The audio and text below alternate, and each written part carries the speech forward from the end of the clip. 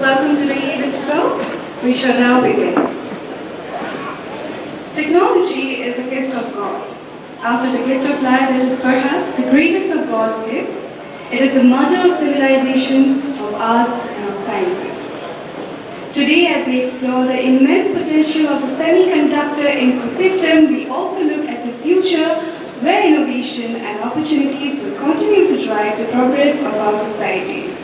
Ladies and gentlemen, esteemed dignitaries, and aspiring innovators, welcome to Semiconductor Ecosystem Awareness and Opportunities for Northeast India. Jointly organized by Jagiroad College, Northeast Scientific and Entrepreneurial Diaspora, National Institute of Electronics and Information Technology, Guwahati, and VSLI Society of India. Today we gather at the crossroads of technology and opportunity where the semiconductor industry, often called the heart of modern electronics, holds the key to driving global innovation and economic growth.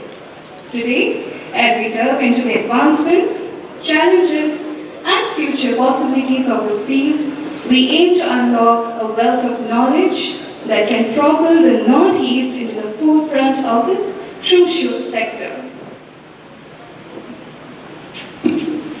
নমস্কাৰ সকলোকে এতিয়া আমি অসমৰ জাতীয় সংগীতেৰে আজিৰ সভাৰ আৰম্ভণি কৰিম জাতীয় সংগীত প্ৰদৰ্শন কৰিব জাগিৰোড মহাবিদ্যালয়ৰ ছাত্ৰ ছাত্ৰীসকলে অসমৰ জাতীয় সংগীতক সন্মান জনাই সকলোকে নিকাখনত থিয় হ'বলৈ অনুৰোধ জনাইছে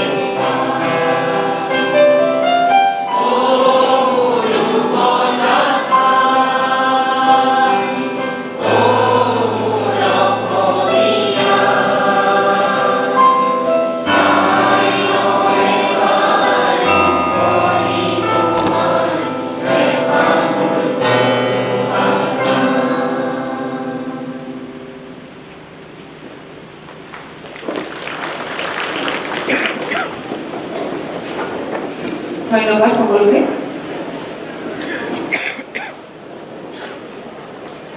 Shri Devashish Sharma sir to join us on stage. So we are truly privileged to have you with us today, and I request our ushers to kindly guide him to the dais as we offer our humble tokens of appreciation.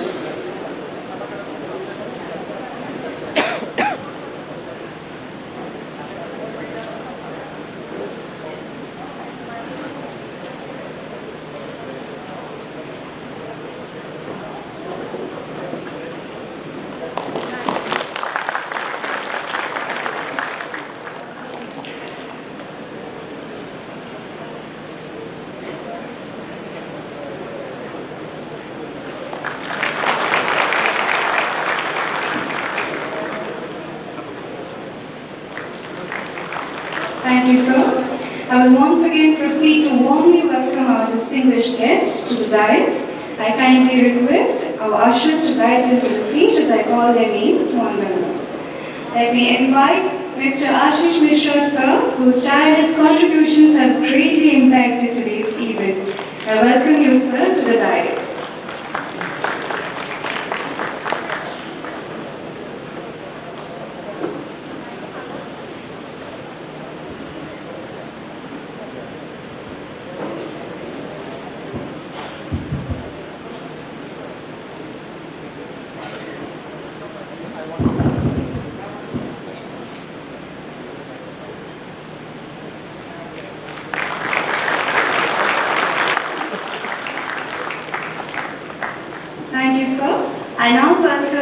dais, Shri Vimanda sir.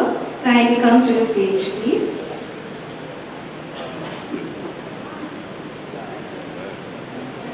Let me also invite Shri Divya Jyoti Nyok sir. Please join us on the stage.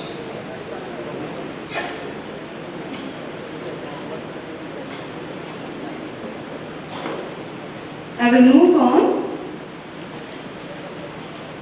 Let me invite Shri Jivan Chandra Kuwar sir.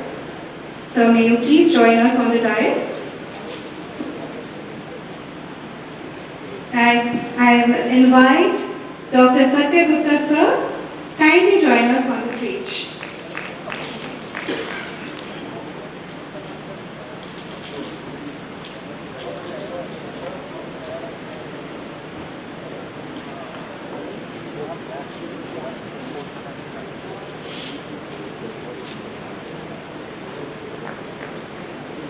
Thank you, sir.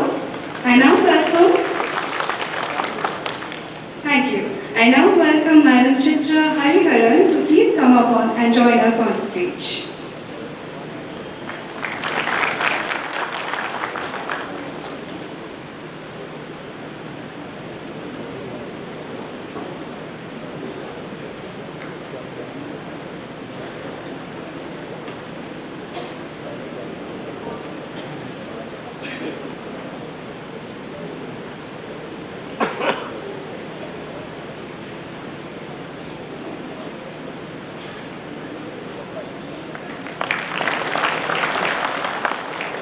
Thank you, ma'am. And I am now honored to invite Mr. Rajiv Kushu sir. I request the ushers to please escort him to the dais.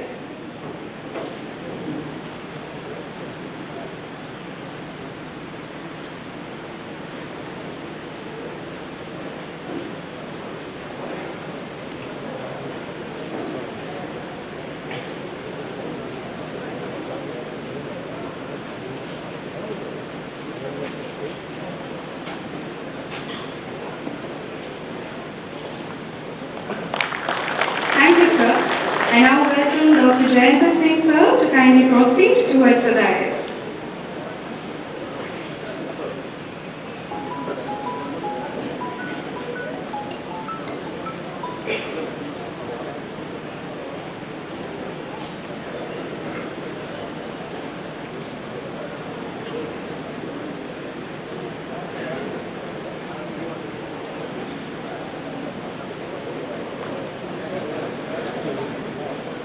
Thank you so much, sir. Next, I welcome Mr. Aaron sir, to kindly proceed towards the dais.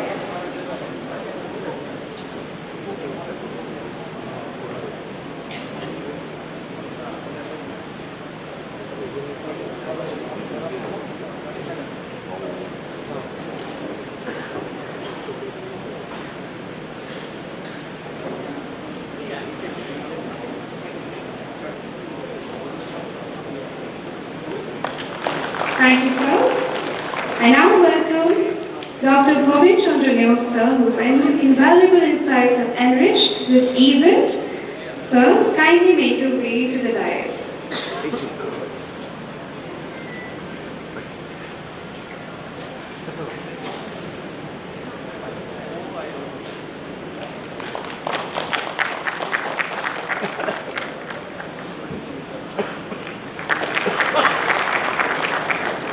Thank you, sir. It is now my pleasure to invite Dr. Purina Patar, sir. Please join us on the stage.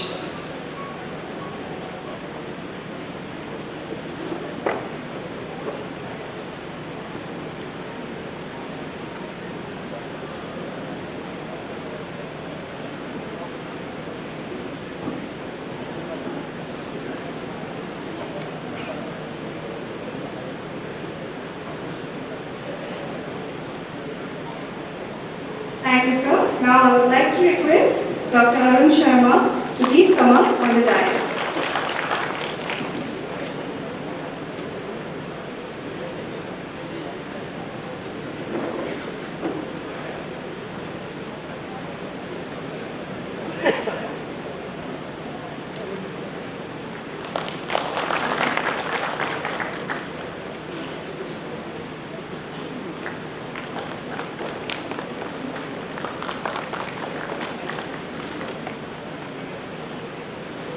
Let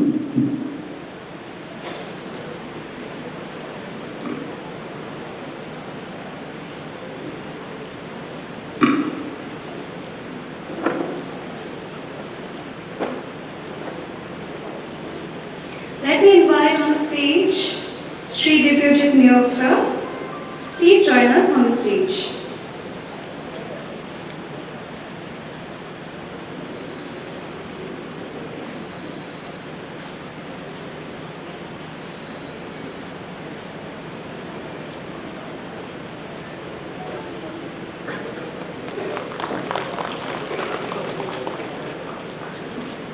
Next, I would like to welcome Professor Narayan Chandrakalka sir to please join us on the dais.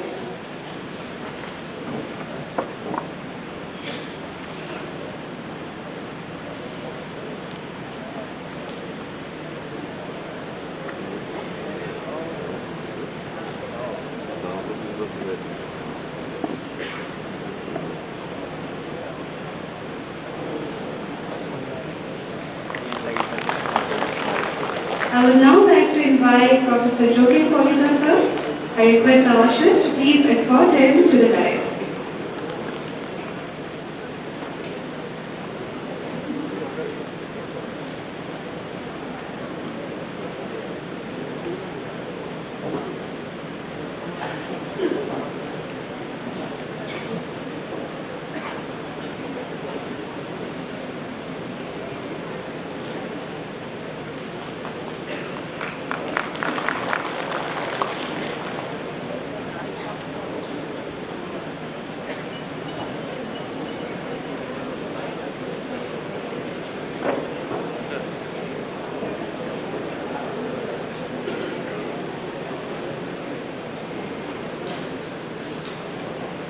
I would now like to request Padma Shri Uddhav Parali sir to come towards the dais.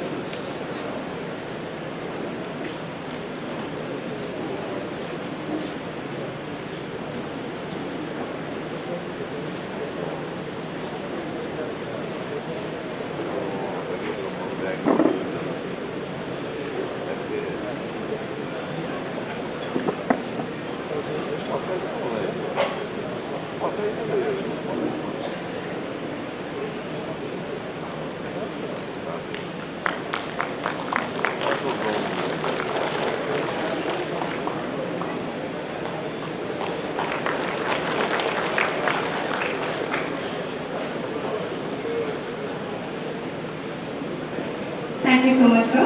I would now like to request Praveen Kumar Deka sir to come up towards the dais.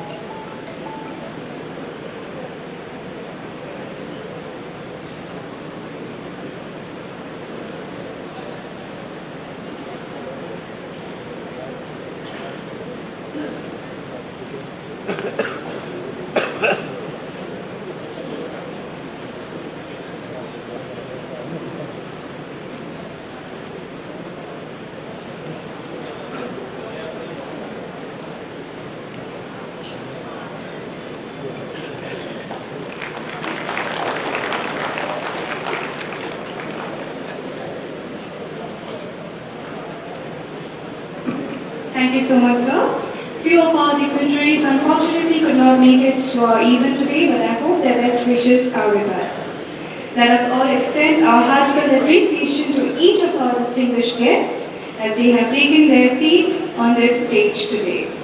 A big round of applause for our distinguished guests.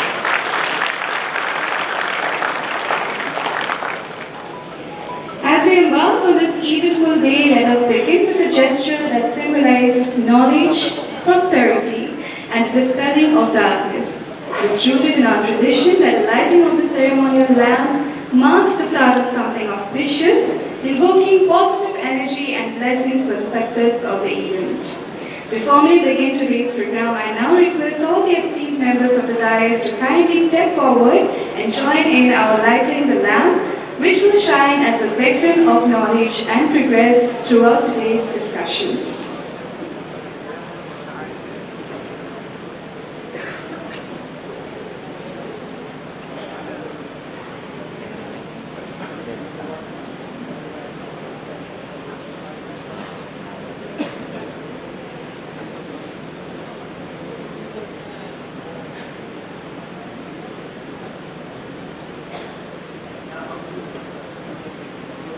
Rauda. I would now like to request our chief guest, Sri Devashish sir, to lead the lighting of the lamp ceremony.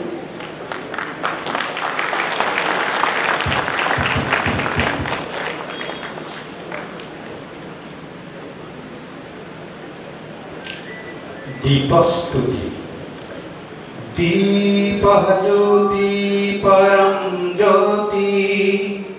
Deepa Jyoti Param Jyoti. Deepa Jyoti Janardayana. Deepa Haratu Me Papam. Deepa Jyoti Namaste. Shubham Karatu Kailayanam. Aroigya Sukha Sampada. Deshabuddhi Vinasaya. Atma Jyoti Namaste. Atma Jyoti Pradipaya. Brahma Jyoti Namastute. Brahma Jyoti Pradipaya. Guru Jyoti Namastute. Bhakti Padam. 1, 2, 3. Just stop. May this light guide us towards fruitful exchanges, new learning, and a brighter future for all. Thank you so much. I would also like to thank the students of Semiconductor Ecosystem, Jagiroad, for their musical presentation in the ceremonial lab. Let the ceremony begin now.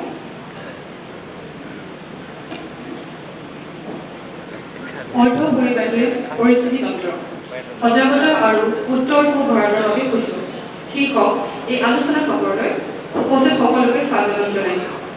আজিৰ সভাত আমি অৰ্ধ পৰিবাহী প্ৰযুক্তিৰ অগ্ৰগতি, বিজ্ঞান আৰু প্ৰযুক্তিৰ বিকাশত ইয়াৰ গুৰুত্বপূৰ্ণ ভূমিকা আৰু এই উদ্যোগৰ উদীয়মান ধাৰা, প্ৰত্যাহ্বান আৰু বিকাশৰ সুযোগ, এই ক্ষেত্ৰত কৰ্মসংস্থাপনৰ সুযোগ আৰু ইয়াৰ বাবে প্ৰয়োজনীয় প্ৰতিশ্ৰুতি আৰু কৌশল ইত্যাদি বিষয়বস্তুৰ ওপৰত বিতংভাৱে আলোচনা কৰিম। গতিকে কাৰ্যসূচীত আগবাঢ়ি মই জাগিৰোড মহাবিদ্যালয়ৰ অধ্যক্ষদেৱ ডক্টৰ ভৱেন চন্দ্ৰ নেওগ ডাঙৰীয়াক আদৰণি ভাষণ প্ৰদান কৰিবলৈ আমন্ত্ৰণ জনাইছোঁ।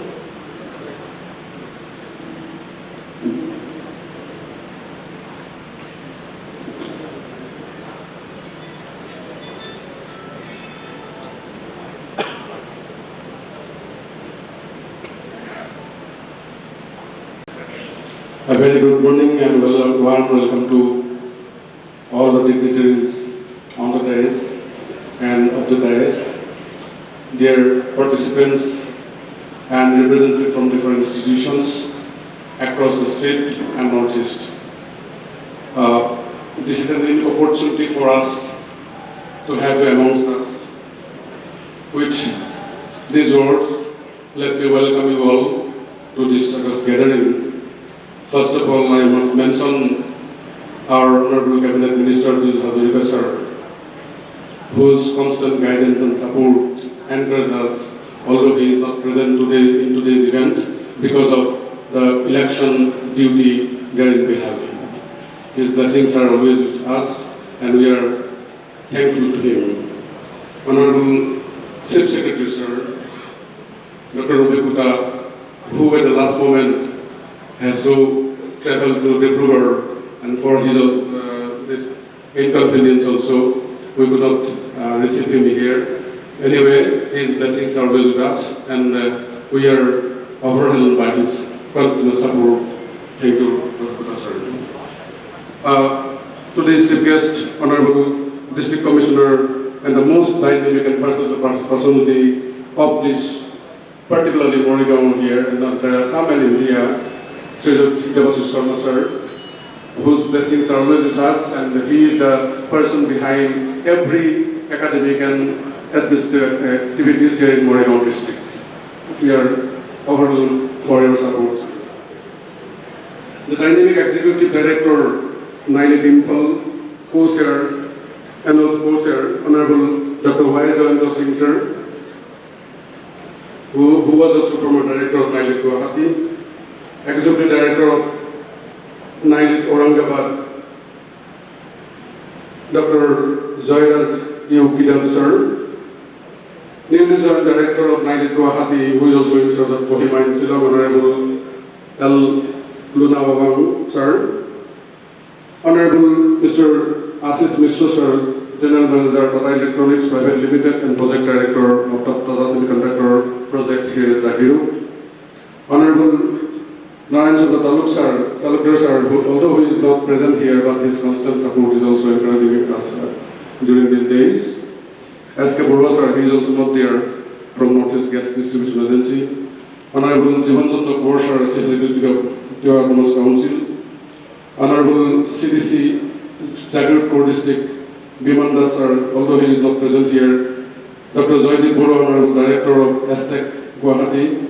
Honorable Dr. Satya Gupta sir, who is present among us.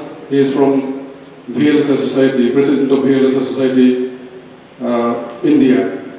Honorable Hemanta Kumar Das sir, because of his SP Morikau, because of his busy schedule, he will arrive lately in our today's event. Professor Dr. Zugen Kulta sir of Guwahati University, a very proactive personality who always encourages others to perform very well, always encourages others to stay active. We are welcomed by your support, sir. Honorable Apurva Thakuria sir, IS Morikau, he will also join us lately.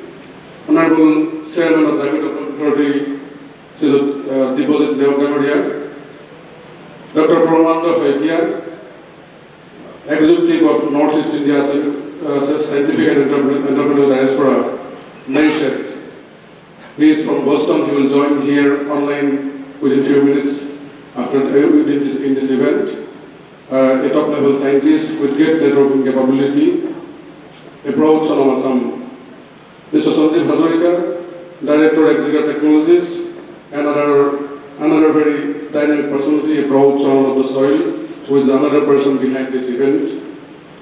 Dr. Ishuk Bora, a proud scientist who is coming far away from Germany, carrying with silicon wafer that is placed right behind this auditorium.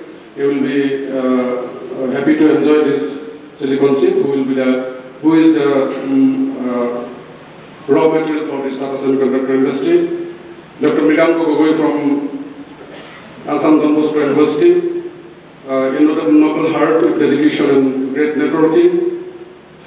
The President Dewani innovator, my most respected Dada, my Dada Bulikong, Uttap Bharali Dada, Secretary Kudur, looking for Bahi Residential Pardatiani, Rajiv Kusu sir, Sitra Hariban sir, both are from VSLI Society Bangalore, VSLI Society India, staying in Bangalore. Our Almania Provin Dekadabaria, our Consular Minister Hamasko, Dr. Orun Sharma sir, who is also a person behind us with this great heart, and our governing body president, who is always with us, Dr. Punya Pator sir. He is the person behind in supporting every aspect, every activities of our institution. All our dignitaries, experts, and diverse electronics from diverse electronics and semiconductor fields, invited dignitaries from the local area. Dr. Ankush Bag, Babita Zazutia, both are from IIT Guwahati. Dr. Bhanu Baitai is from Germany. Dr. Mr. Bhaskar Borua from Netherlands. Dr. Kaushik Guha from NIT Silchar, Manjit Kakoti from Bangalore, Pranab Kishore Datta from NIESED Arunachal Pradesh, Ratul Bora from Kashmir University, Sankar Singh from Bangalore, Sunandan Bora from Assam University, Tushar Bhattacharya from Bangalore, Uttam Kumar Ningthojam from Bangalore, Dr. Jyoti Bora, our proud alumni and associate professor of Nagaland NIT, Dr. Saurabh Bohanto, the most hyperdynamic person of NIELIT Guwahati with super organizing skills, Mrs. Vanilla, and all other organizing teams, distinguished donors, esteemed benefactors, and big hearts who voluntarily offered their big hearts for this event for a greater cause of social transformation, esteemed sponsors, All India, NRL, Exeter, VSI, NIELIT, Aztec, Nectar, and many more undisclosed great minds, esteemed academic partners, the Assam Downtown University, Assam Don Bosco University, Guwahati University, Dibrugad University, Tezpur University, Girijandosoro University, Cotton University, NIT Nagaland, Assam Engineering College, Pragjyotish College, NABARD, Boston Consulting Group USA, IIT Guwahati, Milipur Sigma USA, VSI, Aztec, Arjo College, Durham College, and Tezpur College. These are the academic partners, and your continuous support make this event happening here. I must thank Paramita also for wonderful cooperation and presentation here in the morning. Good morning, everybody. Good morning, one and all. It gives me immense pleasure to welcome you all to this workshop on semiconductor ecosystem awareness and opportunities for Northeast India. This workshop is organized collectively by a quad group, mainly Jagiroad College, NEISED, NIELIT, VSLI Society of India. The wonderful coordination and collaboration of these four heart-healthy organs make this workshop possible here at Jagiroad College.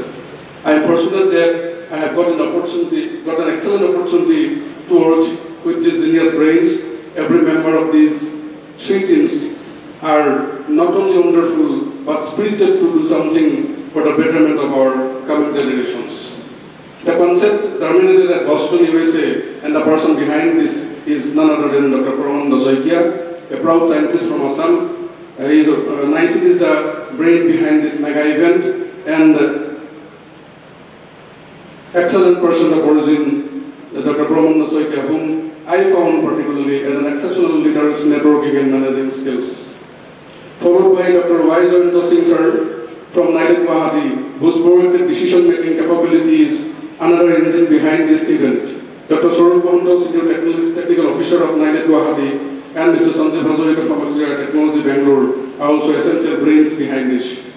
The other noble minds are Dr. Oshipura from Germany, Dr. Jisba Sabra from NIT Nagaland, Dr. Miganko Gogoi from Assam Downtown University, and Ms. Vanilla, among many others. It has almost 4 months, and the germination yielded here at Jagiroad College today with the cooperation from my great college teams led by our Honorable GB Chairman, another noble great heart, Dr. Punyam Batur sir.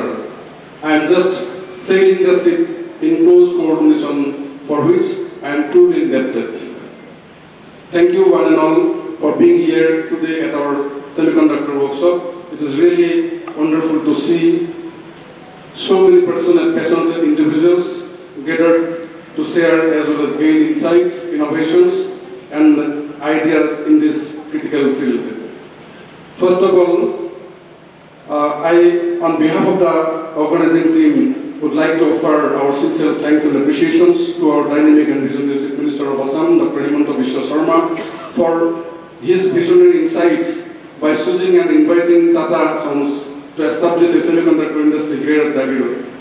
This is a historic decision of Assam government, and Tata Sons has trusted Assam bearing nearly 27,000 crores of business risks.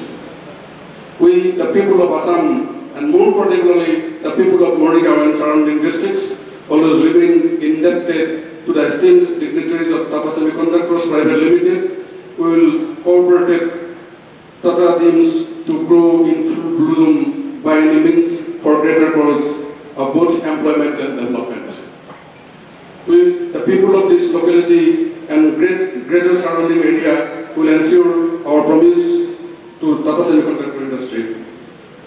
I would like to extend a special thanks to our organizers, namely NIESED, NIELIT, VSI, and the governing body, and the faculty members of Jagiroad College for their wonderful associations and active participations. in hosting this mega workshop.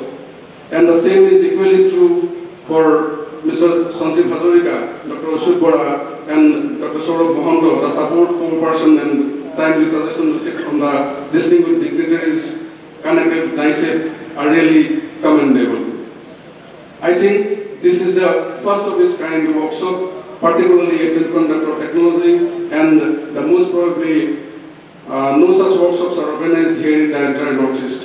So this is a historic event, and your presence made this workshop more memorable. I am truly excited about the discussions and collaborations that will unfold over the next few hours in the next panel discussion sessions. Our expert panels are ready to deliver their expertise, and we are eagerly waiting to participate every panel discussions here.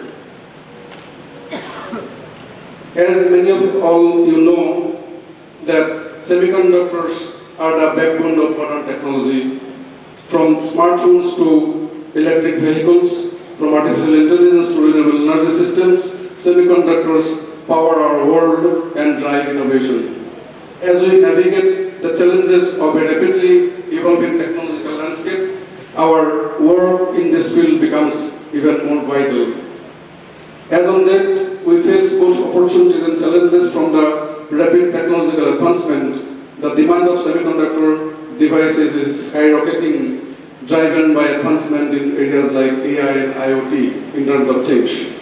However, we are content with supply chain disruptions, rising material costs, and the urgent need for sustainable practices. To address these challenges, collaboration and innovation are the main drivers for growth and development. This workshop provides a platform for all of us to share our knowledge, explore new technologies, and forge partnerships that can lead to groundbreaking solutions. Our participants are coming with expectations of exploring unknowns of the most promising arena going to unfold within few years.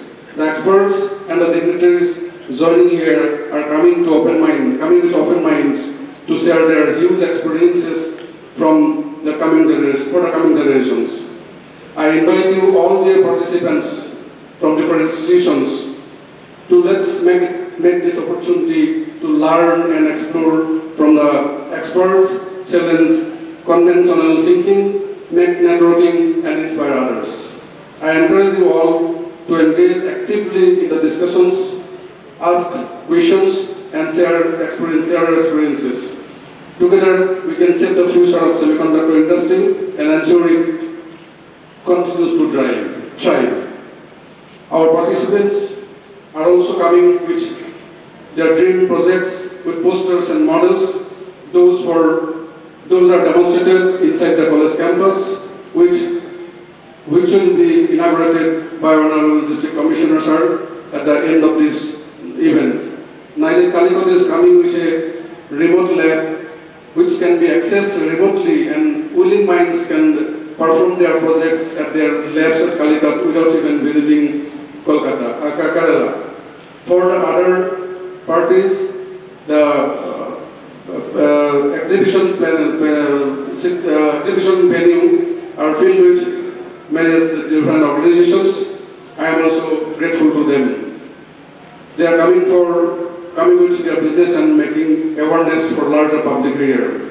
The exhibition stalls will be inaugurated by our Honorable Exhibition Chairman, Dr. Punyam Badar. I humbly request you all to visit the model and poster competition venue and also exhibition venue and carry your nice memories with you by visiting the stalls. At the end, I heartily welcome you all, the honorable guests, dignitaries, donors, participants, and all other members of this mega event. I am excited about potential outcomes of our time here. Let's harness our collective efforts, expertise, and passion to drive meaningful progress in the semiconductor field. And thank you at the end of my speech. Thank you, welcome speech. Thank you one and all. Let's get started. Thank you one and all. Thank you everyone once again. I must apologize for not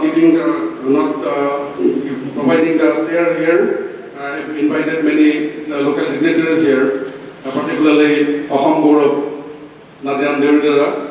তেখেতক martial আখন কলেজে মঞ্চত কিন্তু আমাৰ সময় দেৰি হ'ল plus আমাৰ আসন দিবলৈ বহুত দীঘলীয়া হৈ গৈছে আমাৰ ৰজাঘৰৰ মুখ্য সচিব জোৰসিং বৰদলৈ ডাঙৰীয়া অন্যান্য আমাৰ বিষয়সকল স্থানীয় তেখেতসকলৰ ওচৰত মই ক্ষমা বিচাৰিছোঁ আমাৰ অনুষ্ঠানটোৰ সহযোগিতা কামনা কৰিছোঁ তেখেতসকলৰ জৰিয়তে ধন্যবাদ সকলোকে নমস্কাৰ কৰিছোঁ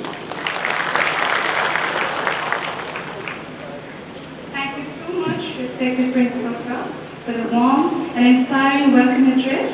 Your words have truly set a perfect tone for today's event, highlighting the significance of our discussions and the journey ahead.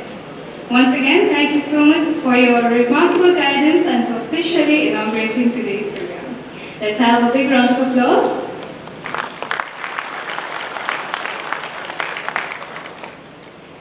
Ratan Naval Tata was not just a visionary leader, but a man whose every step reflected quiet strength, humility, and his belief in the power of human potential. Today, as we remember his extraordinary contributions, we honor not just his innovations, but his deep sense of responsibility towards society. His legacy continues to inspire us to pledge progress with purpose and to always put humanity at the heart of everything we do. And now, it is my privilege to introduce someone who has had the honor of working closely with the legendary figure, Mr. Ashish Mishra sir. He is the General Manager and Project Head at Tata Electronics Private Limited. With years of experience at the forefront of groundbreaking projects, Mr. Mishra sir has played an instrumental role in leading key initiatives that embody the innovative and ethical values of the Tata Group. Mr. Mishra sir brings with him not only a deep understanding of the technological landscape, but also the values that shaped Tata's global influence. Today, he will offer us an insight into the visionary leadership of late Ratan Tata, followed by his keynote address on a topic of great national importance, India's semiconductor roadmap. As India strives to establish itself as a leader in the global semiconductor space, Mr. Mishra sir's expertise will shed light on the strategies and innovations that will shape this vital industry. Ladies and gentlemen, please join me in welcoming Mr. Ashish Mishra sir to the stage for a heartwarming tribute and the first keynote address of today's evening.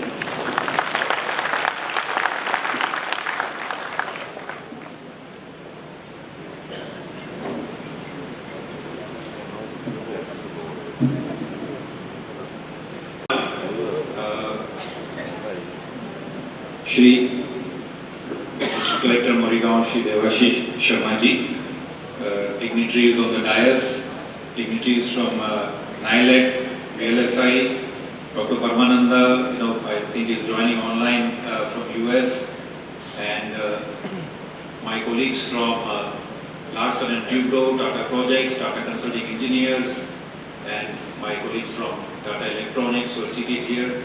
Large number of students, faculty members, a warm welcome to you all. It has been a real privilege for me to apprise what we are doing and what is the ecosystem of semiconductor which is being created here. Before I go there, wanted to talk take a few moments to talk about our beloved Group Chairman and Padma Vibhushan Shri Ratan Tata. The only thought which keeps lingering like you in my mind is when many people used to ask him in different forums, what is it that you want to achieve? And he says that only thought process I have is I want to make a difference. Nothing more, nothing less. And that's so inspiring for people not only around him, but millions of people who have grown under his ecosystem. Whether it is creating our own indigenous Tata Indica to getting the JLRs in UK, whether it is the tea gardens in Assam to the Tetley in UK, whether it is the steel in Jamshedpur to acquisition of the world's largest forest, many transformation things and activities the business had grown under his leadership from almost $5 billion to $100 billion. The road had been not all that easy, there were challenges. The Taj was built up again after 2611, and from there to buy St. James Palace in UK is again a transformative milestone. Having said that, whosoever would meet or had the opportunity to interact with Shri Ratan Tata, everybody would come out and say, hey, how this great gentleman has a humility, leads with simplicity, and inspires with strong ethics and excellence in whatever we do. Students and dignitaries, I've had a chance to work with a legendary father figure for us, and believe me, in this artificial intelligence world, a handshake from him transmits all the simplicity, the greatness into us and the way we live. As far as Assam is concerned, we have this, from his philanthropic side, almost 65% of the profit what we get goes through Tata Trust back to people. We have 17 cancer grade hospitals in Assam with the help of Honorable Chief Minister Shri VSLI Sarma. More than 3 million people have had economic care of cancer because of this initiative. And not the least, but this Jagiroad factory, the world-class factory, what all of us are going to build together, would be one of its signing or signatures of Shri Ratan Tata on the Assam Jagiroad Bhumi. With this, I move on to our understanding of semiconductor and its ecosystem. The topic is how do we create the ecosystem. Ladies and gentlemen, if you actually see, we have been living in the area of digitalization. And when we see from 2000 to here, the entire digitalization has taken gradually an integral part of our lives. So much so that what we are actually now seeing is digitalization of the entire virtual economies. And this is the reality which we are living in. If you actually see the value chain, and some of those who have read or are wanting to read about it, there are multiple value chains in the entire ecosystem of semiconductor. We have design phase, so a lot of our academic curriculums here and abroad are focused on the design. What we are now moving, and therefore the knowledge which is required, which you generate, is the manufacturing space of the semiconductor. And that's where we have foundry, we have packaging, and we have EMS. Large countries starting from Taiwan, China, US, Malaysia, they play in this particular space and create a manufacturing muscle for the entire ecosystem to thrive.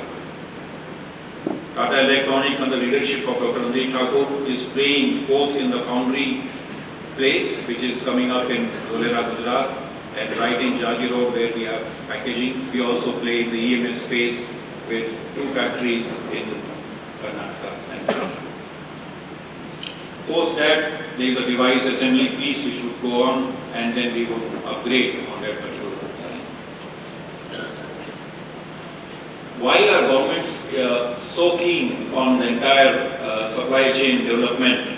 If you actually see, not only in India, you see right from US, European Union, India, South Korea, Japan, China, Taiwan, everybody is investing in the entire supply chain. And you see some of the figures are extremely high, taking almost $52.78 billion public funds. India, under the leadership of our current Prime Minister, Ministry of Electronics, and the states have also come up with a $10 billion public funds. And that is kind of catalyzing the entire growth of semiconductor, making it possible, making us ready for developing an ecosystem of chips. Moving on to what does it look like as far as assembly package, just to give you an overview for some of those who who are keen, I'm sure some of those would have chance to have associated with us or the industry. So there is a silicon wafer. I got to see one of our colleagues had brought one wafer, 24 nanometers, which is displayed outside. So that particular wafer, the factory would come up in Dulera. IC chip, package chips, and then the final device, what we look like in various areas, various evolution it has gone through. And what we are now seeing is the advanced packaging architecture, what you see here, which eventually will come up. Many of the key players are already in, and we are here to start our green shoots. It makes a lot of sense for students, academics, business, states, for us to see, because the market is very huge. You see at the age, even after 2027, we see 120 billion, and as I keep up refreshing my slides, the market only increases. And therefore, it becomes so imperative that we set up our entire ecosystem and tap in this particular wave of semiconductor. Many players globally are also coming and investing in packaging. We see Intel, Samsung, many foundries, EMS, Foxconn, those who track, they are all here. And this becomes a golden era for all of us as a community to tap in and take advantage of this wave. One thing which I have seen, and I particularly want to bring it here to the students especially, and also the academic institutes. When we try and build the entire ecosystem, one piece which misses is the entire digitalization of end-to-end manufacturing process. During the construction phase, there is a digital technology, 2D, 3D, 6D, which gives us both from a cost perspective, sustainable perspective, a complete visibility of what we are doing in construction. Sitting at a remote location, we would be able to monitor what's happening in Jagiroad, item by item, and product by product. This is a missing link which we, or at least personally, I see across, and it presents a very good opportunity for technology students to spend some time, take some projects around the entire automation and artificial intelligence in developing this ecosystem. Not only that, this plays an important role once the factory is already built. And then how do you train more than 15,000 workers, operators on the machines? Not all can go to the shop floor because it's a clean room, and then there is a limitation of number of people to go there. And therefore, this digital twin technology, or for that matter, any other technology which is coming remotely, sitting right here in Jagiroad College, you can actually have training to see the entire utilities, the entire working of clean room, how does it work, and if there is a problem at any point of place, how do we solve that. Not only that, it becomes almost like a spaceship. You can have control mechanism for it to control your operations, control the entire building, and making an end-to-end piece. This is an area, I would encourage students to take many projects. We do not see, we do see a lot of need on getting the entire AI piece, automation piece in this digital fabric. Coming back to Jagiroad, so for those who are new, we already have one pilot plant in Karnataka, where we are kind of producing 3 important portfolios in the semiconductor packaging space. And now we are in a way to approach right in Jagiroad with a very huge 1 million square feet clean room capacity, which will be one of the world's largest plant here. The progress so far, so we have had the foundation laying stone ceremony from the Honorable Prime Minister, and then we had a site groundbreaking ceremony by the Honorable Chief Minister, Srimata Biswas. And from there, we are progressing day in, day out. My colleagues, my partners, and all the ecosystem is gearing up every single day with a humongous amount of support from Government of Assam, right from Mr. Devashish here, and Shri Ravi Kota, Honorable Chief Minister, any area, and we are blessed to have such a friendly co-working Assam government with us for us to fasten this particular pace. Ladies and gentlemen, with this pace, with this kind of support, and our dedicated team who is also here, we intend to get this factory up and running in 12 to 14 months from now. What does it entail for the ecosystem as far as Northeast is concerned? So this is an indigenous technology developed by us, by the Tata Group, and therefore it presents an opportunity for us to upgrade that at any moment. We do not have, we are the owners of the patent of this particular technology. The plant facility is huge. There is an expansion phase which is there, which would come in handy for all the diaspora, the ecosystem which would come here. It would also create a manufacturing cluster opportunity for many local entrepreneurs, whether it is chemicals, nitrogen, gases, transportation, infrastructure, huge amount of infrastructure which is vehicle propelled. As a nation, we are gearing up, if I talk about as far as semiconductor is concerned, this is becoming a preferred destination for us to set up our factory here. We already possess a strong digital system. We have very good students as far as digital student base as far as digital piece is concerned. It's a question of the faculties, the directors tuning in very fast, rapidly as of yesterday to what is required by an industry from a curriculum to a factory. I think if that meets fast, lot of space, lot of students would get industry ready quickly. We have fueled the growth of customers. Our customers are already waiting for this factory to start off. Significant job creation as far as Assam and Northeast is concerned. So this presents a very good opportunity for all of us. And at the end, we as a Tata Group, with our CEO and Managing Director, Dr. Randeep Thakur, we are geared up to provide the semiconductor push what is required in this country. I would request all of you to embrace this opportunity. It's a once-in-lifetime opportunity for our people in Assam to sort of be partner in this greenfield project as it comes, take a lot of advantage, and we are here to co-create this together and take Assam ahead of any of the other states and be the first to roll out the chip very quickly. With this, I thank you all the organizers, all the people and leaders to invite me, and we look forward to co-creating and partnering with all of you. Thank you.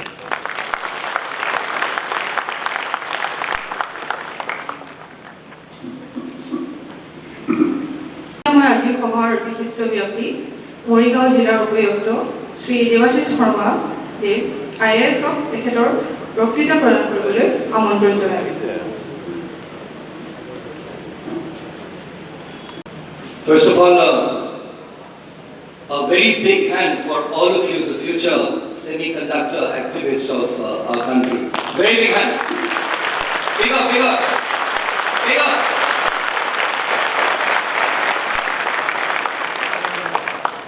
Well, this is semiconductor. Okay? You must have come from home. Maybe many of you have not had your breakfast. Waiting forward to the intellectual discussion.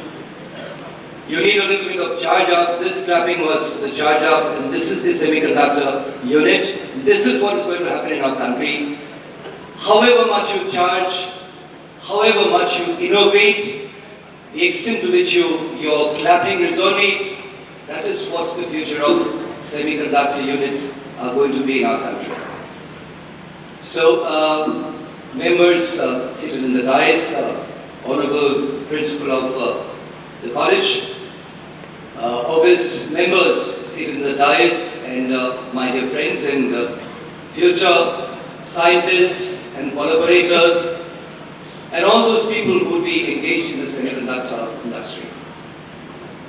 A very good morning to all of you, and I'm indeed very privileged to be invited here to speak a few words, but I have come here more as a listener than a speaker, because in this August gathering I do not have much knowledge of semiconductors, but from a very mediocre kind of opinion, what we used to play with a torch. Since the seminar says awareness and opportunities, Here, my dear students and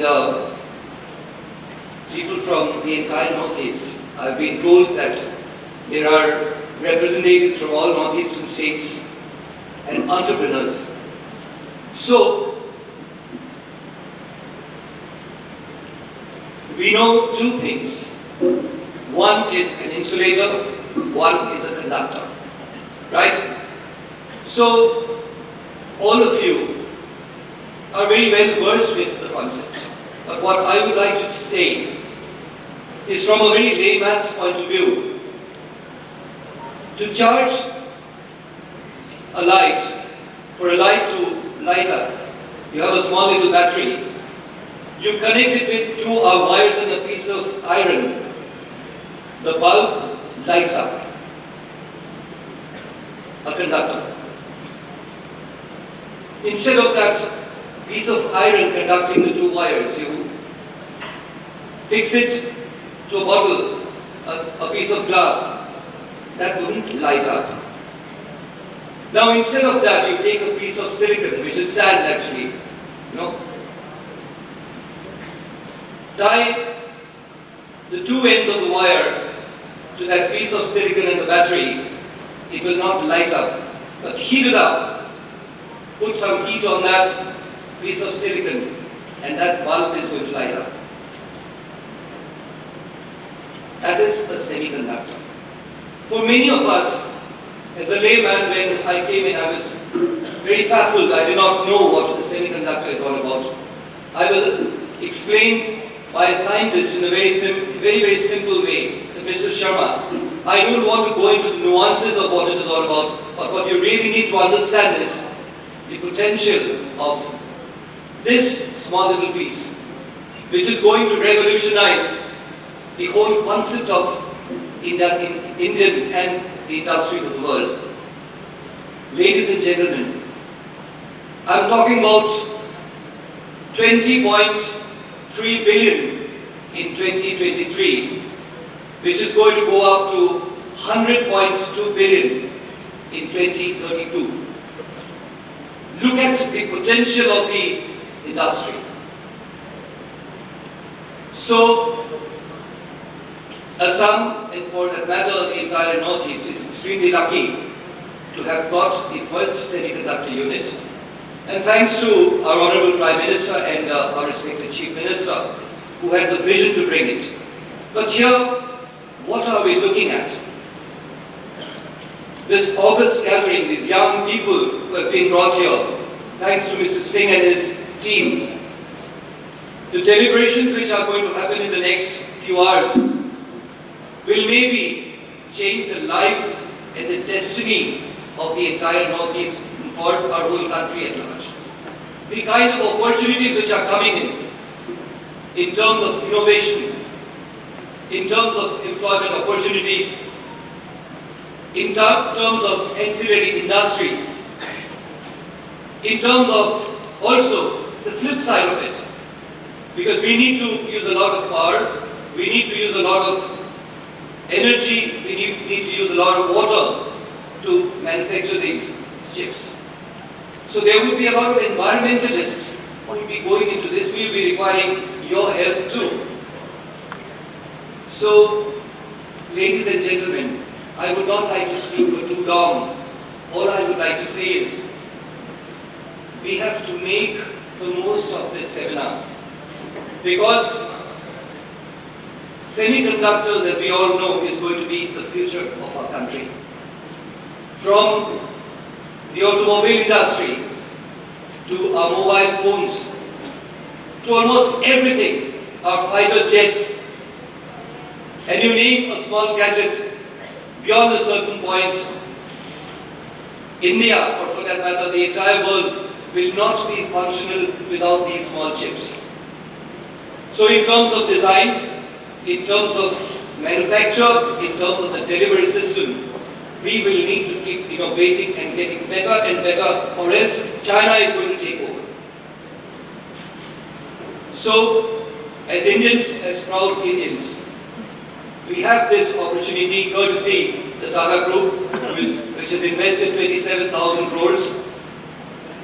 and courtesy the government of Assam, which has been visionary enough to take this unit, to bring this unit to the northeast. This is the time for us to arise, awake, and stop not till the goal is achieved. So as young people, as young entrepreneurs, as people, as the future generations of our country, I would like to plead before all of you to take this opportunity very, very seriously. From this platform, I would also like to thank our Honorable Principal and the organizers of this seminar. I'm sure it's going to go a long way in making our future generation aware of what we need to do to ensure a bright future of our country. So I'd like to end my speech with a small little anecdote, or forget the anecdote, let me end with a small little poem. It says, sow a thought and reap an act. Sow a thought and reap an act. Sow an act and reap a habit. Sow a habit and reap a character. Sow a character and reap a destiny. So this is what semiconductor industry has in store for us. If we are serious, I'm sure we're going to reap a very good, bright, prosperous, and a great destiny. Thank you very much.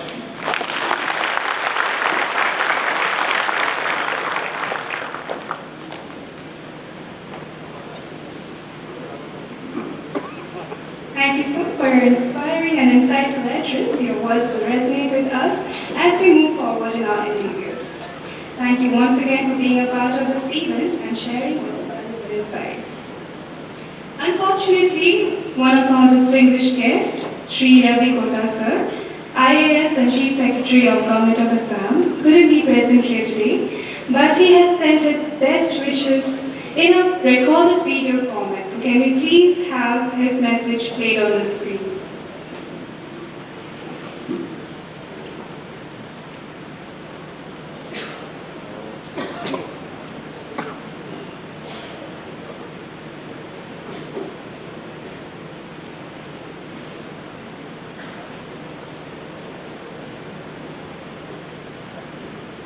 Good morning, namaskar to every one of you.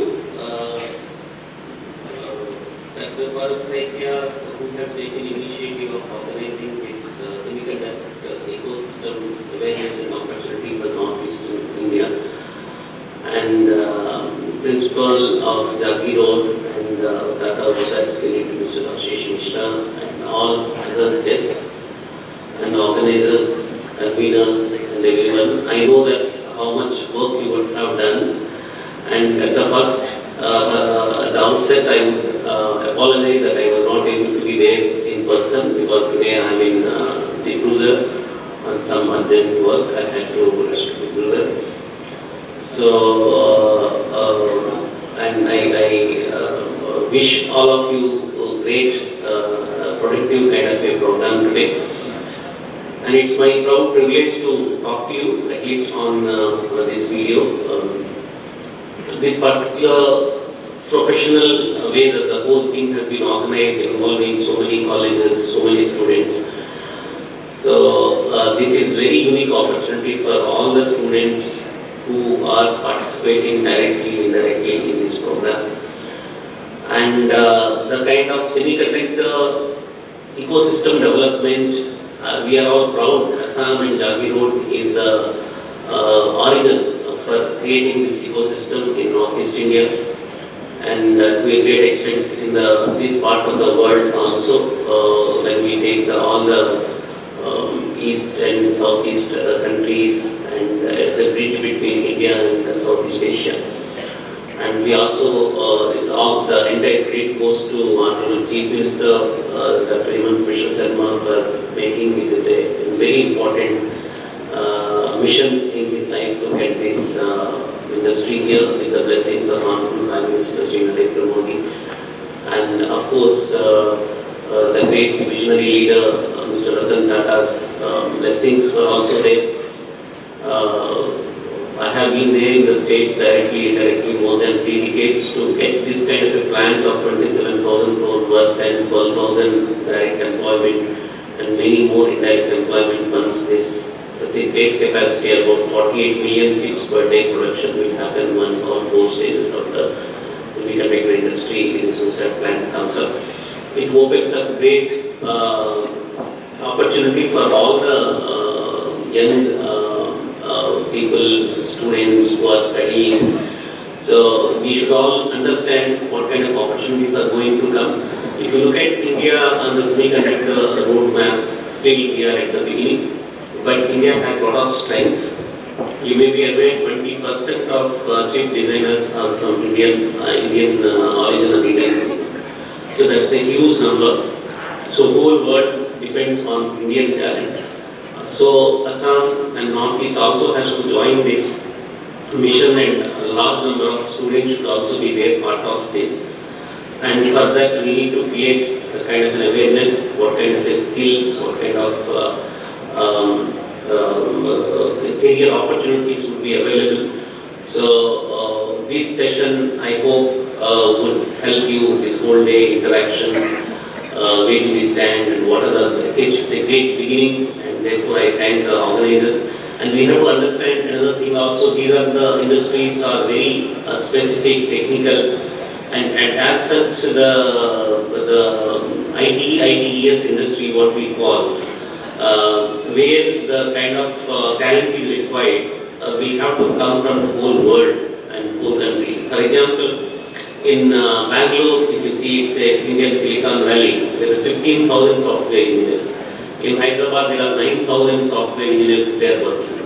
But if you see that how many of them are Kannadigas or Telugus, then the percentage is not that great. Maybe in Bangalore, Kannadiga percentage of 15 lakh software engineers, hardly 15 to 20%. In Hyderabad, Telugus, most of Madhya Pradesh and Telangana, maybe less than 50%. Remaining people have gone from different parts of the country, because the industry will not get, wherever the talent is required, accordingly the industry attracts the talent from different parts of the country and the world. Similarly, in Jagiroad also, a large number of people we should prepare from the local Assam and northeastern parts to take these opportunities. But that will not be enough, and other number of people also should come from other parts of the country and other parts of the world, so that presence of all these different talents here will create an ecosystem by which the region is benefited, local people are benefited, and also it will create direct and indirect employment. Then this particular entire semiconductor industry is very complex, and from designing to the final product, when it is exported from this place, or whether it will be used in the final product like electric car or TV or the computer. So the whole chain has enormous number of components and value addition, and there are some different studies to suggest that sometimes a chip is when finally is manufactured from its designing raw material onwards. It crosses more than 42 countries borders. And several times it will come to the same country and goes out, and again will come for some kind of evaluation. It's so complex. So therefore, it's a great opportunity for all of us, especially the young generation, students who are in class 10, 11, 12 and undergrad. They should look at how best they can, what kind of opportunities are there and how to grab those opportunities. So I thank all of you for participating in this, and I also thank particularly in Jagiroad College, because they are there locally, and the principal and the entire team, and Dr. Param Saikya, who is a son of the soil and who came all the way, and who he has done wonderfully well in his own life. So now he is coming back to give it back to his state. So I also thank him, and I thank for giving me this opportunity. Thank you so much. We are all very grateful to Sir for his exceptional remarks for this event and sending his best wishes. Well, now as we move forward and approach the close of our inaugural session, It is my honor to invite Mr. Sanjeev Hazarika sir to proceed towards the podium for a special address. As a vital member of the organizing committee for this event and from NIESED, he has been instrumental in shaping the vision of today's workshop. Please welcome Mr. Sanjeev Hazarika sir.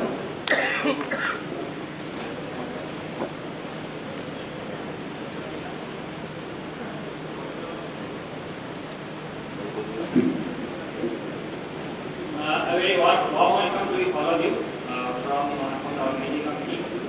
Thank you, Chief Guest, all the dignitaries, honorable guests, all the invited guests, and all the students. So I'll just keep it very short. So I welcome you all, and then we break for the high tea, and then we'll just proceed for the next event. Thank you, everyone. Thank you for coming here, and have a great day. Thank you. ধন্যবাদ sir. এতিয়া আমি অনুষ্ঠানৰ উদ্বোধনী অনুষ্ঠানৰ শেষৰ ভাগত আহি উপনীত হৈছোহি। সকলোকে হাইটিৰ বাবে যাবলৈ অনুৰোধ জনোৱা হ'ল প্ৰেক্ষাগৃহৰ ঠিক মুখতে। আৰু ৰিচোৰ্চ পাৰ্চনসকলক ভলেণ্টিয়াৰ্ছসকলক মই ৰিকুৱেষ্ট কৰিম যে তেখেতসকল এই ৰিচোৰ্চ পাৰ্চনসকলক যাতে আগবঢ়াই লৈ যায়। গতিকে ঠিক আমি আৰু 15 মিনিটৰ পিছত আকৌ ইয়াতে আহি লগ হ'ম। ধন্যবাদ।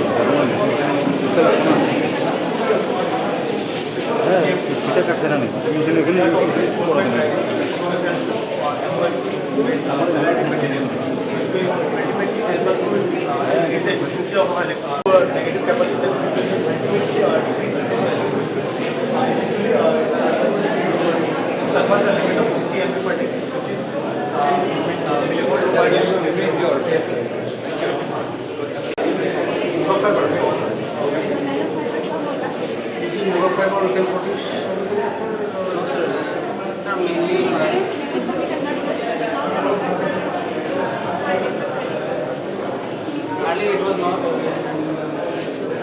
of technology you are using? সহজে স্যার খেতিয়কে মানে ইউৰিয়াত চেক কৰিব পাৰিব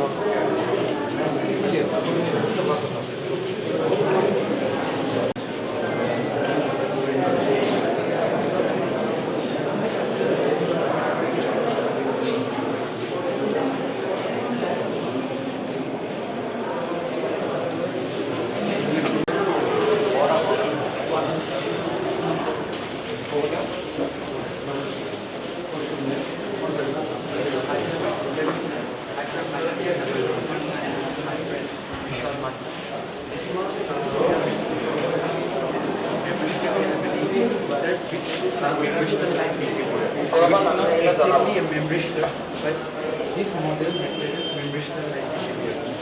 What is a membrane? For example, when we just imagine about a sponge, when we pour water on a sponge, the property of a sponge is to hold the water. But when we squeeze the water, what happens is the water is released. Likewise, this concept is based on this model. And I want to say is the concept of our human brain. What does it mean? Our human brain is when human brain used to learn to remember, it stores in the brain, right? And what happened is even though a person be in sleep, when he tries to wake up, the thing that is stored in the memory, in the brain, it retains, it doesn't get loose. Likewise, memory is not actually this way. And the model will be explained by my My name is Semiconductor Ecosystem. Now I'm using the model this circuit. Here, the battery, the voltage terminal the battery is connected in this the potentiometer, and it goes into the 1 kilo resistor. Now the wires are connected to the configuration, and this assembly is connected in the wire with the 20 microfarad capacitor. Now in this circuit, when the capacitor charges, now time the circuit increases, so that the resistance increases. Now when the capacitor fully charges, the capacitor starts discharging. When the capacitor starts discharging, the time in the circuit increases and the resistance increases. This produces the dynamic resistance series. Now this is the values in the microphone. If you see the values in the microphone,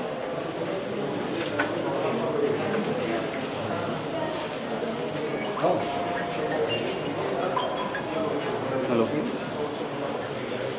এই জন্য কাজের সময় এক লোকে থাকবা এদিক ওদিক দেবা না উপরে চলতেছে আরে জিজ্ঞেস করো ক্যামেরা চলতেছে আমার মানুষ আছে সামনে কেমনে কথা বলবো তোমার লোক এখন Around what time?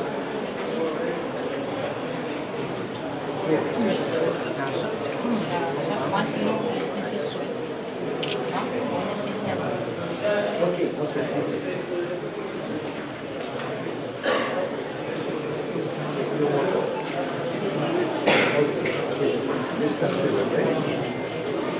Great.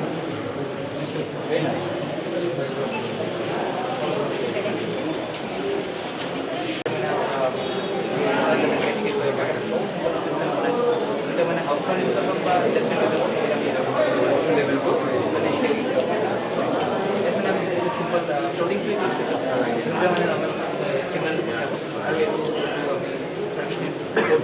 আমাৰ জিএমৰ ভিতৰত খুব ভালকৈ ইউজ কৰিব পাৰে নহ'লে বহুত পানী এনেই লছ হৈ যায় ৱাটাৰ লেভেলটো ৰিভাইজ হৈ লগীয়া এটা ইণ্ডিকেটাৰ খালি এটা ভিডিঅ' এগ্ৰিমেণ্ট এখন আছে তেতিয়া বা আদাৰ চ'ৰ্চৰ পৰা আমি ডাটা কালেক্ট কৰা নাই হিউমিডিটি চেন্সৰ আছে প্ৰেছাৰ চেন্সৰ আছে আমি এইটো ফেজ 1 মডেল হয় সেইকাৰণে আমি টেম্পাৰেচাৰ হিউমিডিটি প্ৰেছাৰ আৰু অল্টিটিউডখিনিহে আমি এতিয়া কৰিছোঁ ইন ফিউচাৰ ফেজ 3 আমি যে হিউমিডিটি আছে 89 ভেৰি চেন্সিটিভ হয় আৰু মানে অলপমান যদি হিউমিডিটি হয় পুৰা ডিটেক্ট কৰে আৰু প্ৰেছাৰটো আছে এতিয়া 755.6 এম এম জেনেৰেলি 760 থাকে চ' ইয়াক আমি বহুত ইউজ কৰিব পাৰোঁ যেনেকৈ লেবৰেটৰিজ আৰু কিছুমান গোডাউনছত বা আমাৰ ইয়াতে মাছৰুম লেবৰেটৰি আছে তাত আমাৰ কেনেকুৱা হিউমিডিটি কেনেকুৱা টেম্পাৰেচাৰ লাগে সেইবিলাক আমি চাওঁ ৰিয়েল টাইম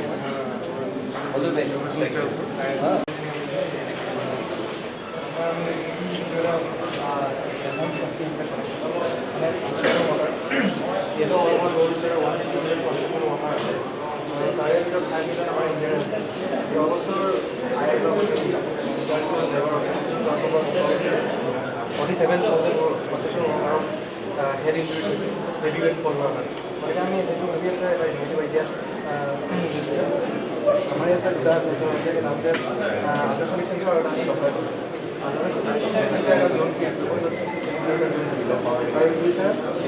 যদি এটা হেভি অবজেক্ট আহি থাকে ওপৰৰ পৰা যদি 60 চেণ্টিমিটাৰ জোনত সোমাই যায় গতিকে বহুত স্পীডত আহিব গতিকে এই স্পীডটো ডিটেক্ট কৰি পেলাই ইয়ালৈ হেৰি চিগনেল আৰু এই অবজেক্ট চিগনেল কৰাৰ পিছতে ইয়াত ভল্টেজ ক্ৰিয়েটাৰবিলাক ভল্টেজ ক্ৰিয়েটাৰ ফিলামেণ্ট আহিব ফিলামেণ্টটোত কি কৰি এতিয়া ফিলামেণ্টটো জ্বলি যাব জ্বলাৰ পিছত কি হ'ব ইয়াত ছাৰ ছডিয়াম এজেণ্ট নামৰ এটা কেমিকেল থাকিব আৰু ছাৰ ছডিয়াম এজেণ্টটো বহুত ৰেয়াৰ হয় মানে ৰেজিষ্টাৰ্ড কিছুমান কোম্পানী কাৰ্বনৰ আমি অকল এইটো মানুহটো পাইছোঁ যে আমি এই নগাঁও ইউনিভাৰ্চিটি বা টেকচন গতিকে এয়াৰবেগটো খোলাবলৈ ছাৰ 150 গ্ৰাম বস্তুটো ইয়াত আহি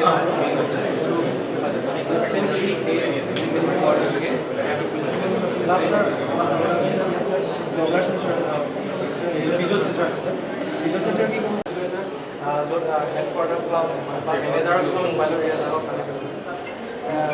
চিগনেলটো হ'ল যে আমুক নামৰ এনেকুৱা মানুহজনৰ মূৰত ইমান লাষ্ট ইয়াত আৰু এটা চেঞ্চৰ আছে হিউমিডিটি চেঞ্চৰ হিউমিডিটি চেঞ্চৰটো কি কৰিছে কনষ্ট্ৰাকশ্যন ৱৰ্কাৰবোৰে কেৱল বিজি কৰিলে মানুহটো নকৰিছে সিহঁতে কিছুমান কল মানিও কৰে কিছুমান বহুত বেয়া মানে বেলেগ বেলেগ ধৰণৰ ইনগ্ৰিমেণ্টত সোমাব পাৰে এই ছাৰ এই হেৰি কি কয় হিউমিডিটি চেক কৰিব ছাৰ আপোনাৰ আশে-পাশে ইনগ্ৰিমেণ্টটো আপোনাৰ কাৰণে চুটিবল হয় হেলমেট বনাওঁতে কিমান খৰচ কৰিব ছাৰ এনেকুৱাতে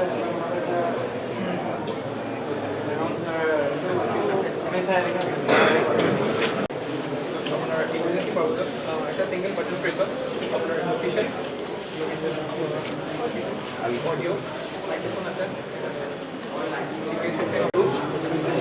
ৰেছপন্ড কৰিব মানে এইটো মানে হেৰি চিটুৱেশ্যনটো একদম মানে পৰিস্থিতিৰ ভিতৰতো কাম কৰিব পাৰিব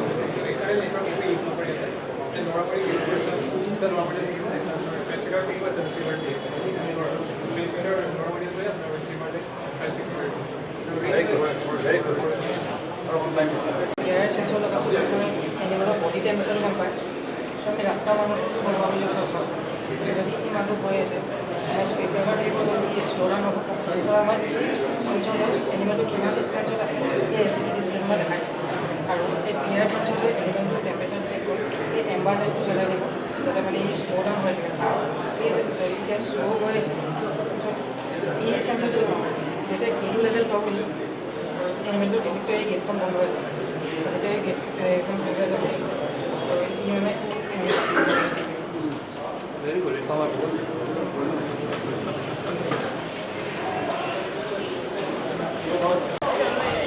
জাগিৰোডত স্থাপন হ'বলৈ গৈ আছে এক অভিলেখী প্ৰকল্প আৰু ছেমিকণ্ডাক্টৰ ইণ্ডাষ্ট্ৰী যি ইণ্ডাষ্ট্ৰীয়ে হয়তো উত্তৰ পূৰ্বাঞ্চলৰ বা যি আন্তঃ দেশৰ ভৱিষ্যত পৰিৱৰ্তন কৰিব পাৰে প্ৰায় 27,000 কোটি টকাৰ ব্যয় সাপেক্ষে টাটা গ্ৰুপছৰ তত্বাৱধানত তথা অসম চৰকাৰৰ সহযোগিতাত অনুষ্ঠিত এইবাৰ নহয় জাগিৰোড মহাবিদ্যালয়ত এখন বিশেষ আন্তঃৰাষ্ট্ৰীয় ছেমিনাৰ আয়োজন কৰা গৈছে আৰু য'ত দেশ বিদেশৰ বিভিন্ন এক্সপাৰ্টক আমন্ত্ৰণ কৰা গৈছে আৰু তেওঁলোকৰ ফালৰ পৰা কিছু ইনপুট ল'ব বিচৰা গৈছে কিছু কথা জানিব বিচৰা গৈছে ৰাইজক কিছু কথা অৱগত কৰিব বিচৰা গৈছে যে কেনেধৰণৰ কিমান সম্ভাৱনীয়তা আছে এই বিশেষ উদ্যোগটো আমাৰ সৈতে আছে যি মৰিগাঁৱৰ জিলা আয়ুক্ত আমাৰ সৈতে আছে দেৱাশিষ শৰ্মা আমাৰ সৈতে আছে ভৱেশ চন্দ্ৰ নেওগ তেওঁ জাগিৰোড মহাবিদ্যালয়ৰ অধ্যক্ষ তেওঁলোকৰ পৰা অকণমান জানিব বিচাৰিম যে প্ৰকৃততে কেনেকুৱা উদ্দেশ্য এই বিশেষ আজি ছেমিনাৰখনৰ আয়োজন কৰা হৈছে প্ৰথমতে আয়ুক্ত সম্ভাৱনীয়তা বহুত আছে আমি বহুখিনি কথা কৈ আহিছোঁ বহুখিনি কথা শুনি আহিছোঁ কিন্তু প্ৰেক্টিকেলি কিমান সম্ভাৱনীয়তা আছে এনেধৰণৰ এটা গ্ল'বেল এনভাইৰনমেণ্ট ইয়াত ক্ৰিয়েট কৰিব বিচৰা গৈছে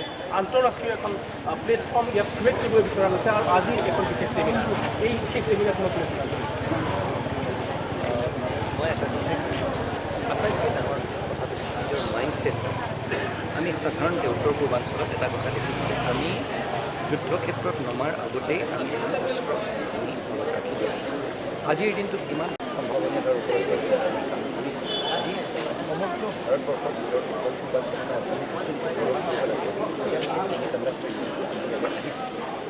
এই ছেমিকণ্ডাক্টৰ ২৭,০০০ কোটি টকীয়া ছেমিকণ্ডাক্টৰ প্ৰকল্পটো আজি ইয়াত স্থাপন হোৱাৰ পিছত ৫ বছৰৰ ভিতৰত সেইটো এটা গ্ল'বেল ইকনমিত ইমান ডাঙৰ এটা প্ৰভাৱ পেলাব।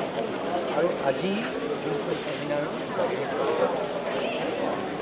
কৰা হৈছে, আজি মই উদ্যোক্তাসকলক বিশেষকৈ আমাৰ লগতে আছে আমাৰ প্ৰিন্সিপাল নেওগ ডাঙৰীয়া, মই বিশেষভাৱে ধন্যবাদ জনাব বিচাৰোঁ। কাৰণটো হৈছে কি নতুন প্ৰজন্মৰ লৈ যাম। আজি এই প্ৰকল্প ইয়াত হ'ল ৩০০জন আমাৰ ইতিমধ্যে জাগিৰোডৰ স্থানীয় ল'ৰা ছোৱালী আমাৰ নিজৰ কৰা হৈছে।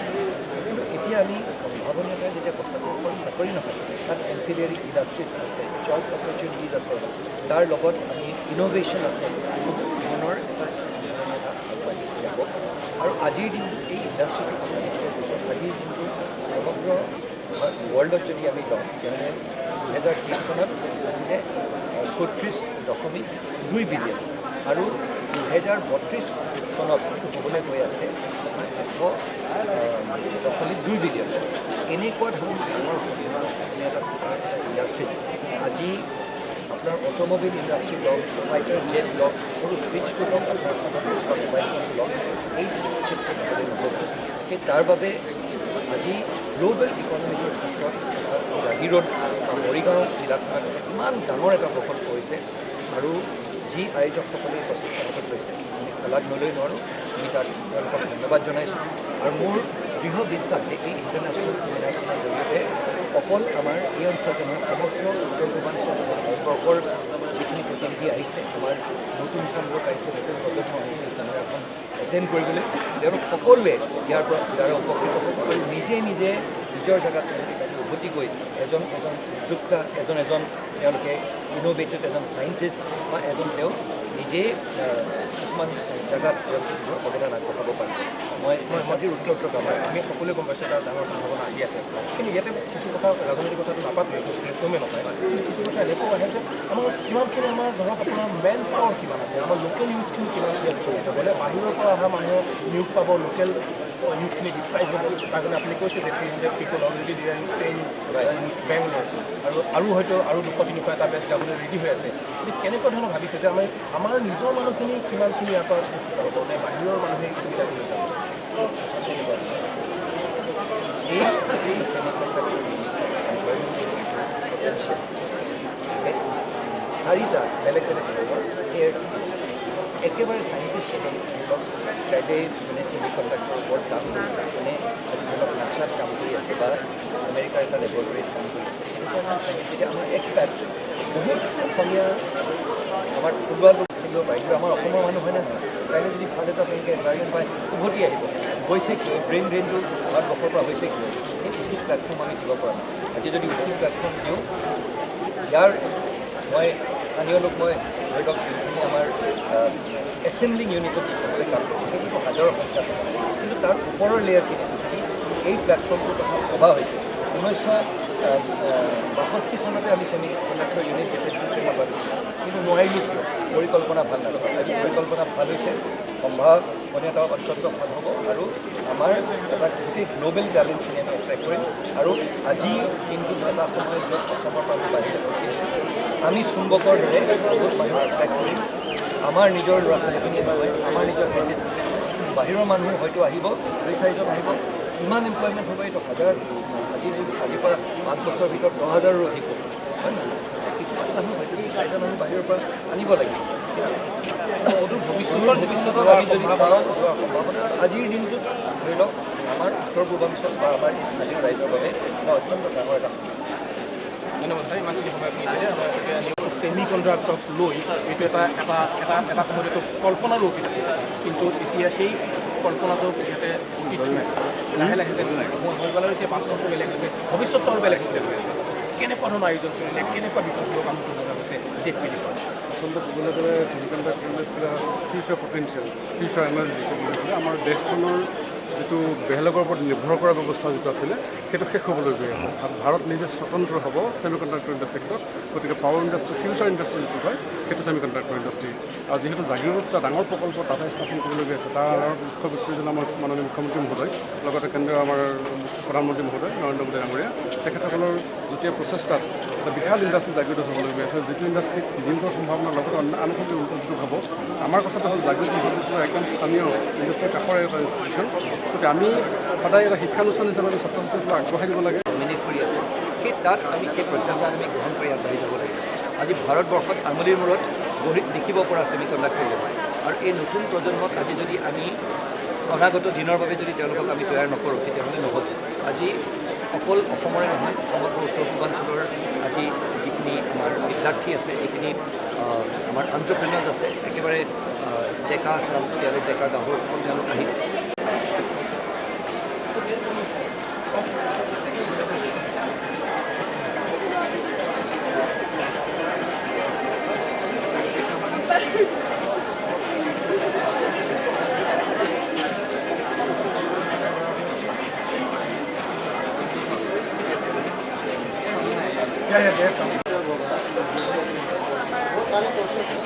Depending on after expert requirement.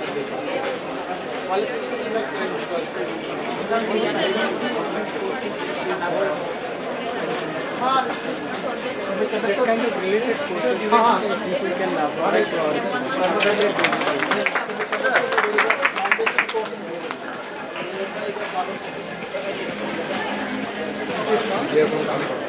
So we have a unique facility at Calicut for remote hardware.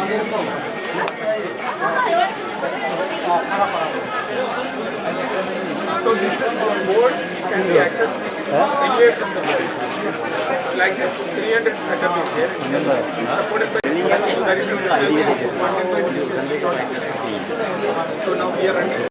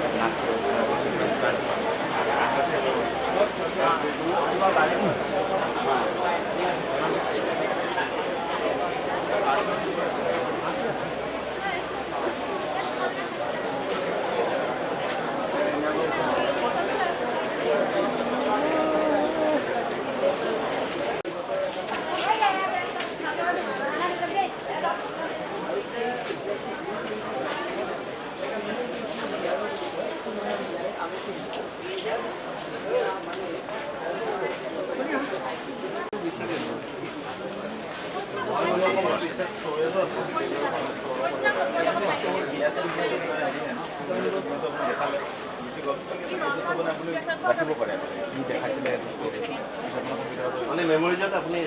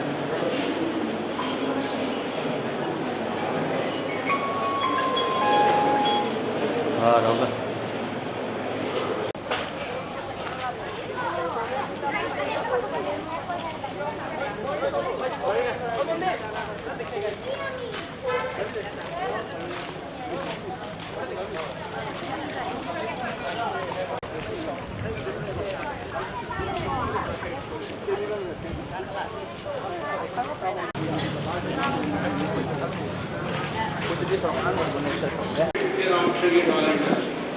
But on top of that, it caters to many other areas, or enable many other areas, and many of these areas would be in the order of several trillion dollars, right? So whether you talk about automotive, you talk about aerospace, defense, strategic, anything else, right? Everything, the backbone for anything and everything that is around is semiconductor. Today, nothing is possible without semiconductor. Now, if nothing is possible without semiconductor, one question I'll ask you, particularly the students, that what is going to be more important tomorrow? See, 10 years back, 15 years back, the country's power was defined by, how much ammunition they have and possibly how much oil they have. 10, 15 years down the line, the country's power is not going to be defined by how much ammunition they have. The country's power is going to be defined by how much technology they have, how much technological advancement they have, how much technological control they have. Suppose at this point, we are doing manufacturing. All the manufacturing is based on licensed technology. Somebody is giving us the technology, right? We don't own it. At any point in time, the country is behind these companies which are giving the technologies, can take the technology back and say that, okay, we can't give you the technology anymore. You can't manufacture based on the technology that we are licensing to you. That's the umbilical cord. That's the arm twisting, right? And if you don't want that umbilical cord, you don't want that arm twisting, you need to become independent in the semiconductors. When I say independent means you develop, you manufacture using your own developed, homegrown technologies. Anyway, coming back to semiconductors, it also sets the foundation for future. For example, all of you would have heard about AI, artificial intelligence, neuromorphic computing, quantum technologies. All of this are, the foundation is semiconductor. Quantum devices, the foundations are semiconductor. You need semiconductors to build quantum devices, right? You need semiconducting platform or semiconducting processing platform to build quantum devices. So the foundation for future is also set by semiconductors. Next slide. So the question is, what are the challenges for us? Next slide. Next. Okay. So let's understand, the ecosystem, right? I mean, while we say that we will have a fab and we can have a fab and we can manufacture and we cater to many things, but let's understand how complex the semiconductor ecosystem is. What you see on the left hand side is so from going from left hand side to the right hand side, what you see are those who are designing the chips and those who are consuming the chips, right? So those who are designing the chips, they can be independent design houses. These are basically, you can also call them companies, fabless companies or companies which are building IPs and supplying to different companies, right? So you can have design houses where they would design and send the design to fab, and the chip would come back to the design houses where they test it, qualify it. Now, they are not selling the chip directly in the market. They possibly may not be building the full chip. They might be building a small block of the component or what is called IP in the chip. Some of them might be doing it, those centers in India, some of them might be doing it for their other counterparts or headquarters somewhere else who might be doing the full product design and integration, right? So they are designing it, they are qualifying in a fab, but they are actually not loading the fab. They are qualifying in some fab, they are not loading the fab, right? So they own the IPs, and these IPs will go in all kinds of different products catering to various different applications. Then the other company possible or other possibility could be that these design houses would be designing these specialized chips as per a certain demand. Say from a system developer, could be somebody like Apple, Samsung. These are full custom chips. They would design, qualify in a given fab, right, and supply this to the system developer. In that case, of course, they are not doing the mass production. They are designing, qualifying in a fab, and providing that to a system developer, where system developer will give order to the fab in terms of how many chips they want. Now, in both the cases, whether they are doing the IP design based on the requirements of some customers, or whether they are designing the full chip based on the requirements of some customer, the definition or the decision where the chip has to be qualified is already done by the system developer or the customer, right? And they decide based on various other factors, including the kind of volume they are looking for, including the kind of relationship they already had with the fab. Now the third party which can design could be the IC product companies themselves. Right? So now these companies, for example, companies like TI, they have their own fabs. Similar companies, they may not have their own fabs, but they do full product design. They sell directly to the market. They also sell directly to the customer, such as system developers like Apple, Google, or even automotive players in automotive. Right? Now, in this case, they don't have that kind of a strong dependence based on or as per the requirement of the system developer. They design, develop chips which can directly be sold into the market, or chips which many other players will also be developing. Right? Now, if you look into this overall ecosystem, right, how many, even if fab, how many can actually cater to or load the fab?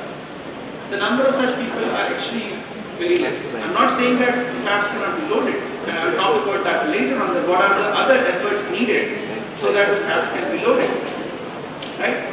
And then if you prioritize, right, because the show has to go on, if you prioritize what kind of things will have end-to-end, will see end-to-end visibility in terms of getting the design done, product done, and also get it into the market. Next slide.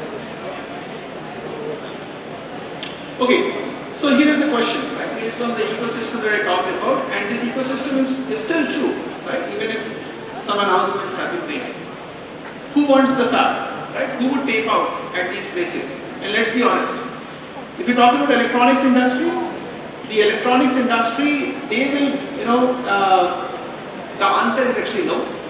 And what do? They buy well-established commercially available chips or custom-made chips, right?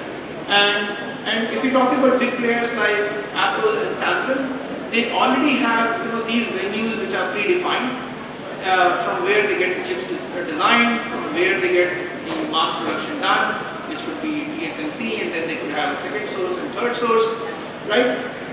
Now, if you talk about, for example, Apple or Samsung, they would not go to a startup who might be designing locally, or even if they go to a startup for a certain IP, if the IP is really good, then they would tell them that the IP has to be qualified in this big fab, which would be TSMC. For simple reason that they might be taking IPs from various players, and every IP has to be qualified in the same fab. Now, if I talk about the startups and Indian design houses, I mean, for them, meeting and beating the cost is the most important thing, rather making it indigenous. They have no priority in making things indigenous.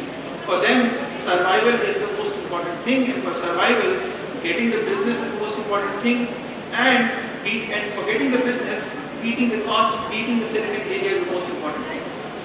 Now, on top of that, whoever they are supplying to, they will tell them where the chip has to be or the IP has to be qualified.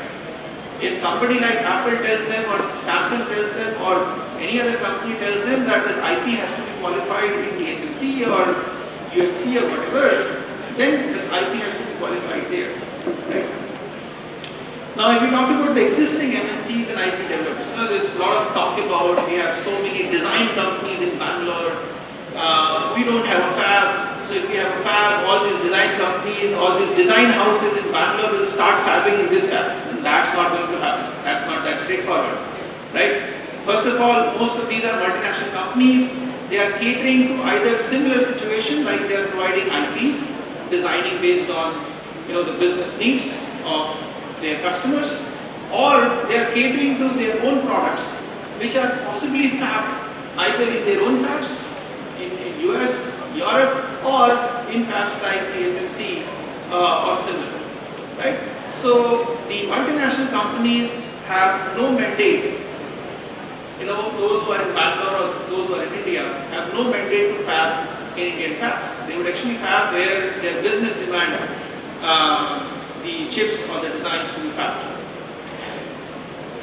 So, I mean, as of now, it looks quite easy. Like, then if we have the fabs, who is going to fab? Right? In fact, somewhere you will start developing an answer that why, for example, despite 2 years of effort on the number of announcements are less, the kind of technologies that we have on board are not the advanced technologies. And I'll later on tell you how to solve this problem.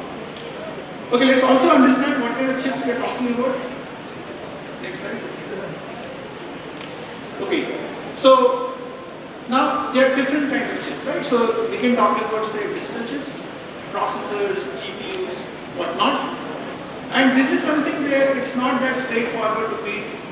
Of course, this statement is a little old. One can argue that Intel is not very good, but it's not easy to beat big fishes like Intel, right? Then one can talk about custom SoCs. Custom SoCs, again, the demand comes from those who are consuming these custom SoCs, and they will tell you, for example, Samsung or Apple will tell you where these custom SoCs or whatever they need for their product have to be qualified, developed, qualified, right? And then you have the other spectrum, which is, say, analog, power SoCs, automotive, and discrete. And this is something which was the last piece which I mentioned in my previous slide, which can directly touch to the market, which can be designed and developed based on general data sheets, which can be catered to customers, can also be sold directly to the market, right? And this is possible. This is where, in fact, this is where exactly what you see, the kind of announcement that's today, right? You see automotive fabs, you see older technology nodes, or you see discrete fabs possibly getting announced. So this is possible because you don't have that kind of dependencies that you have in, say, the processor kind of market, SoC kind of market, or these custom SoCs kind of market. Next slide. So the point I'm trying to highlight is that while I talked about the demand, we also need to keep in mind, or we have to be alert about the supply as well, right? And the demand and supply is very complex in this ecosystem. The demand and supply is not just about that, you have designers who can design. If you have fab, there's a fab, and you have a big market, you can cater to that big market, right? There are a lot of ifs and buts in between which need to be addressed. Next slide. Okay, so let's talk about what kind of fabs, right? And what should be the priority. And if you see the current announcements, things are pretty much aligning to this. 2 to 14 nanometer, they are very expensive. Currently, they are no takers because of the complexity in the ecosystem that I talked about previously. And also, which is a fact that these are state-of-the-art nodes, nobody gives these technologies. Even 28 nanometer becomes very, very difficult. Nobody gives this technology. And this trend will continue. Nobody will give you anything which is, say, state-of-the-art, the latest, less than 10 years old. 28 nanometer, now again, this is, nobody gives the technology, nobody is going to give the technology, it's going to be very difficult. And pretty much everyone is hooked up to TSMC or TSMC equivalent in the world, right? So the kind of products that you develop, pretty much most of these things are hooked up to TSMCs and equivalent. So getting out of this chain and catering to or loading a fab which is 28 nanometer equivalent is going to be challenging, and that has to be solved. If I talk about the 65 nanometer to 120 nanometer BCD automotive, right? I mean, that's easier. That's where you can cater to the market directly. Then you have different routes. For example, GaN, silicon carbide, discrete. That's easier, cater to the market directly, right? And then, I often talk about R&D fabs, basically focusing on next generation. Now, this is something which the country should do if you want to take a leadership. You have to jump the roadmap. I'll talk about this a little later, right? Yeah. So basically, bottom line is you have to balance both demand and supply, build things systematically, build the ecosystem, create that demand, the kind of complex demand aspects that I talked about, build that demand, and based on that demand, create the supply. Next slide. You can go on. Yeah, no, next. Okay, so this is how the complex ecosystem is, right? So the bottom line is that, anything which is latest, advanced, no country gives that technology. The technologies are very restrictive. Even if you see with the current announcements, despite all the efforts, nobody has announced, nobody has given technology or promised to give technology advanced or latest nodes. We don't have the ecosystem where our electronic manufacturers are deciding what components need to be developed in the country. For example, if you talk about electronics manufacturing currently in the country is is all manufacturing, there is no design. And if you're not designing locally, you don't have control on the bill of material. You don't have control on what goes on that system, what goes on the board. Someone else designing elsewhere in some other country is telling the manufacturing house here that this is the design, this is how you manufacture, these are the components that go on the board and done. Right? So if you don't have control on the components, you don't have control on what gets tapped locally. If you want to have that control, you also need to do electronics manufacturing. So that's another ecosystem aspect that I was talking about. Now, advanced technology is nobody else. Older technology nodes, you can cater to the market where you can tap into the market directly. Discrete devices, you can cater to the market directly. And of course, if you can, these are the areas where, for example, you can build chips which match to the data sheets. So you are basically building things which are already there, and then you are offering possibly better cost, and that's how you can get to the existing bill of materials. Now, how do we get into the manufacturing, the leadership? Right? Next slide.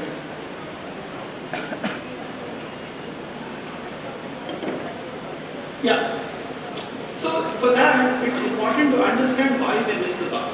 Right? And many of you would be surprised to know that India in fact started much before Taiwan, but still fell short. In fact, when it started, it was only one node behind, and now we are possibly infinite nodes behind.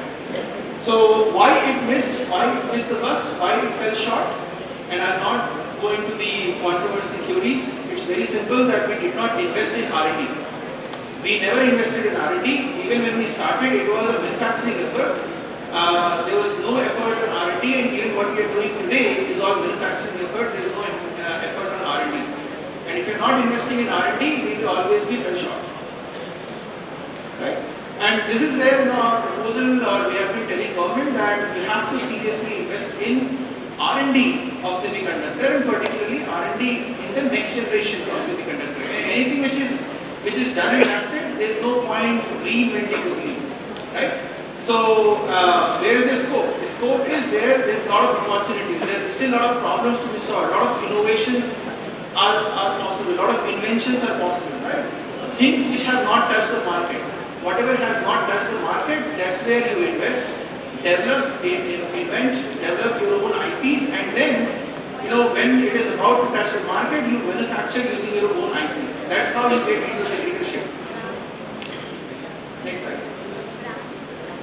And on this very quick note, we have been telling government that as far as silicon is concerned, everything is done and dusted.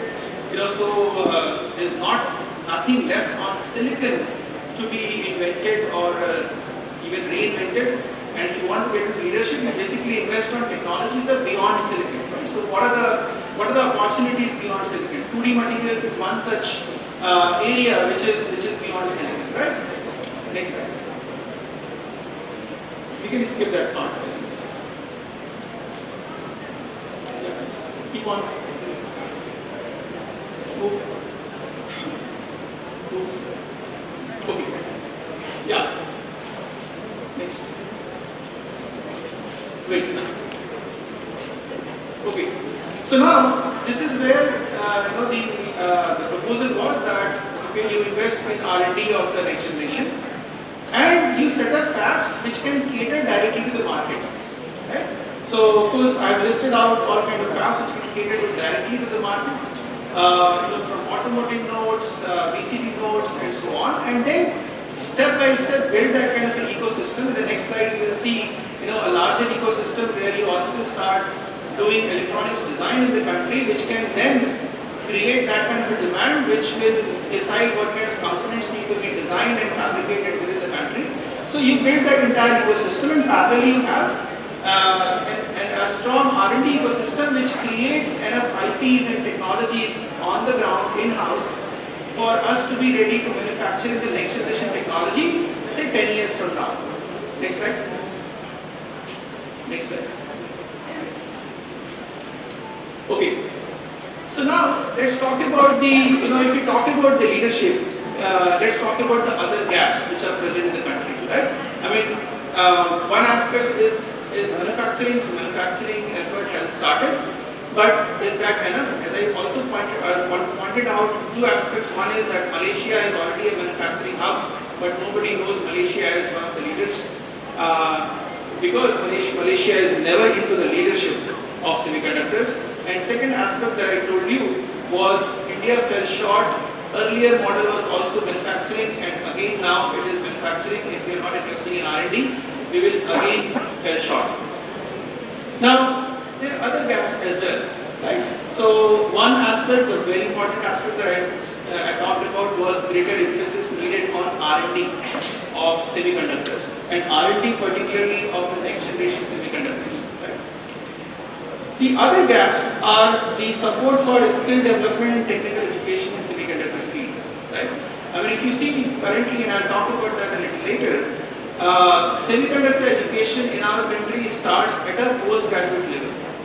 There is barely any semiconductor training at an undergraduate level, and there's a difference between VLSI training and semiconductor technology training. I'm not talking about VLSI design training. I'm talking about semiconductor technology training, and that is largely missing at an undergraduate level, right?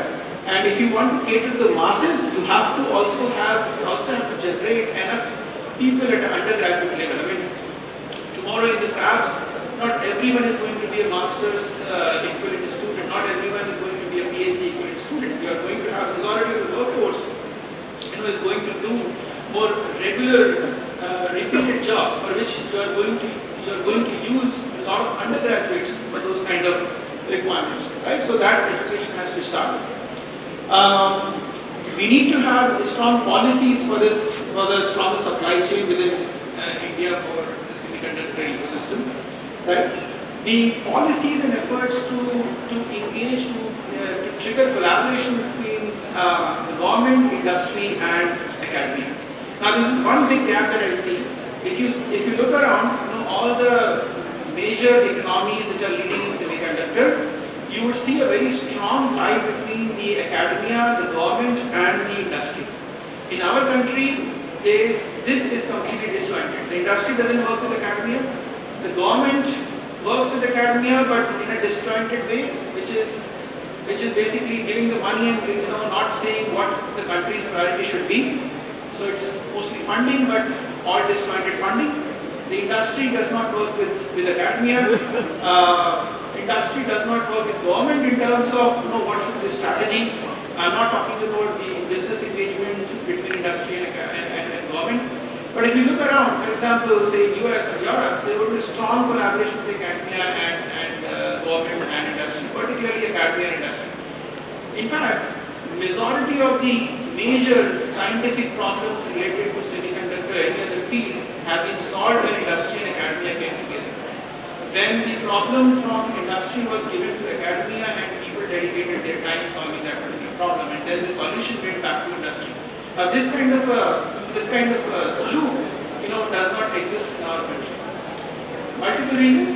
One is that currently the industry in our country is not, far-sighted. The view is always, okay, what is the requirement 1 year down the line and 2 years down the line. So when industry comes to academia, is mostly for manpower requirement. We want to hire students, never beyond, hiring students, never for engaging in more meaningful scientific conversations or scientific engagements or futuristic research engagements, right?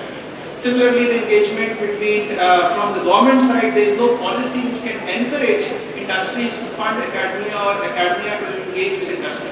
Whereas if you look around, there are a lot of government promote, lot of policies to have this kind of engagement. There's also a limited focus on the entire semiconductor value chain. While in the recent time there have been some efforts, but still it's a long way to go to create this demand, total demand for chips. And I already talked about what is the demand and supply gap in our country. There's also, if you see, for example, the recent announcements, right? I mean, we are licensing the technologies, but there is no policy on how do we upgrade these technologies, how do we become independent. Suppose, one company starts with 65 nanometer technology, 90 nanometer technology. What is the policy or what is the plan for upgrading this to get to a point where we are manufacturing with leading edge nodes, and that too, where we have a complete independence on these kind of technology. There is no umbilical cord, there is no arm twisting tomorrow that somebody says that we will not let you manufacture anymore. Also, there is no incentive currently for startups in semiconductor. Semiconductor startup, is one of those deep tech startups which are capital intensive, require a lot of money. But currently, there are no policies from government to kind of, and I'm not talking about PLIs and DLIs. I'm talking about startups where they are at an early stage, right? Nothing from the government which can encourage them to invest their time into that. You don't have, I'll talk about that a little later, but you don't have VCs in the mindset which can invest tens of millions of dollars of money in capital intensive projects.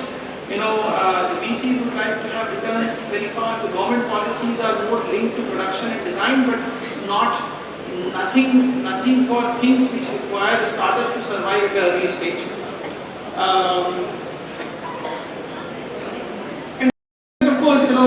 When it comes to international cooperation, we don't have any policy or framework through which the international cooperation can happen. DST-like agencies will have once in a while programs as in Indo-Germany, Indo-Italy and whatever, or even possibly might even now with the Indo-NSF, but there is no dedicated program which can promote international engagement in semiconductors per se. Next slide. Okay, so I'll talk about some of these gaps in a little more detail and see how we can address that. So, for example, if you talk about semiconductor startups, right? I mean, you need fundings of the tune of tens of million dollars. Sometimes even up to $100 million, depending on what kind of capital you have to set up, right? Suppose if there's a GaN startup and they have to set up GaN manufacturing locally, right? The cost of GaN manufacturing line would be easily $100 million. And I'm not talking about, just talking about 2,000 wafers per day kind of capacity, right? 8-inch wafers. Now, who will invest that kind of money? I mean, some private has to invest that kind of money. That kind of mindset exists elsewhere but doesn't exist in India. Now, if you look into majority of the seasoned VCs or investors in India, they don't want to invest, even more than a couple of $1 million. And whatever they invest, very few would have a long-term vision, long-term roadmap. Majority would like to see a return, say, in a couple of years down the line, right? And in semiconductor, it doesn't work that way. I mean, semiconductor is a much longer investment. I mean, you would not expect a return in at least 7-8 years, right? So that kind of appetite has to be there, which is currently missing. And if you see, for example, places like US, Europe, even some places in the UK, this kind of investment is possible because the mindset exists, the risk-taking mindset exists, which does not exist in our country. Now, the question is, can India wait for the mindset to change to become risk-taker? The answer is no. I mean, you can't wait for the whole mindset to change. That will take decades. That's more of a social science problem, right? So, what government can do at this stage in this kind of scenario? And the proposal that I have is that government can pitch in. The government should have policy that government can pitch in equivalent to investor. I mean, few $100 million of investment I was talking about is the industry academia gap, right? I mean, the question is, and this is in fact I am criticizing Indian academia, more than I am criticizing Indian industry or industry in India. Is Indian academia working on the right problems? My answer to this question is by and large no. I'm not saying every academician, maybe 10%, 15% yes, but by and large the answer to this question is no. But the blame does not go only to Indian academicians or Indian academia. The blame also go to industry. The industry does not engage, in our country does not engage with academia. The industry does not go to academia with the right problems to solve. And hence the academia would not know what are the right problems to solve. academia would know the right problems from the international community, listening to things in the conferences, but would not get the first-hand information from the industry because the industry does not go to academia in our country. And as of now, as I can see, the very reason is that majority of the industries, the kind of effort development they have, it's all with a 2-year, 3-year kind of vision. Nothing with a 5-year, 10-year kind of vision where they have a long-term problem that they want to solve. And what academicians want to solve? Academicians would like to solve something which is a long-term problem. Academicians don't want to solve an optimization problem or a design problem or an engineering problem, which anyway, by playing around you can solve it. Academicians don't want to play around and say, okay, this is how it will work. Academicians want to solve the problem more fundamentally, but these fundamental problems have to come from industry if you want to work on industry relevant problems, right? So for this, a close tie between industry and academia is a must, right? For that, a long-term vision and appetite of industry to invest in long-term technological developments is also needed, which is currently missing. And I already told you about the vision not having beyond more than 2 years, and this has to change. In fact, if India wants to develop its own IP, this is one very important aspect that Indian academicians and Indian researchers have to work closely with industry, understand what is the industry roadmap, industry requirement 10 years from now, and work on those problems, right? And this is where I think government can pitch in. For example, industry does not go to academia with the right problems. Industry does not invest time in or it does not take interest in working on problems which are long-term problems. And academicians also don't take pain in going to majority of the industries, talking to them, trying to figure out what problems they can solve.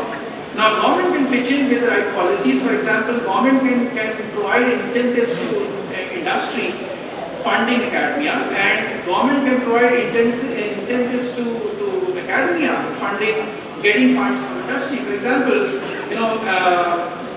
this was one proposal that I had given to government. And suppose if a faculty shows, raising X billion dollars from industry, you match it without no questions asked. You match it with another X billion dollars from the government, and support this for possibly buying capital in the system. Industry usually does not fund capital. Right? So, but if industry is giving you money for operations, for research, for manpower, for students, for consumables, then match that money with possibly similar number of funds with the capital grant given to that academic institute. And the moment you do that, you see a lot more academicians will take interest in going around trying to figure out with industry what problem they can solve for the industry. Okay. The third problem that I talked about was the manpower. Among many problems, the third major problem is the manpower. If I talk about fabs, even medium-sized fab, every fab would require 2,000 to 3,000 engineers, and every fab would, every job within fab will create 5 to 10 jobs outside the fab, right? Now, if you look into the programs, currently you have very few semiconductor programs around the country, which are catered as part of the master's program offered across IITs and NIETs. Now, even majority of the master's program do not offer full-fledged training on semiconductors, right? Majority of the master's program are also pretty much centered around VSLI design, right? What you need is a semiconductor technology kind of a training, right? All the way from process to materials to device design to modeling, simulation, CAD and whatnot, right? So this is kind of largely the same. And in fact, out of these jobs, 80% of the jobs, or close to 80% of the jobs will be catered by these undergraduate students. But they are not trained on anything related to semiconductors. Now, this is where the government has to start policies, government has to start programs. For example, undergraduate programs on semiconductors, electronics and semiconductors. And we have programs electronics and communication, electronics and electrical engineering, microelectronics and semiconductors. Now let me tell you that BTech in VSLI will not cater. The fundamental electronics training is needed. On top of that, we have to have majors in semiconductors, right? And this is where the government has to come in, form these policies, encourage universities to create these kind of programs. And I can also tell you that engaging with universities abroad, right, will not help, right? One can sign MOUs with universities in US, but that will not help. They have to engage with the top schools in the country, who in turn can help government to formulate these kind of policies and curriculums for the universities and get these kind of curriculums implemented within universities, right? So in that way, a scale up in the student training is needed. In ISC, what we did, we started 2 programs. Again, we just started. We want to cater the mass, but of course, our vision is that eventually the government should realize to start these kind of programs in various places. In fact, what we are doing now is we are engaging with various universities and educating them that what kind of programs they have to start. We are doing pretty much the same job that the government has to do, telling the universities that we should start a program with semiconductor and electronics and semiconductor, right? And in that process, of course, we started 2 programs at ISC. One is a short program which is targeting undergraduate students. The vision of that short program is that the students learn at an undergraduate level, semiconductors more than what is usually covered in the curriculum. They learn with some practical hands-on and training so that they can actually visualize and see things more practically.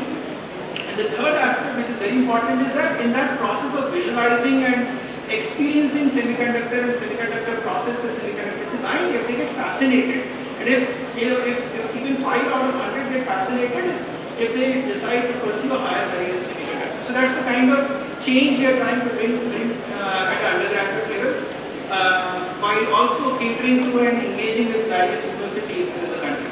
The other program is a 1-year program. It's a executive master's kind of a program which is targeted to industry professionals as well as faculties, where our hope is that industry professionals, of course, they want to build their career in semiconductor, but the faculties from some of these universities and colleges, our hope is that they learn much wider aspects of semiconductor, much broader and deeper aspects of semiconductor, and then they teach semiconductor at the undergraduate level and possibly also postgraduate level within their colleges.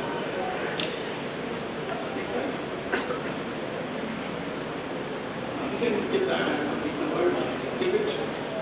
In fact, this program was spotlighted by Honorable Minister as well, catering to a larger mass within the country. Next. Okay, so we conclude at this point, right? We have finally, I would say, we have finally started the long-awaited, if I can call it a marathon. But this is a marathon, so a long way to go.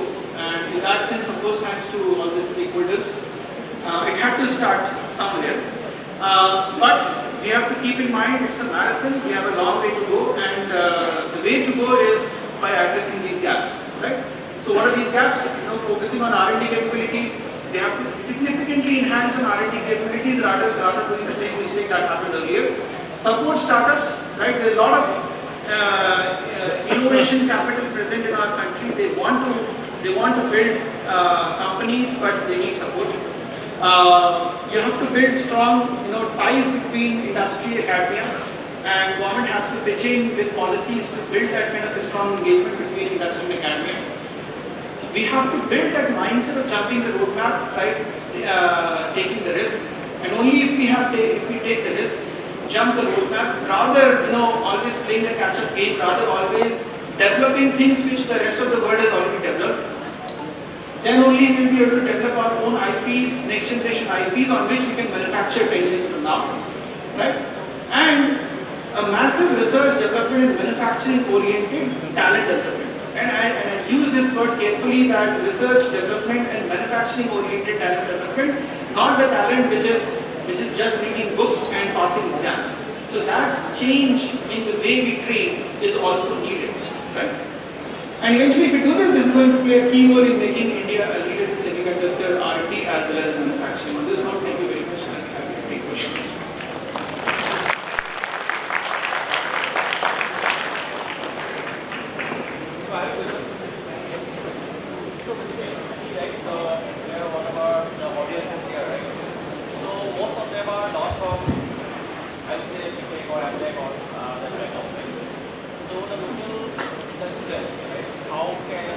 we continue the journey, right? Continue the semiconductor journey. Hello, is it fine now? So if you see, right, so most of the students here, right, nobody is listening to you, right? So we have a problem, that's what we have, right? So they are not from BTech background or MTech background and all that, right? So now, however, we are very much willing to contribute to the journey of the semiconductor environment that started, right? So how can we contribute? How can we engage? Can you give some ideas, right, on that? Well, I did not say that only BTechs can contribute. I mean, of course, the larger population is engineering population, so that's where the slides were oriented. The other science streams can also orient their curriculum towards semiconductor training. Why not? So, for example, if there can be BSc and MSc in electronics, they can also be BSc and MSc in semiconductors, right? So fundamentally, a curriculum change is needed. I mean, we need to have those people who are trained enough, who can be absorbed. And if they are trained enough, why they will not be absorbed? But it will take a lot of time, right? First, changing the curriculum, then enrolling those curriculums, right? So it will take around 2 to 4 years. But we don't have that much time right now. So what is it? Everything takes time. Training is needed. Without training, no company will hire, right? So, but I'm not saying that students need to sit down and wait for the curriculum to change. Students can also learn on their own. Okay. So again, as you are saying, right, something the road with that, right? So we have to do that one. Yeah. Okay.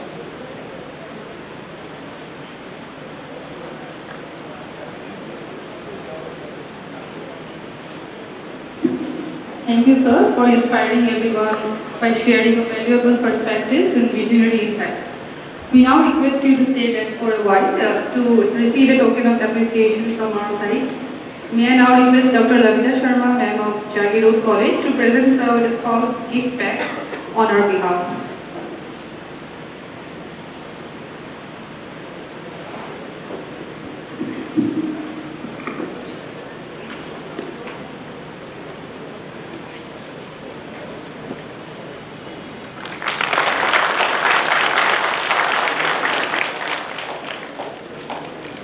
Various segments of the day, our fireside chat on the topic Making India an Electronics and Semiconductor Product Nation.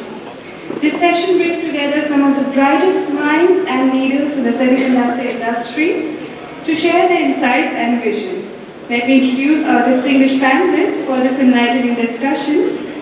Dr. Gupta sir is a true techno-visionary with over 40 years of experience in the global semiconductor and electronics industry. After 12 years of senior leadership at Intel, he went on to co-found 4 successful startups: Intel Microelectronics, Open Silicon Concept 2 Silicon, and Sensort. His contribution to the industry is immense, and his mission to make India a leading hub for electronics and semiconductor products is truly inspiring. Dr. Gupta sir currently serves as the president of the VSLI Society of India. Next is Mr. Rajiv Kushu. With more than 25 years of experience in the semiconductor industry, Mr. Rajiv Kushu has an impressive track record.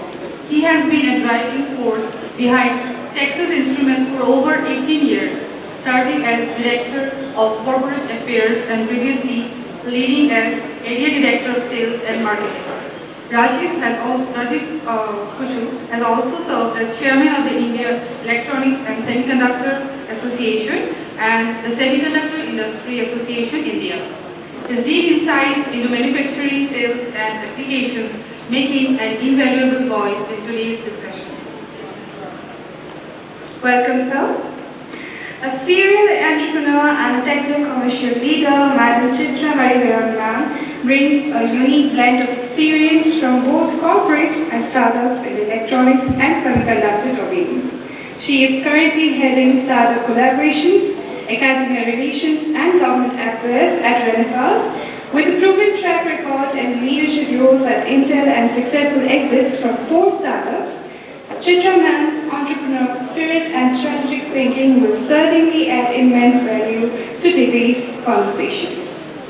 Now I would like to request and invite Dr. Satya Gupta sir, our moderator for the session, to start and for what it promises to be an insightful and engaging discussion on shaping India's future in electronics and semiconductors. I would like to request Satya Gupta sir to come forward to the podium.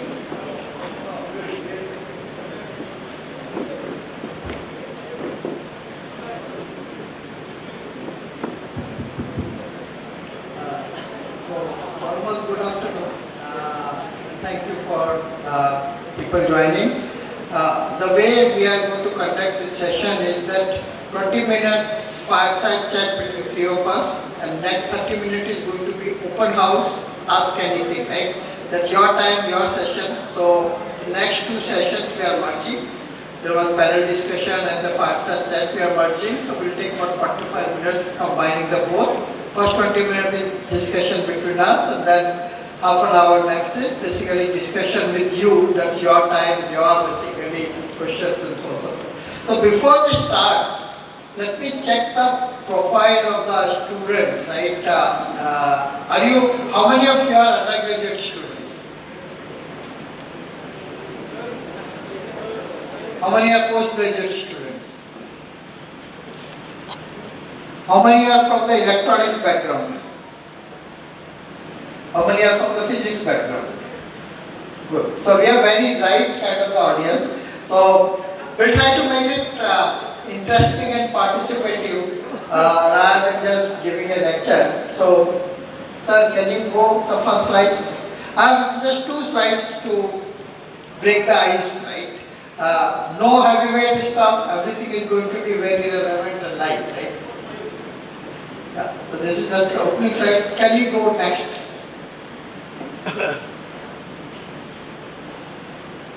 Just one more.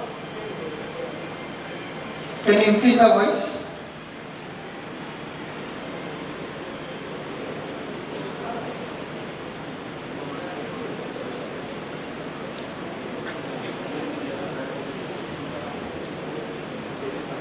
Go back and play it again.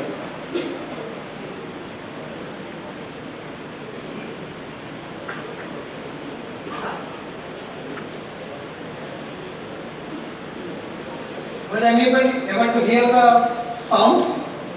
No. Just wait.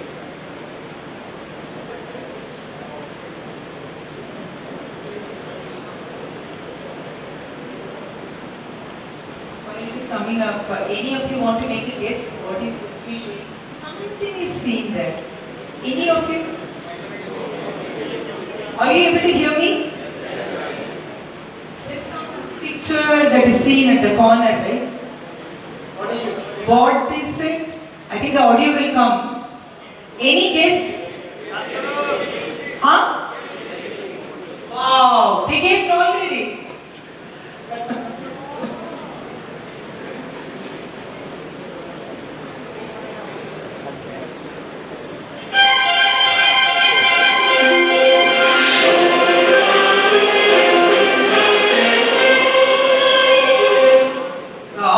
Recognize this sound? All, right? Wow. Just with the picture they could recognize it. We have a lot of Amitabh Bachchan fans here, right? Okay. So let's have a small quiz for 2 minutes, right? Can you go to the next slide, please? So the name of the quiz is Kaun Banega Chip Shakti. Who will become basically the superpower in the chip, right? So some simple questions, if anybody can answer. Which is the largest semiconductor company by market capitalization? And your options are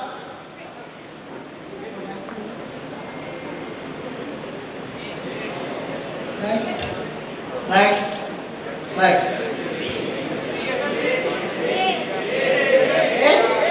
Everybody there? Very good, very good. What does NVIDIA does? What is that? GPU manufacturing. One of you, if you can. The mic.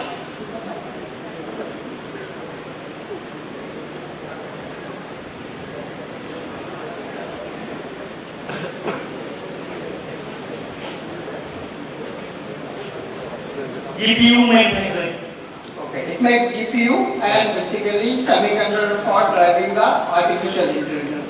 What does Qualcomm do? Somebody else. SoC for what? What is this? No googling allowed. You can Google, free.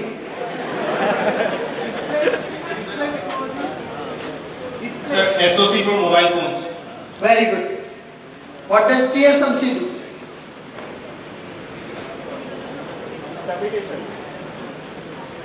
Fabrication. So, what are the chips NVIDIA and Qualcomm designs? TSMC manufactures those chips, right, for them. And what does Intel do?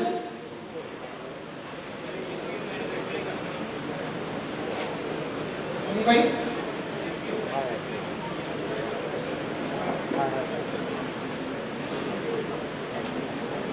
So Intel makes CPUs which goes into PC, servers, this thing. The difference between Qualcomm and NVIDIA is Intel designs and manufactures both, whereas Qualcomm and NVIDIA only design and manufacture at TSMC. So one we call fabless companies like NVIDIA and Qualcomm, TSMC's fab, and Intel type of the company we call integrated device manufacturer with the design and manufacturing both. Can you go to the next please?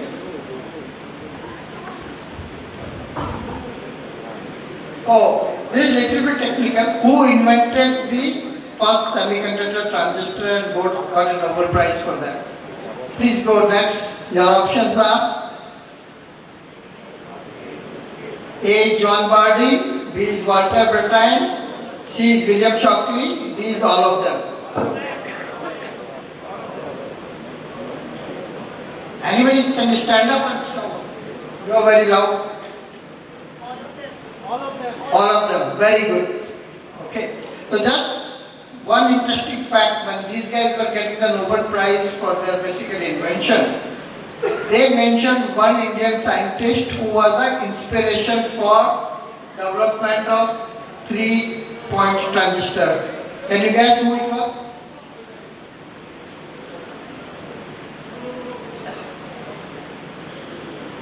So the original inspiration for a transistor-like device came from Jagiroad College, who in 1904, he was doing some radio detector device, but it was like a semiconductor device, he never filed a patent, but inspiration of semiconductor transistor come 50 years before these guys invented transistor from J.C. Bose in 1904.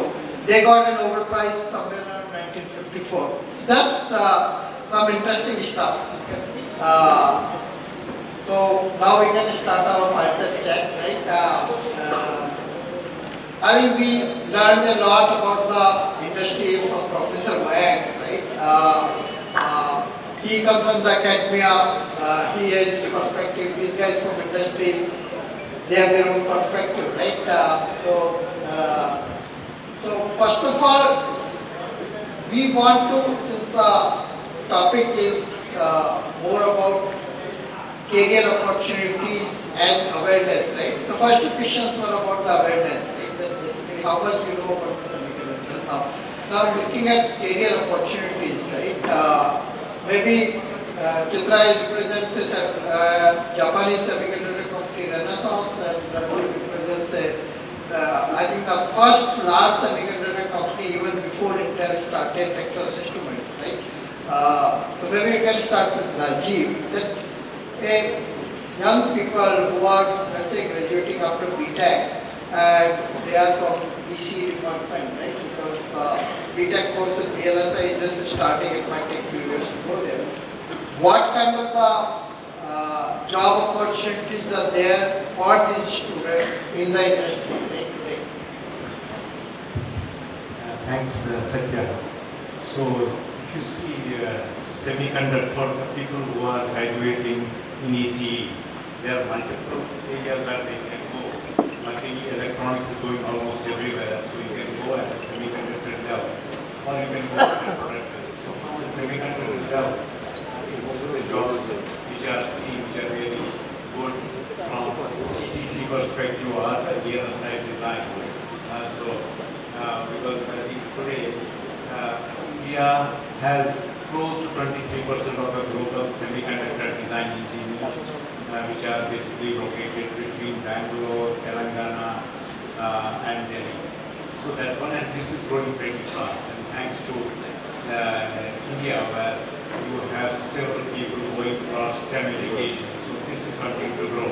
We're expecting this 23% to reach 30%. So there's immense opportunity for people in electronic stream to go and device engineering, or what we call VSLI design engineering. So there are different verticals. Now, on the other part, which is very important and definitely very important for the country is basically designing the product. For example, cell phones. So despite we consume close to $200 billion of semiconductors or products, semiconductors is still around $30 to $35 billion. But what we lack today as a country, we don't produce people who can build products. So products like cell phones, products like iPads of this world, or any products, any electronic products. I think so. That's another area where we are still very low. Although there are many multinational companies, but that's very low. And that's where we will see the maximum growth in the coming years. I think stop here. Yeah. So before we go to Chitra, the same question, we kind of made me think about asking a question to the audience, right? How many of you are carrying the cell phone of Chinese brand? Chinese brand means Oppo, Vivo, Xiaomi, OnePlus, nothing, all of those things. Can people raise the hand? How many people carry the brand of cell phone of China? How many of you carry the phone from Samsung, which is South Korea? What was that? How much of you are rich, basically kids who carry iPhone? Not that many, right? How many of you carry Indian cell phone? Indian brand?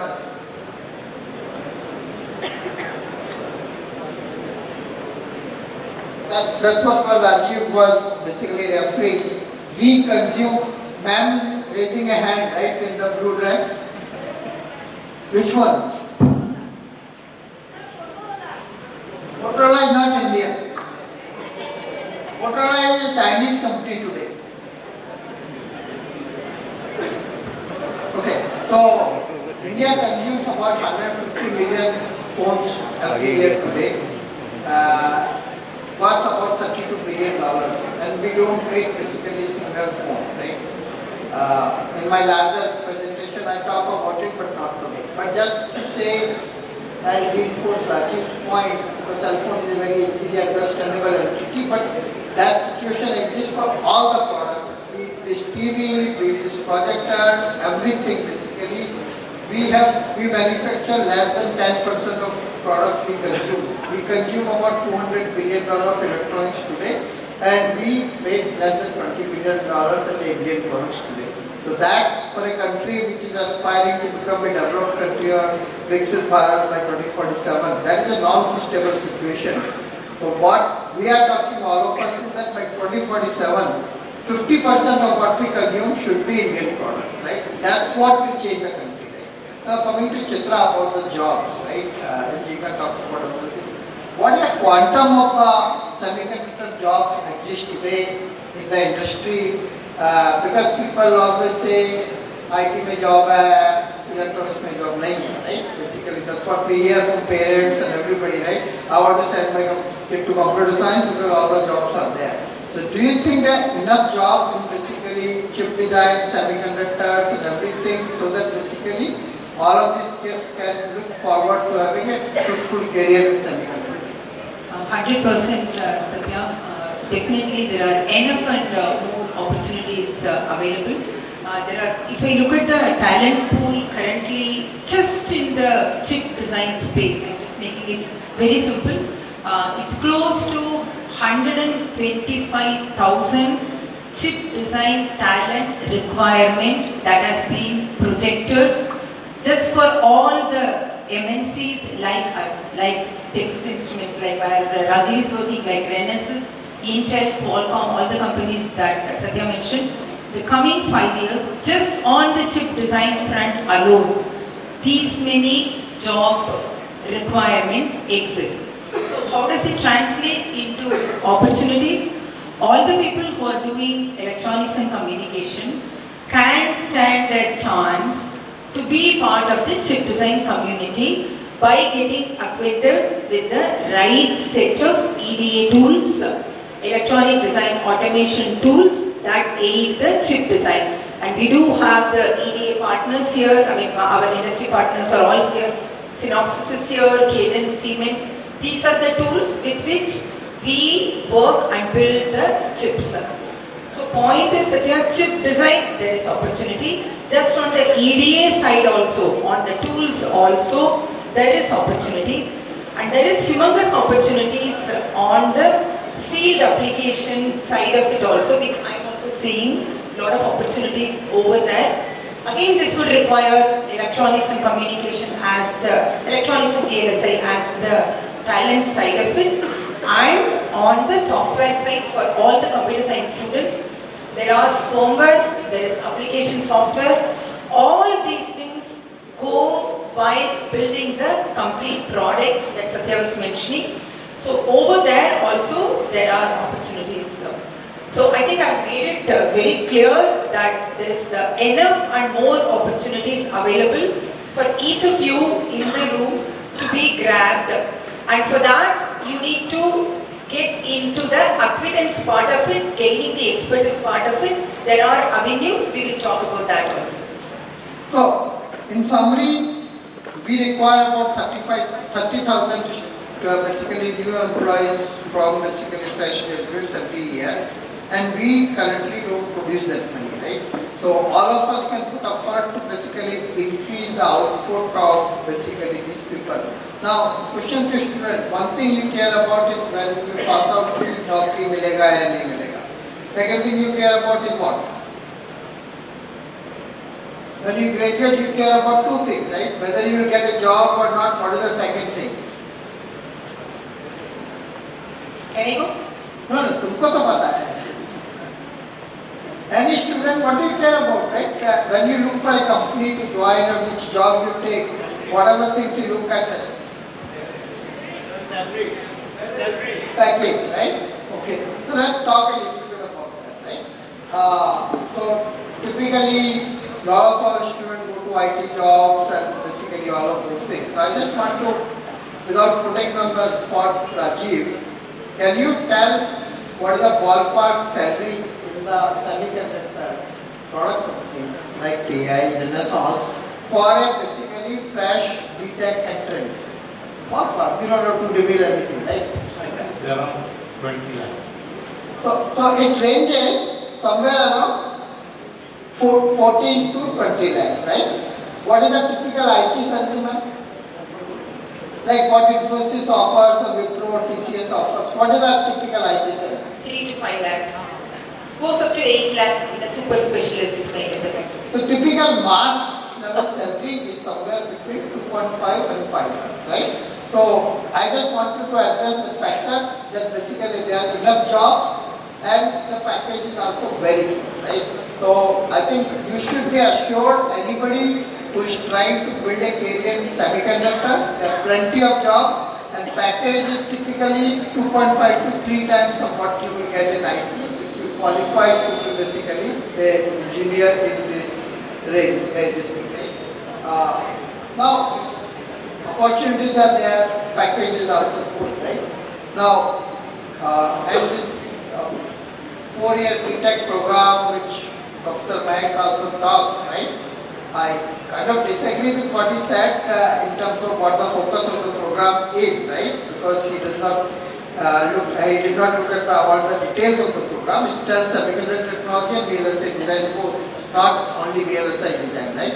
It teaches, So, but output of that will take some years to come, right? Because it started from last year, it will take another 3 years for the graduates to come out of this program. Till that, basically, we have different branches which basically intersect with the VLSI design, things like electrical and communication engineer. So what should a EC BTech graduate should do in his 4 years so that he can aspire to get a basically career in semiconductor design industry, right? What kind of the courses, what kind of the training they should do so that even they are EC student, they can get a job in the VLSI design or semiconductor industry. There are two things I would say, Satya. One is I did talk about some of the avenues that are available to get the EDA tools that help in building the chip design that you are aspiring for. Right? So some amount of the coursework is already steered towards that. If a student is enabled, BTech student is enabled to do one chip, take it design, take it all the way up to the tape out, understand the nuances and pains and problems associated with building the chip all the way up to tape out, I can say that he or she is guaranteed of a job in any of the MNCs without any questions. Number one. And number two, if that is not possible, let's assume there are product build exercises that students can do. And companies like us, Texas Instruments, Microchip, multiple MNCs provide some of the reference design boards and make it as part of your lab curriculum. And each of these boards come with at least building 50 to 100 problem statements or project statements that would eventually get you to build a product. If you are successful in creating such products, starting from 5th semester and beyond, and build a meaningful project and product, you are assured of a job. So, earlier we were talking about basically what is the government doing about basically building the skills and all those things. So I think I just want to share what is basically really happening in the ground, because we all come from industry and we have all the industry friends. India today is basically enabling more than 200 institutes with the state-of-the-art EDA tools. I don't think any country in the world is doing that. India is the only country which is offering free tools from the government to institute to basically teach any kind of VLSI design and semiconductor. More than 200 institutes have already availed, and if there are any faculty member here where their institute is engaged in VLSI design activity and they don't have basically access to EDA tools, I think you should write to my team, specifically Mr. Nishal Gupta, and they will enable you to basically get the tools from the Jagiroad College and other people, so that you can do the teaching using the right tools which industry uses, not open source, not basically some tools from XYZ, right? You will be able to use the tools from the basically same set of people which we in industry use, right? So I think before we proceed, maybe I can ask some of my industry friends also to come and join us. So maybe Sankal, can you please join? To talk, I forgot to talk about the equipment, like semiconductor equipment. That's another area where not only the electronic engineers can participate or get jobs. I think people who study computer science graduates get into companies like lab research, companies like applied materials, theory, and they are, all of these companies have substantial R&D. Many of them have over 50% of their engineering happening in Bangalore. So, in Bangalore and other parts. So Sankalp is from Synopsys. May I ask Uttam to come here? Please. And maybe Sanjeev also. And I'll come to the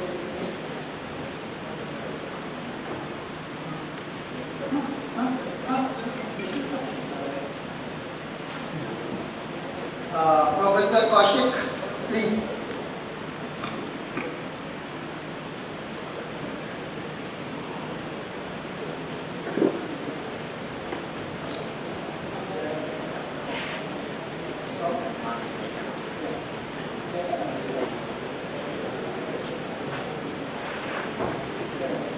Dr. Jagiroad from NIELIT.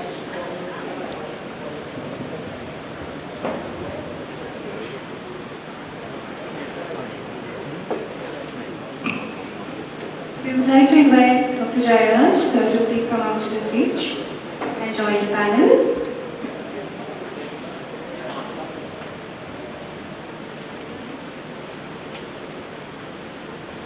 Like Rajiv was saying when we were inviting the guests, the chip design is basically where bulk of the jobs are, but basically then we have the jobs in semiconductor manufacturing and semiconductor equipment and then EDA companies. So there are about 5 verticals. So 80% of the jobs are semiconductor design and 20% basically go into various areas, right? So I think we have people from EDA vendors and basically some of the people who are local experts in the Northeast, right? So I just want to ask Sankal to say what Synopsys is doing in terms of enabling academic institutions to provide quality education. I will not say training, I will say quality education, because we need to educate our people, not just train the people, right? If you don't provide the right education, then training is not very useful, right?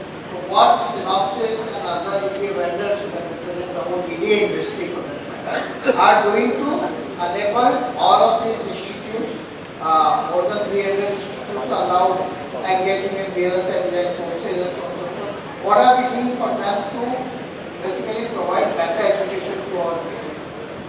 Thank you, Sudhir. So, first I'll come to Synopsys, what Synopsys is doing, and then I'll come to what the media industry altogether is doing. Right. So, for Synopsys, this is something which is very evident that 2 of the university program relation managers are sitting there. Right. So, that shows that bridging the gap between industry and academia becomes very important. So, like Renaissance, we also have our own program. I lead that program for India. This is called as SARA, Synopsys Academic and Research Alliances, where we have been partnering with multiple institutions. Few of them are strategic, few of them are non-strategic. We are aiding them with different course curriculum, helping them to ramp up with different faculty development programs and training programs. I'll not touch base on the training side like Satya has asked, but to keep it short, there are multiple engagements which are going on, but on a bigger landscape when we see, right? So, Government of India announced Chip to Startup program, which is in short called as C2S, and right now we have 230 institutions including 13 startups which are part of that program. So all the 3 EDA vendors, not just Synopsys, Mentor and Gedix, but Keysight, Ansys, now Silvaco is also getting onboarded. So you are getting access to the EDA tools, the simulation tools which can be used for your classroom teaching.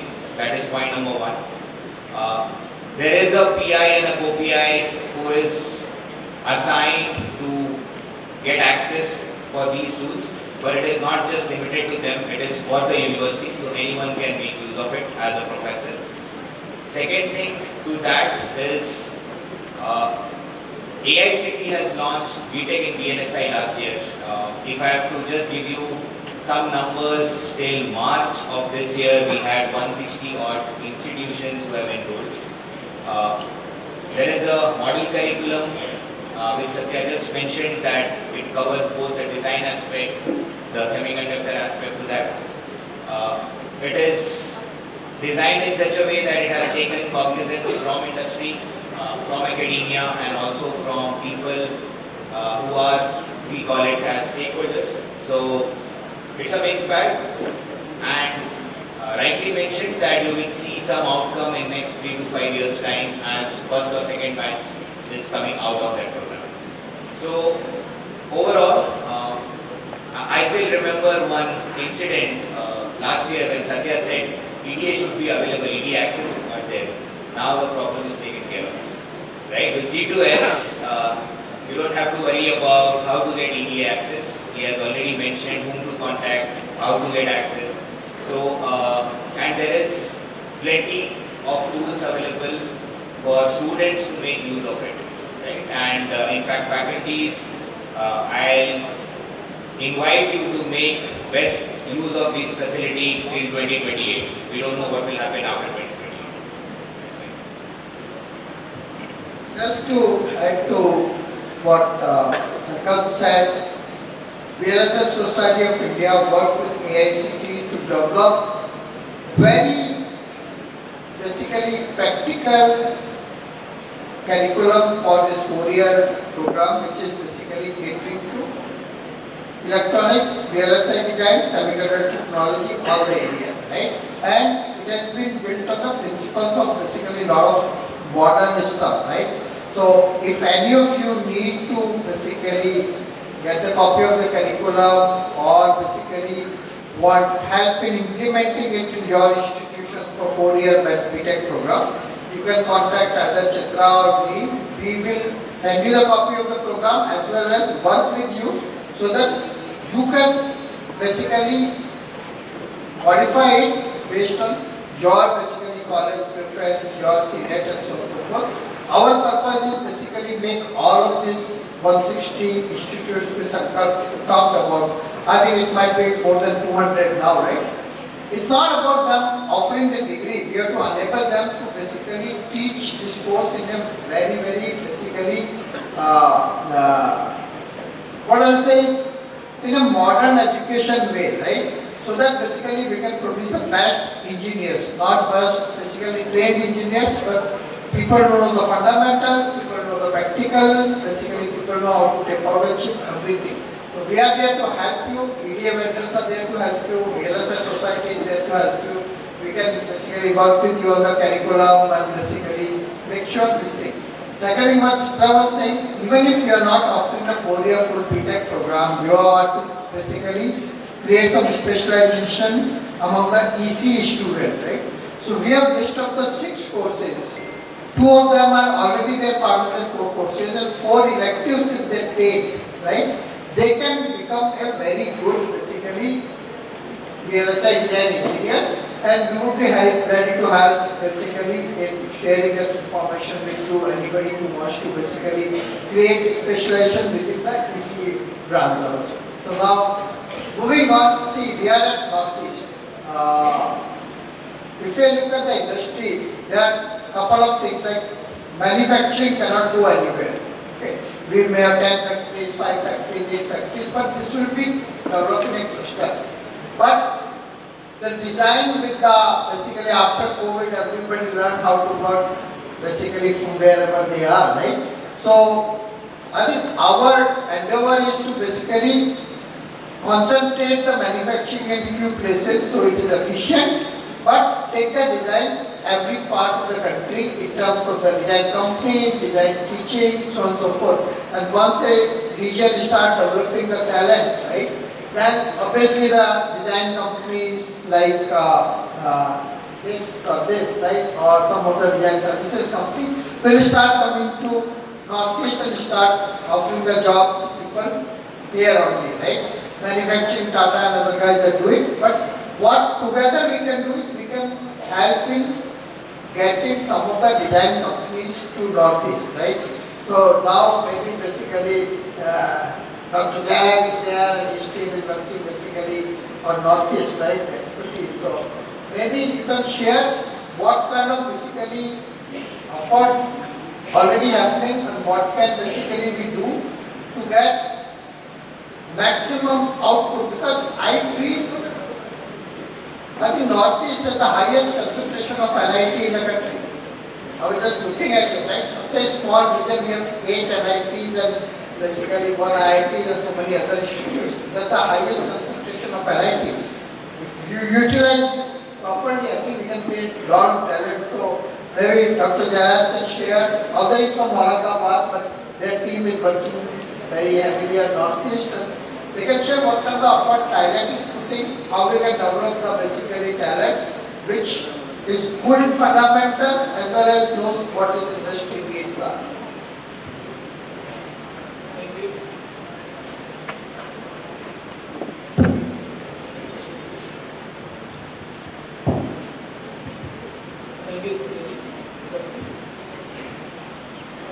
So NIELIT is the capacity building arm of Ministry of Electronics and Information Technology. So mainly specifically focusing on electronics and IT. And recently we become a deemed university also under distinct category. So our main focus is skilling in complete semiconductor ecosystem as well as emerging areas of IT. So specifically focusing on Northeast, we recently had a series of discussion with Tata Electronics, and around 16 to 20 NSP of aligned courses we formulated, skilling courses. So like somebody was asking, so it will take time, but current students what they can do. So already there is a semiconductor talent committee report. So around 1 lakh people are required. So existing candidates how to train, those who passed out and those who are already enrolled for the courses. So for that we have made a lot of NSP of aligned skilling programs, specifically focusing in semiconductor manufacturing, ATMP, OSAT, all those areas, various verticals, starting from the new product engineering, new product NPI engineering, new product introduction engineer, then clean room maintenance engineer, then supply chain manager, so all the verticals, then process engineer, calibration engineer, then ATMP side engineer, so all the verticals, including wafer fabrication engineer, all the verticals we already had discussions with Tata Electronics, and jointly with them we formulated. And we are also in touch with Micron, so many industries, especially manufacturing side. So our main advantage of NIELIT is we have a significant presence in Northeast also. So almost every over the Northeast we have presence. Especially we have a very good facility in Imphal, Agartala, and Guwahati around 7 centers are there. So, and we are collaborating with the IIT Guwahati also. So jointly with IIT Guwahati and IIT Gandhinagar. So we are already on to many courses and we are going to establish the facilities also, especially focusing on ATMP. So this could be very helpful for Northeast for skilling perspective and the job creation. Thank you. So when we talk about the manufacturing industry, right, whether it's a packaging plant like what Tata is setting or a fab, which basically they are setting in Dollar, right? Typically 80% of the employment is technicians, right? 20% are engineers. So I think there is a huge opportunity that this 80% technical staff which really runs the factory, right? I think they can be trained through programs like NIELIT, working with Tata, KX and all of the other guys, right? For packaging or the fab technicians, right? Because for that we don't need to basically get people from outside and so on and so forth, right? I think that can be trained locally here. We don't need people from basically other part of the country and this thing. So that's a huge opportunity. So whoever can help in propagating these programs in the colleges or ITIs and other places where we can take the basically technician level people and train them to basically run this basically manufacturing plant. That will be a huge job opportunity for Tata plant as well as they can work in the other manufacturing plants also. That could be NIELIT and IIT and Tata and other people. We are trying to see if we can take kind of a consortium to drive these courses. Now coming to the other aspect, we have a prodigy of Northeast, Uttam here, who has basically created a very nice semiconductor design company out of India, specializing in analog circuits and so on and so forth. So maybe you can share the light in that how we can grow such kind of the companies in Northeast itself. And are we ready? If we are not ready, what we have to do for it? Thank you so much, Satya sir. So actually I'm from Imphal, I'm from Manipur, and I have this analog mixed signal and RFIC design company in Bangalore. And this company, LVGO Circuits Private Limited, is actually 14 years old, and we do turnkey design service right from architecture, like specifications, through the whole process of design and deliver GDS to our customers in Japan, US, Europe, and Singapore. So yes, so like the wave of semiconductor, the initiatives of the government and the foundries coming up in India and the assembly and testing unit coming up here in Assam is actually, I would say, the right time, the right opportunity for companies like us also to grow much further. Actually, a few years back, like all of us know that India's core strength is in design. But then most of the Indian companies were into providing design services, resource augmentation, manpower service like to the MNCs present in India. And there were very less numbers of fabless companies and IP design companies, mostly because the ecosystem support, like if I do a fabless, like if I do an IC design, if I design an IC, where do I fabricate it, where do I test it, where do I do the assembly and things like that. So maybe because of that, the rise of many fabless companies a few years back actually was not there. But with all the initiatives from the government, like the design linked initiatives, DLIs and the C2S programs and the foundries coming up, like we see lots of fabless design companies. So, I mean, why I'm touching this point is we are hardcore design engineers, okay? And me, I mean, I belong to analog design, and so I'll talk about design. Earlier we were doing designs for other companies, but now is the opportunity to do designs for ourselves, be part of the Make in India wave. And like as part of that, like I mean, a couple of years back, I was going to all the colleges, all the NITs, institutes in mostly in Imphal and some colleges in the northeast part of India. There actually, I mean, the gap that I see is like as the delegates who spoke earlier also mentioned, the curriculum. Yes, when we try to take some students, BTech students or MTech graduates into the industry, there was a huge gap of like, yes, we study VLSI design as a subject, we study device physics as a subject, but how it is used in the industry, you know? So that kind of gap was there. So what I started doing was I started going to the colleges and started discussing with the professors, teachers to fine-tune the curriculums to make it a little bit more relevant with the industry.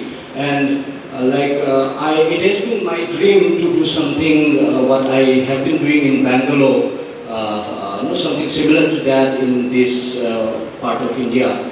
But I was actually taken aback by the kind of awareness, rather the lack of awareness in the institutes. So what I started doing was go around the colleges and give lectures on what are the semiconductor opportunities available. And here I also would like to mention one point to the students, most of the participants being students. When we speak about VLSI design, one sense that I got from the students is that they get scared by the term VLSI design because they think that it is a very high-end kind of work and probably they may not be able to do it kind of thing. So what I want to mention here is VLSI design is not like, it has lots of steps in actually doing the design of a chip. So it is not a single person that does the whole, all the steps in actually designing achieve.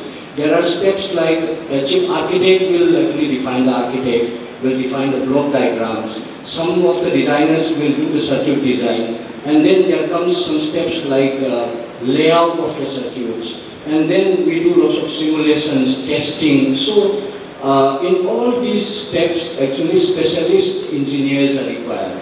And so to define an architecture or to do actual circuit design, lots of technical background, lots of fundamentals is needed. But then to do something like an analog layout or a physical design or simulation verification, the students can get into these domains with some amount of training.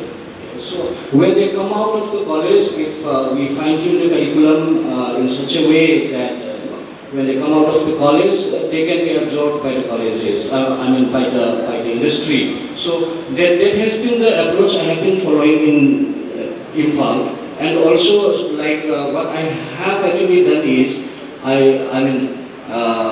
even though it is my dream to do a design company from the northeast part of India, the level of workforce, the level of engineers that I was finding was like,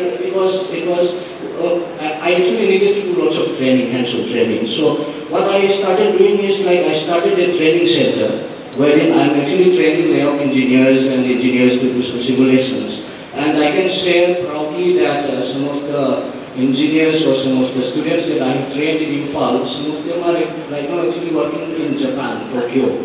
And many of them are actually working in Bangalore. So actually, what I want to stress upon is we need to do lots of awareness related activities and make the students understand what all opportunities are there. So that is what I have been actually doing and I continue to do so. Thank you, Tom. Just to enforce this point, we realize that we need to create a lot more awareness in this region because it has a lot of potential, but being away from Bangalore and all those things, the awareness has not become so much. So tomorrow we are launching a basically VSLI Society's Northeast chapter with the exact basically purpose of basically create awareness, bring the community together of all the people who are working in this area. So together we can create a larger ecosystem than our individual efforts, right? So anybody from here, if you are free tomorrow at IIT Guwahati 10 o'clock, we are inaugurating this Northeast chapter. So 10 plus companies and basically more than 25 institutes are joining. So the whole idea is that we work with you, enable you, and whatever help you need, but ultimately the people on the ground here to drive this initiative, create a strong community of basically maybe the people who are from Northeast working in Bangalore, people who are teaching here, people who are training here, just bring everybody together because we find still we are all working in silos, right? Bringing them together will help it. So tomorrow is the initiation of this chapter, but that's just inauguration. The real work will happen afterwards, right? So now Uttam said a lot of things about basically that we need to get better curriculum, better this thing. So I think no better than Professor Kaushik to share what is happening in Northeast colleges in terms of the curriculum, mostly from a teaching and education point of view. We can take the research as a separate topic, but basically, if I teach basically people how to design a check, how to verify what are the different 6-7 fields which Uttam mentioned, right? How do we get more people trained into that and what are the current initiatives happening in NIT Silchar and other places in Northeast since you hopefully talking to everybody. So your views on that. Thank you. So first of all, I really thanks to the organizer and Professor Shatkar Gupta for the panelist. So it's a really privilege to be part of this event and representing NIT Silchar is one of the very renowned institutions in northeastern part. So I am the currently head of the Department of Electronics and Communication Engineering, and I have been in NIT Silchar I think since almost 15 years. So I have been involved in mostly with these academic activities and administrative activities in NIT Silchar, and being part of that NIT Silchar, I have seen the students, their demands, the curriculum, the what they need, what is the industry needs, when the industry comes to our campus for campusing. So we are also taking the feedback. Some of the industry persons also deliberately meet with the HODs of the different departments and they share that this is the lack of the students. So in this perspective, just I want to share that because NIT Silchar is also playing a pivotal role actually to create this awareness in the chip design, manufacturing, VSLI and semiconductor technologies. Recently, because this is one of the great news that Assam has got this opportunity from the Tata enterprises. So this actually gives some extra boost to the students. Recently, I have seen the behavior and the attitude of the students. The students are nowadays are very much well informed, okay, because they Google it, they actually are learning themselves. So the engineering students, what actually I have seen, everything we need not to teach, okay, or explain. The teachers can go to the class, we can give the basic fundamental concepts, but further than the students themselves actually try to learn some extra things from other certificates, some courses, some of the webinars, some talks like that. So we also used to train the students in such a way that you just get your fundamental very strong, okay, because whatever you will do, you need to explain your fundamentals. When the recruiters, when the companies, the person of HR will see that okay, you are very good fundamental, then obviously the first step is over. Then you have to be very good in communication, you have to explain your idea and technology, whatever be that. So always for the students, I just say that you make it strong your fundamentals, because whether you are a VSLI engineer or system engineer device, but you have to know the fundamentals of the device, because device will make the circuits will make the systems, and then ultimately all the systems will be integrated in a manner and then you can make a product. And so that's why the basic physics working of the device is also very important for a VSLI engineer. And VSLI and semiconductor technology is such a beautiful domain where a lot of opportunities and scopes are there. So not only as a design engineer, you can become a process engineer, quality control engineer, you can go to the R&D also. So if you are good in VSLI, if you are very passionate about learning the different tools of the VSLI, then you can go to the R&D also, because NIT Silchar has already almost all the good design tools we are having because we have been part of SMDP project since long time, from SMDP 1, and NIT Silchar has contributed a lot, and we have designed many chips also through Semiconductor Laboratory in Mohali. So, being a part of this, the member of the NIT Silchar, we have a close collaboration with other institutions across the globe. We also, our faculty members used to strive for bring a good project, so that if you bring a good project, then the students can get a more chance to work on that life project. Because always it is not possible to create a fund and apply and get the money. So through somewhere we have to acquire the funds, and one of the best possible way to get the project. So our faculty members write the project. We used to get some international projects. Through that projects, we can send our students to the other institutes for 6 months or maybe 1 year. They can learn, they can get the exposure. So, and also, we are also trying to revise the curriculum as per the needs of the industry now.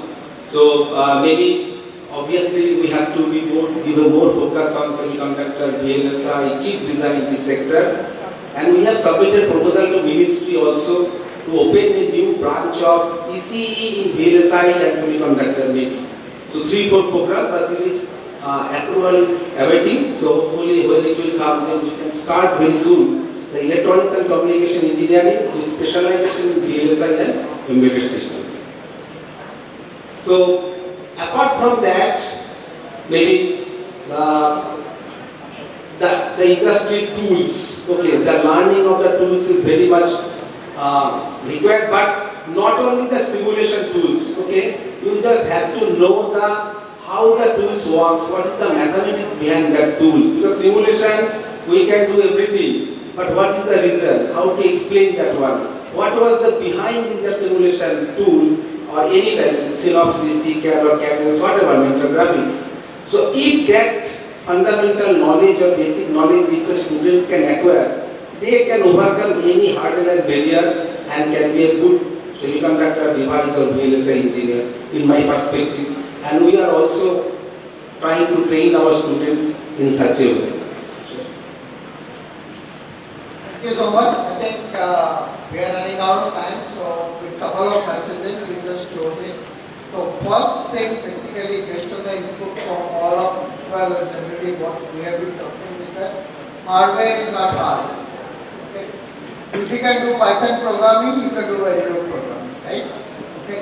So don't be afraid if somebody talks, we are talking a billion transistor chip. None of us really individually design a $1 billion chip. We basically deal with 1,000, 2,000, 5,000 transistors. A team of 200 engineers design a $1 billion chip, billion transistor chip, right? I never heard any software guy like talking about how many lines of code are there in the Android, right? But we keep bragging about ourselves that we build such a chip. So I think, first of all, our responsibility, don't make it a rocket science for the kids. And kids also that basically hardware is not hard. If you can do basically Python programming, you can very well do Jagiroad programming, right? That's number one. Secondly, we talk about the 4-year curriculum. There are 4 basically sub-specialization with the curriculum so that everybody is clear that basically is coming. There is one, there are 6 courses which teach you fundamental across all the areas. Then there are 4 course buckets in 4 areas. One is for digital design, one for analog design, one for semiconductor manufacturing, and one for semiconductor process and all of those things. So I think Professor Naik was talking about something else, but the curriculum has been designed to cater to everybody, right? Now, if the student wants to learn digital design, they will take those electives. If they want to do analog design, they will take those electives. If they want to do semiconductor manufacturing, they will take those electives. If they want to do process technology, so we leave it to student interest that which area they want to go, and basically if they take those 4 basically courses, when they graduate they can say I am a digital design specialist, I am an analog design specialist, I am a manufacturing specialist, or I am a process technology expert, right? So the curriculum has been designed considering design, manufacturing, technology development, all of them, right? It's not, course name may be VLSI design, but it caters to everything, right? Third thing is that we need to work with the government, some of your specialization, like people like Uttam. If I ask him that why don't you open a 25 people design center for Albigo in Northeast, right? What help and support it needs? We might need some basically kind of funding in the beginning, some kind of basically incentive and so on and so forth. So government has built these incentives to attract the people back to Northeast who are working in Bangalore and so on and so forth. He has to take 5 engineers from Bangalore. If we can give some incentive to them, then they will be more inclined to come back. Otherwise, why will they move from Bangalore, right? So if the government can create some incentive for repatriating the people from Bangalore, Hyderabad and all those things. Things like basically for first 3 years, 25% of the salary is given by the government, right? Now, he and his engineers will be very motivated to come back, right? With that kind of incentive. Everybody wants to come home, but they need this extra push, right? The last thing, a message for the students, right? How much time, we are talking about awareness, right? How to create awareness. How much time typically in a day you spend on basically social media and watching reels and everything? What is the estimated time you spend on social media? You can tell me the number. Hours, minutes, seconds, how much time a day you spend on social media and YouTube and other stuff, right? Instagram. We are YouTubers, guys who are Instagram, right? 5 hours, 4 hours, 3 hours? So 3 hours, raise the hand. कोई नहीं बोलेगा सच, right? 4 hours? 5 hours? So typically, you are not going to tell the truth, right? Typically, we are basically getting the input and typical college students spend 200 minutes on the social media every day. Now a simple message, take 20 minutes out of the 200 minutes, 10% of your time. Just basically go to the platforms like LinkedIn and so on and so forth. Start reading about whatever subject basically you like. Your awareness and the knowledge will basically in a year will become such a level that any industry, anything you can talk about. So we need just 10% of your time which you are spending on the screen anyway. Just you do instead of Instagram, you watch LinkedIn and say what Jensen of NVIDIA is saying, what Pat Gelsinger of this thing is saying, what basically TI is saying, what are the new initiatives happening. That 10 minutes or 15, 20 minutes time every day spending on basically, you will get up, you browse the LinkedIn for 5-10 minutes, right? It will increase your knowledge and awareness about the industry and technology to such a level that you will become very excellent professional. I think with that, we will basically conclude. If anything else has to be covered up with? We covered up with? Q&A? I think we have the floor open for a short Q&A session. 3-4 questions. So if anybody has a question, please raise your hands. Our volunteer will help you with the microphone.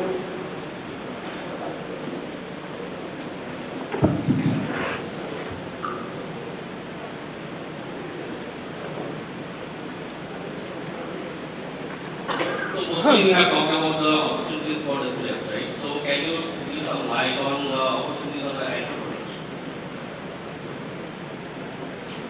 Hello, can you hear me? Hello, yeah.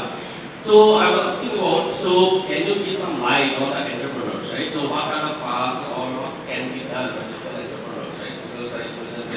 Because I founded a software company, right? So and I want to see what can be done in the semiconductor industry, right? So can you give some idea about that? It's about entrepreneurs, that much I could get, but... Yeah, but basically I'm asking about this, most of the discussions are happening in and around the students, right? Yes. So I want to devote a little bit for the other parts, right? So the entrepreneurs, because the local entrepreneurs are also part of the ecosystem, right? So can you give some ideas or if not idea, but some paths, right? What can be done? Right? Yeah, so first thing, there are a lot of things available right now under the DLI and other things, right? For entrepreneur mindset if you have. But I'll not drag into that because the next panel is all about that. Right? So you will be having your answers ready. Just to say this thing, what our attempt is to make basically hardware companies, especially chip design company, as easy as a software company. So, in a nutshell, about 85% of your initial investment, government will subsidize. You have to bring only 15%, which is very small amount, so no more millions of dollars or things like that, what basically other people talk about. You need to have a good idea, a good team, a laptop, and you can go to basically mountains or beach and start coding, and basically you can do a startup. So all of this nonsense about such a big barrier has been gone. Government is basically very supportive for entrepreneurs, but you have to have a good idea and good team and good basically passion to do it. I think there is enough support from the government, free EDA tools, 50% funding from the government, everything government is doing. So starting a hardware startup, especially chip design, is now as easy as a software startup. Just one note on the VC community also, there's a lot of openness that you're seeing. They are willing to invest, they have made investments, and you can name multiple companies. Right? I mean, we all know about Mindblowing, and such companies who have made it. So it is like how Satya mentioned, it's about you having the right idea, differentiated technology, right product, right IP, and come up with a business idea. They will be more than happy to hear you and then get the funding done. Hello, sir. Sir, I am the student of BSc, third semester, physics major with VSLI College.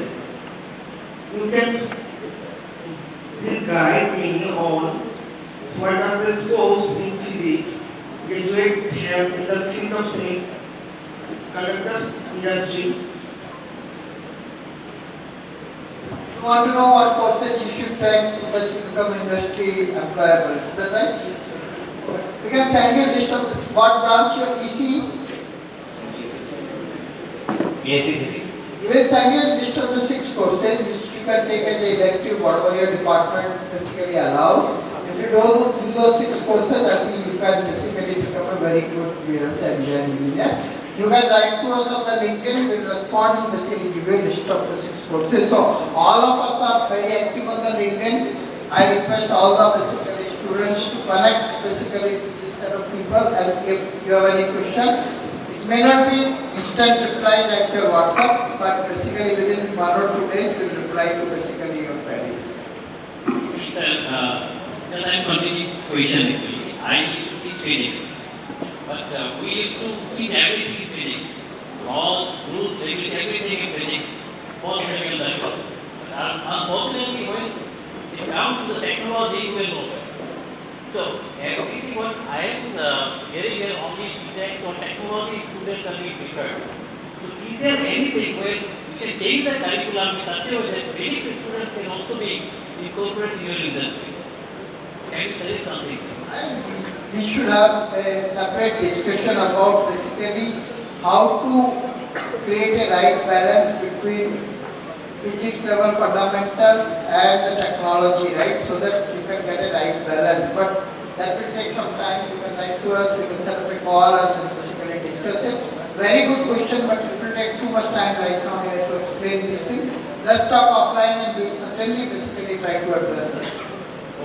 Sir, just to add, you can start with device physics as one area, right? Starting from PN junction all the way up to FinFETs, or you want to venture into 3.5s or any other thing. Device physics can be your entry point. Yeah, thanks, sir. Thank you, sir. Thank you. Sir, actually, I would like to... Hello? Yeah, can you... am I audible? Yeah, hi Satyam sir, hi Chitra ma'am, and sir. So I would like you to shed some light on the software part of it, like how it's the panel from Synopsys is also here. So you guys make software for the designing of the ICs and the semiconductors, right? So how can a small company, software company can come across and can you shed some light on it, like how the opportunities exist here in India? Can you just repeat how the part? Please keep the mic close and then you put the question. So, yeah, I just want you guys to shed some light on how the semiconductor industry, how a small company, a software company can come and make some design software for the semiconductor, because we can't compete with Synopsys. We can't compete with the likes of like Mac, and we can't with Texas Instruments. We can't do that, right? So can you shed some light on how a small software company can make, or what they can do to exactly come, because maybe when you design IC, there are a lot of software things also required. So it's not all just about the hardware part of it, right? So can you shed some light on it so that everyone can know here, like what products they can make and where is the opportunity lies there? there are a lot of, today morning while Ashish was talking about the digitalization part, he did mention that there's humongous opportunities available on the digitalization aspects of the entire food chain, right? We got it right. So over there would be pieces of automation that you can start thinking about.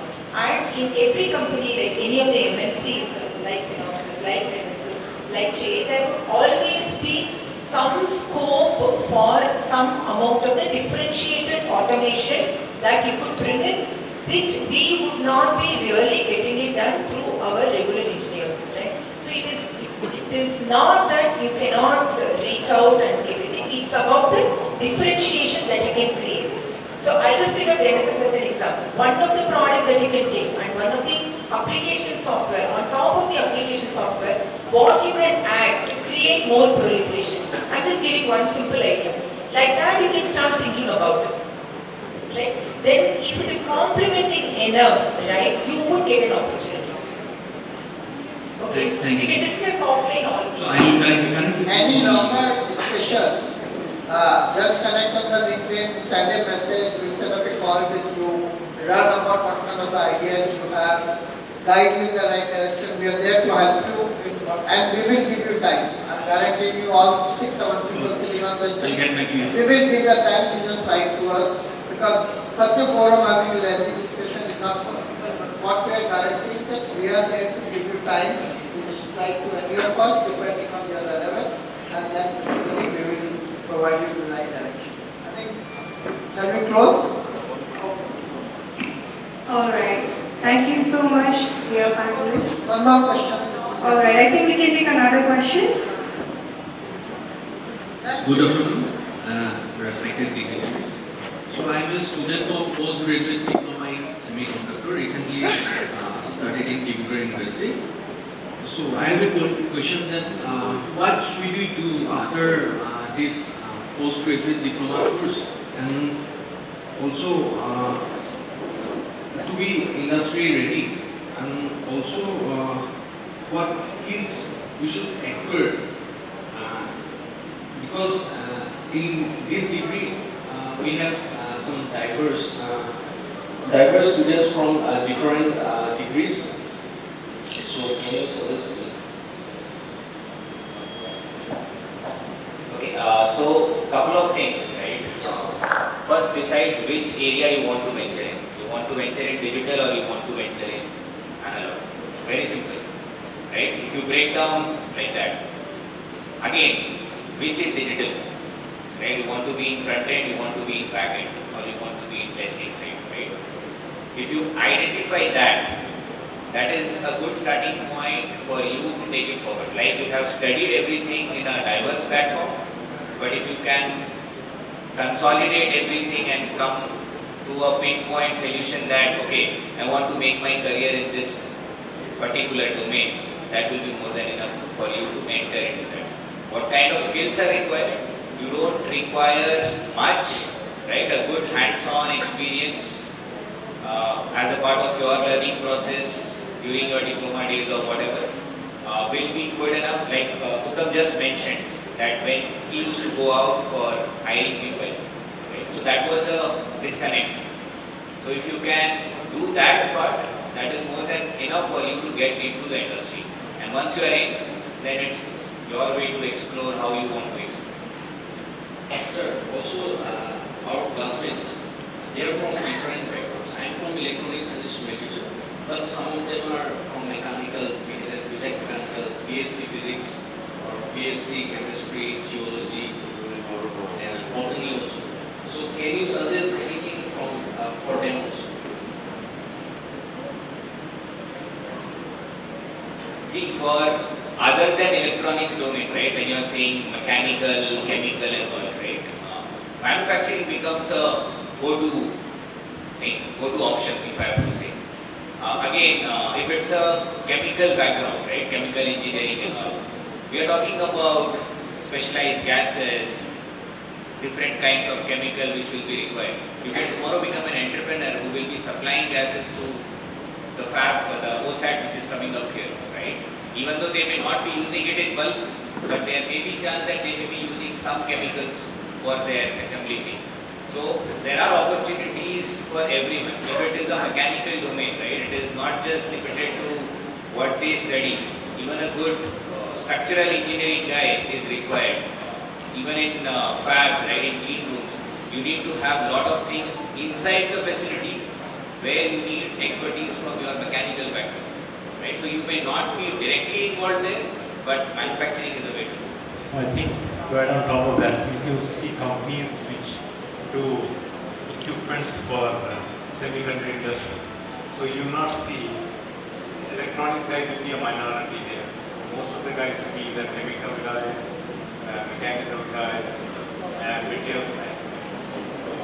So if you are, these guys are keen to get into the semiconductor industry, the easiest way to is to go into the equipment side, and then of course the manufacturing have fabs. And fabs is nothing electronics there. It's only material, it's only gases and all. So there's one thing for everybody. But of course, as Satya mentioned earlier, the majority of the jobs today is in design, and then you talk about these equipment guys, the majority of the jobs are non-electronics.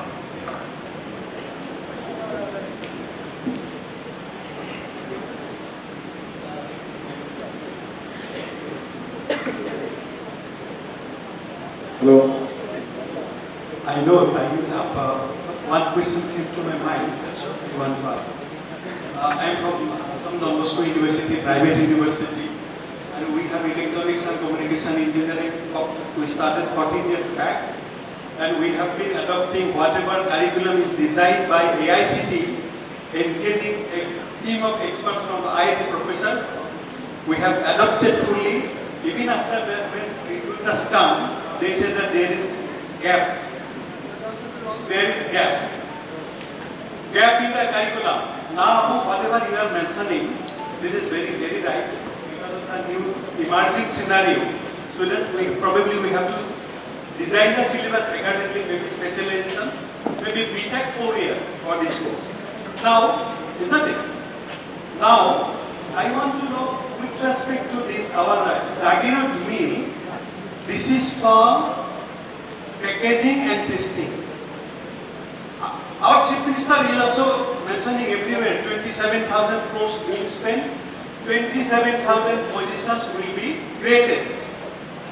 So I want that our students here get the jobs here, straightforward. For that, what kind of curriculum we should design now? So that, because the industry is going to be set up within 2 years. In these 2 years, we have to train our students rigorously so that they are competent enough to get the jobs here in this packaging and testing industry. That's a simple question. What of packaging में काम करना था? Good. But I think again this is a topic which requires a little bit discussion and understanding. First of all, we have to dissect this 27,000 jobs, right? What type of profile basically needed for each of these jobs? Because all of these 27,000 jobs are not engineering jobs, right? Some are technicians, some are basically going to manage supply chain, some going to manage the water supply, affluent and all those things, right? So I think what we talked today morning also that some basically needing people from the academic world and the industry and the basically manufacturing guys. We can all sit together, create basically that out of 1,000 jobs, how many are design jobs, how are basically technician jobs, which we engineering degree, some need from the technician degree, right? We need to understand the requirement because sometimes all these numbers come from basically big guys, they don't want to dissect it further, but our job is to dissect it further that how many jobs require engineering degree, how many jobs require basically technician training and so forth. So I think we should all sit down together, dissect it and basically create these courses. Some discussion with the Tata already started. Tomorrow we are going to have representative from Keynes also. We can have basically discussion with him also. But first of all, we need to understand where the requirement is because there are a lot of basically misinformation in the system, right? If you don't understand the real job profiles that are required, we will do disservice to all students, right? So let's sit down, understand basically where the jobs are required, what kind of skill are needed, whether they need technician, engineering, postgraduate, PhD. Create a map of basically all those things so that we can do the right decision. We are very committed to do it. We will work with all the manufacturing guys and design guys to bring basically whatever we need to bring. Yeah, I think we should conclude. Thank you so much. We came here to basically create this dialogue, but I think I have a request for Sir here, right? There are a lot of basically student questions, right? In this kind of the event, we can give only half an hour, 40 minutes, right? So if we can create like a one-day thing, totally dedicated to students, no talk, no keynotes, no basically gas from the government, just pure and for dialogue with the students, right? Maybe not full day, but 4 hours would be sufficient because whenever we go to event, we get very little time to basically have a real interactive discussion with the students. So whether we can create a couple of months down the road where it is very student-centric discussion and keep everything out of it, basically 4 hours also will be sufficient. If we can do that, we will bring the industry people from basically wherever it is, you basically provide us the platform where you can bring everybody together like we did today. We can do it here, IIT, wherever it makes sense, right? And this whole chapter we are starting for VSLI design, VSLI Society is therefore this kind of the basically opportunity. But my thing is that all this kind of the event we have to cater to all basically different stakeholders. Let's create a student for event for students, right? Not for us, right? Thank you so much. Due to the time constraint, we will not be able to take more questions. So this was the wrap for this session. It was indeed a wonderful session. Thank you so much, members of the panelists. I request you to stay back because we have a small token of appreciation for you. Our members from behind will be presenting you with our gift hampers. Thank you. Meanwhile, as we wrap up this session, I would like to announce that we will now break for lunch. Please take this opportunity to recharge and network with your peers, but please make way for our dignitaries to move out first and then you can proceed later. We will reconvene for the panel session 2 starting at 2:30 p.m. So make sure to return promptly so we can continue with our insightful discussions, and we might also have a quiz session for you. So there are a lot of surprises still yet to come. Thank you and enjoy your lunch.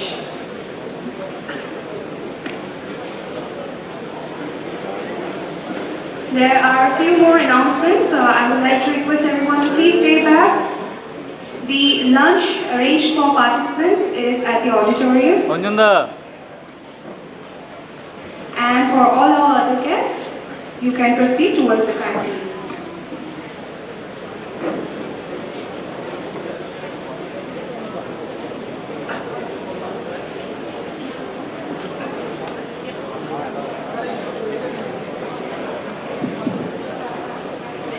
We will also it is an eye-opening session for us. So your presence and this expert panels, our participants have given enough idea from your side, and I think.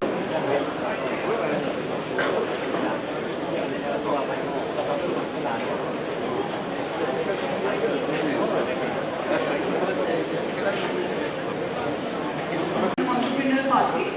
Whoever is interested in attending that session can move to the college auditorium.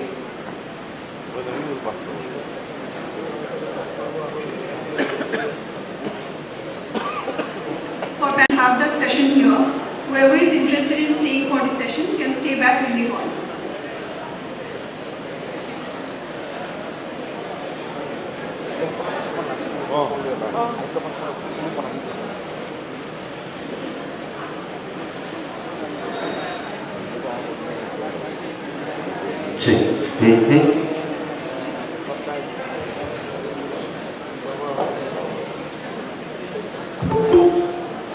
Laid on the screen. Whoever raises their hand first, Parmita is here, and whoever she calls out the name, that person will be asked to answer the question. The prizes will The question is already there on the screen. You can raise your hand if you know the answer.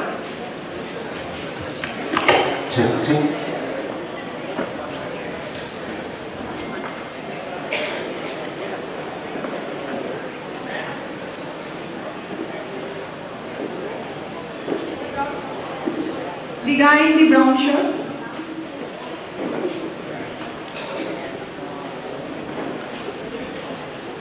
Beauty prizes later.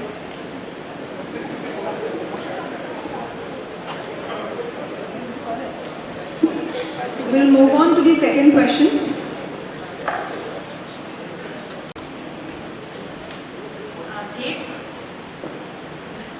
There is one more.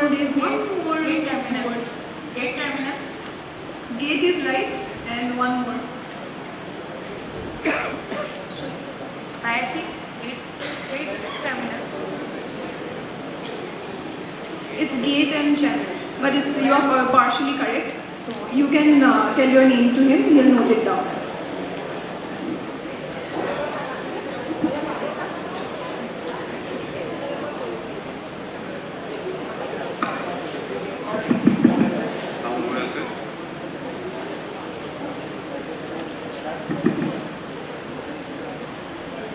Okay, the next question, please. Right, so this is the next question. The sketch shows the setup of photolithography step. In chip manufacturing, a wafer coated with photoresist is exposed to UV light that passes through a lens system. Note that a stream of ultra-pure water kept circulating between the water and the lens. So tell us the reason.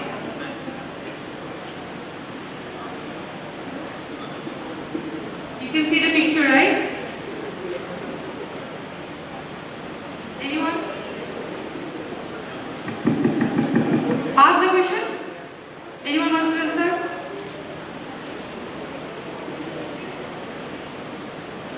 Okay, no answers for this question.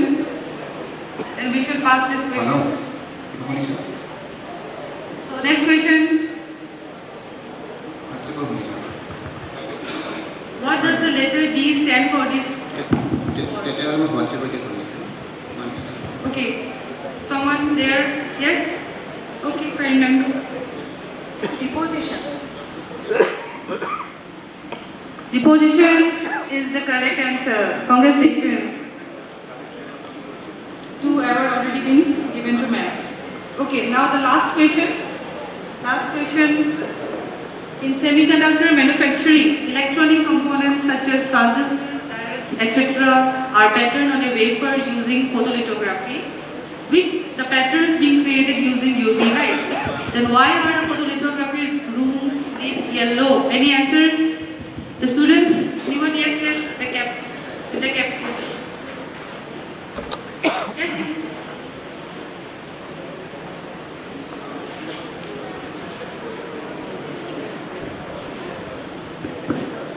Because of the normal light has a UV radiation from that point using yellow light, because yellow light. Louder answer is not clear.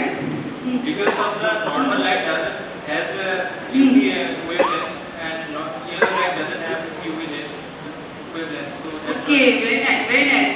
Congratulations, you got the answer, you got the answer. So congratulations to all the winners. Now, opportunities, diverse career paths in semiconductors. Moderating this insightful session is Dr. Achyut Bora, co-founder and CTO, Quinio. Moreover, let us also introduce our esteemed panelists. Dr. Pranav Kishore Datta, Associate Professor, Department of Electronics and Communication Engineering, Northeastern Regional Institute of Science and Technology. May I invite the panelists on the stage. Dr. Pranav Kishore Datta, sir.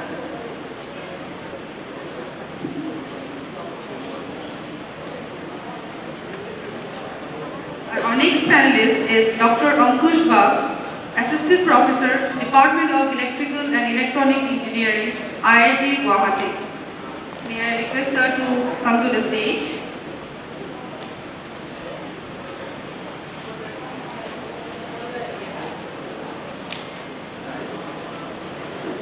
Our next panelist is Dr. Bhanu B. Upadhyay, Senior Engineer, Infineon Technologies, Germany.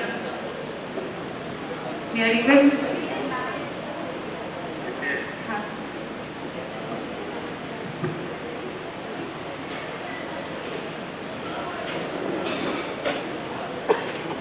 Sir will join us online. Next is Mr. Bhaskarya Bhupan Borwa, Embedded SW Data Engineer, ASML, Netherlands. I request sir to be on stage.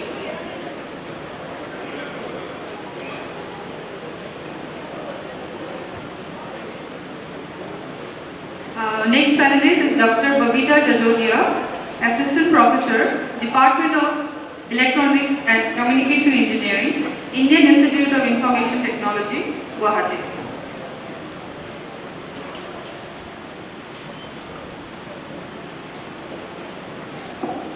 Final panelist is Dr. Ratul Kumar Barua, Associate Professor, Department of Electronics and Communication Engineering, Tezpur University. I request her to be on the stage. Now I request the moderator, Dr. Ashwin Bora sir, to hold the session.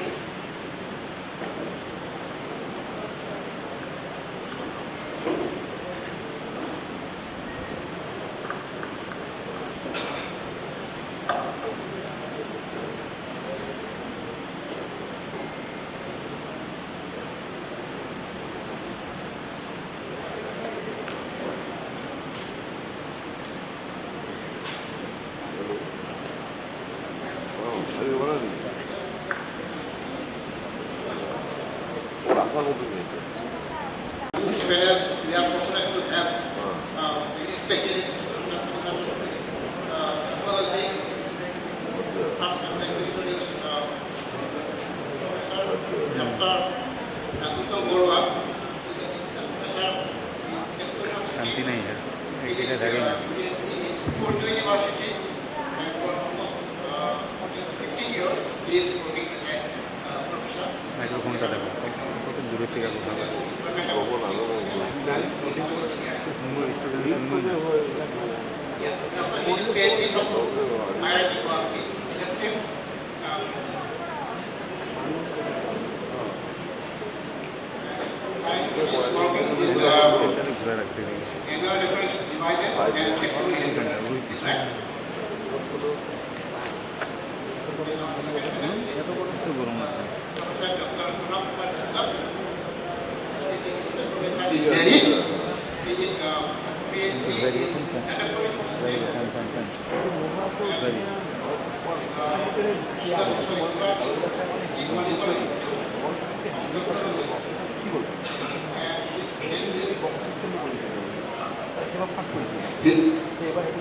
His field is, he works mostly in the semiconductor application in the sensor devices, in particular biosensors.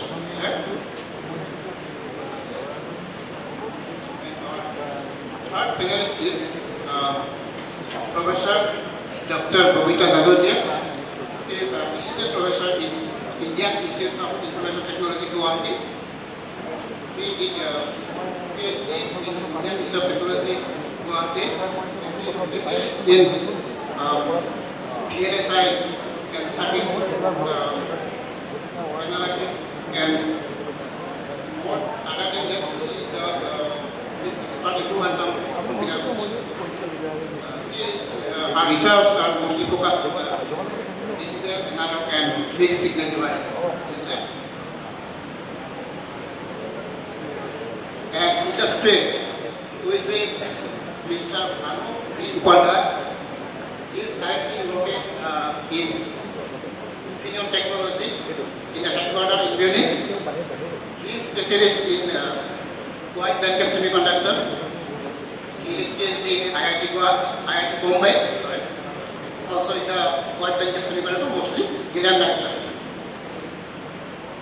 Another specialist in that field, like wide bandgap semiconductor, gallium nitride, which has is Professor Pankaj Bab, currently in IIT Guwahati. Before that, he was in IIT Bombay. And all this research is integrated from power electronics and deep UV photo detector. And here is our young engineer from his name is Dr. and he's working in a company. If you have heard about ASML, that company built the machines for the lithography, which is used in semiconductor technology. And he is a very talented young guy from Sagar. And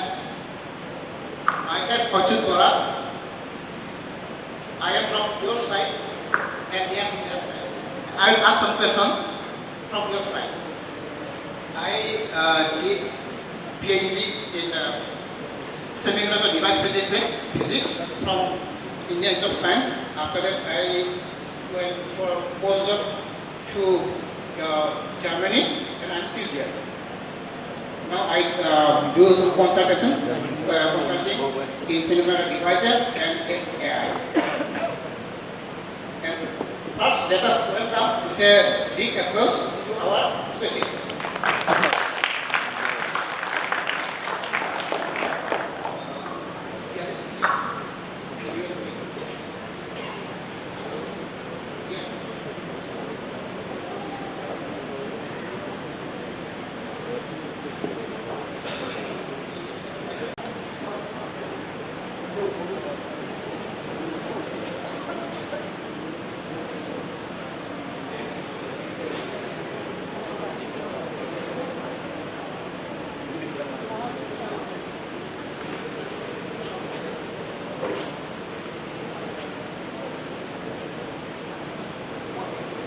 sound नहीं video का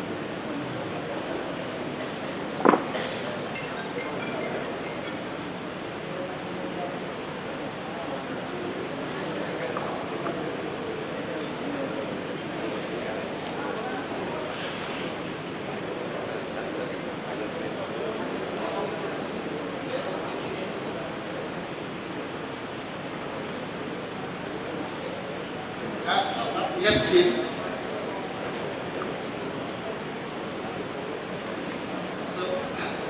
showing the inside of a seed.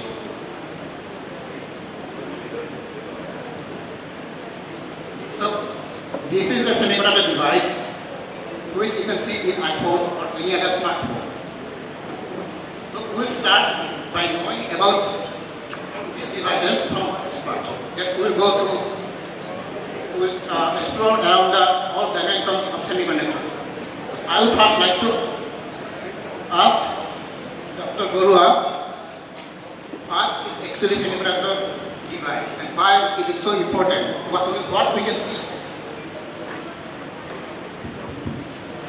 Thanks, Asud. I will make it very simple because we are students from diverse backgrounds. So, semiconductor technology is at the core of modern innovation.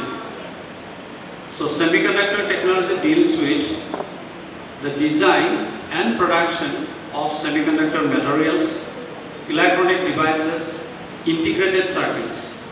And integrated circuits we know make the life of today. Without it, we cannot think of a life.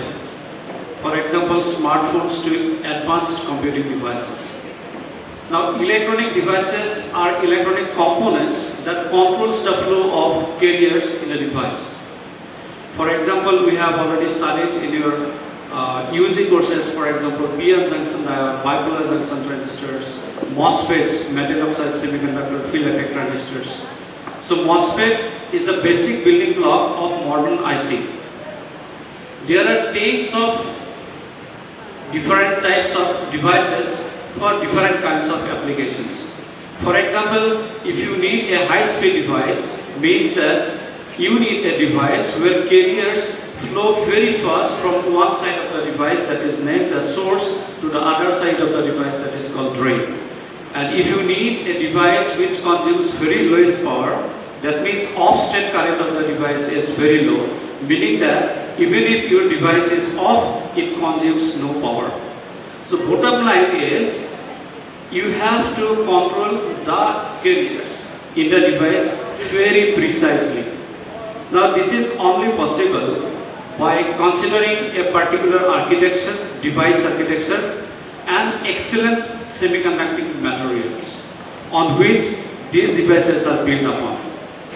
Now as the name implies, semiconductor, semi means half, that means its conductivity is half between an insulator which cannot carry current and a conductor which is a good conductor of electricity.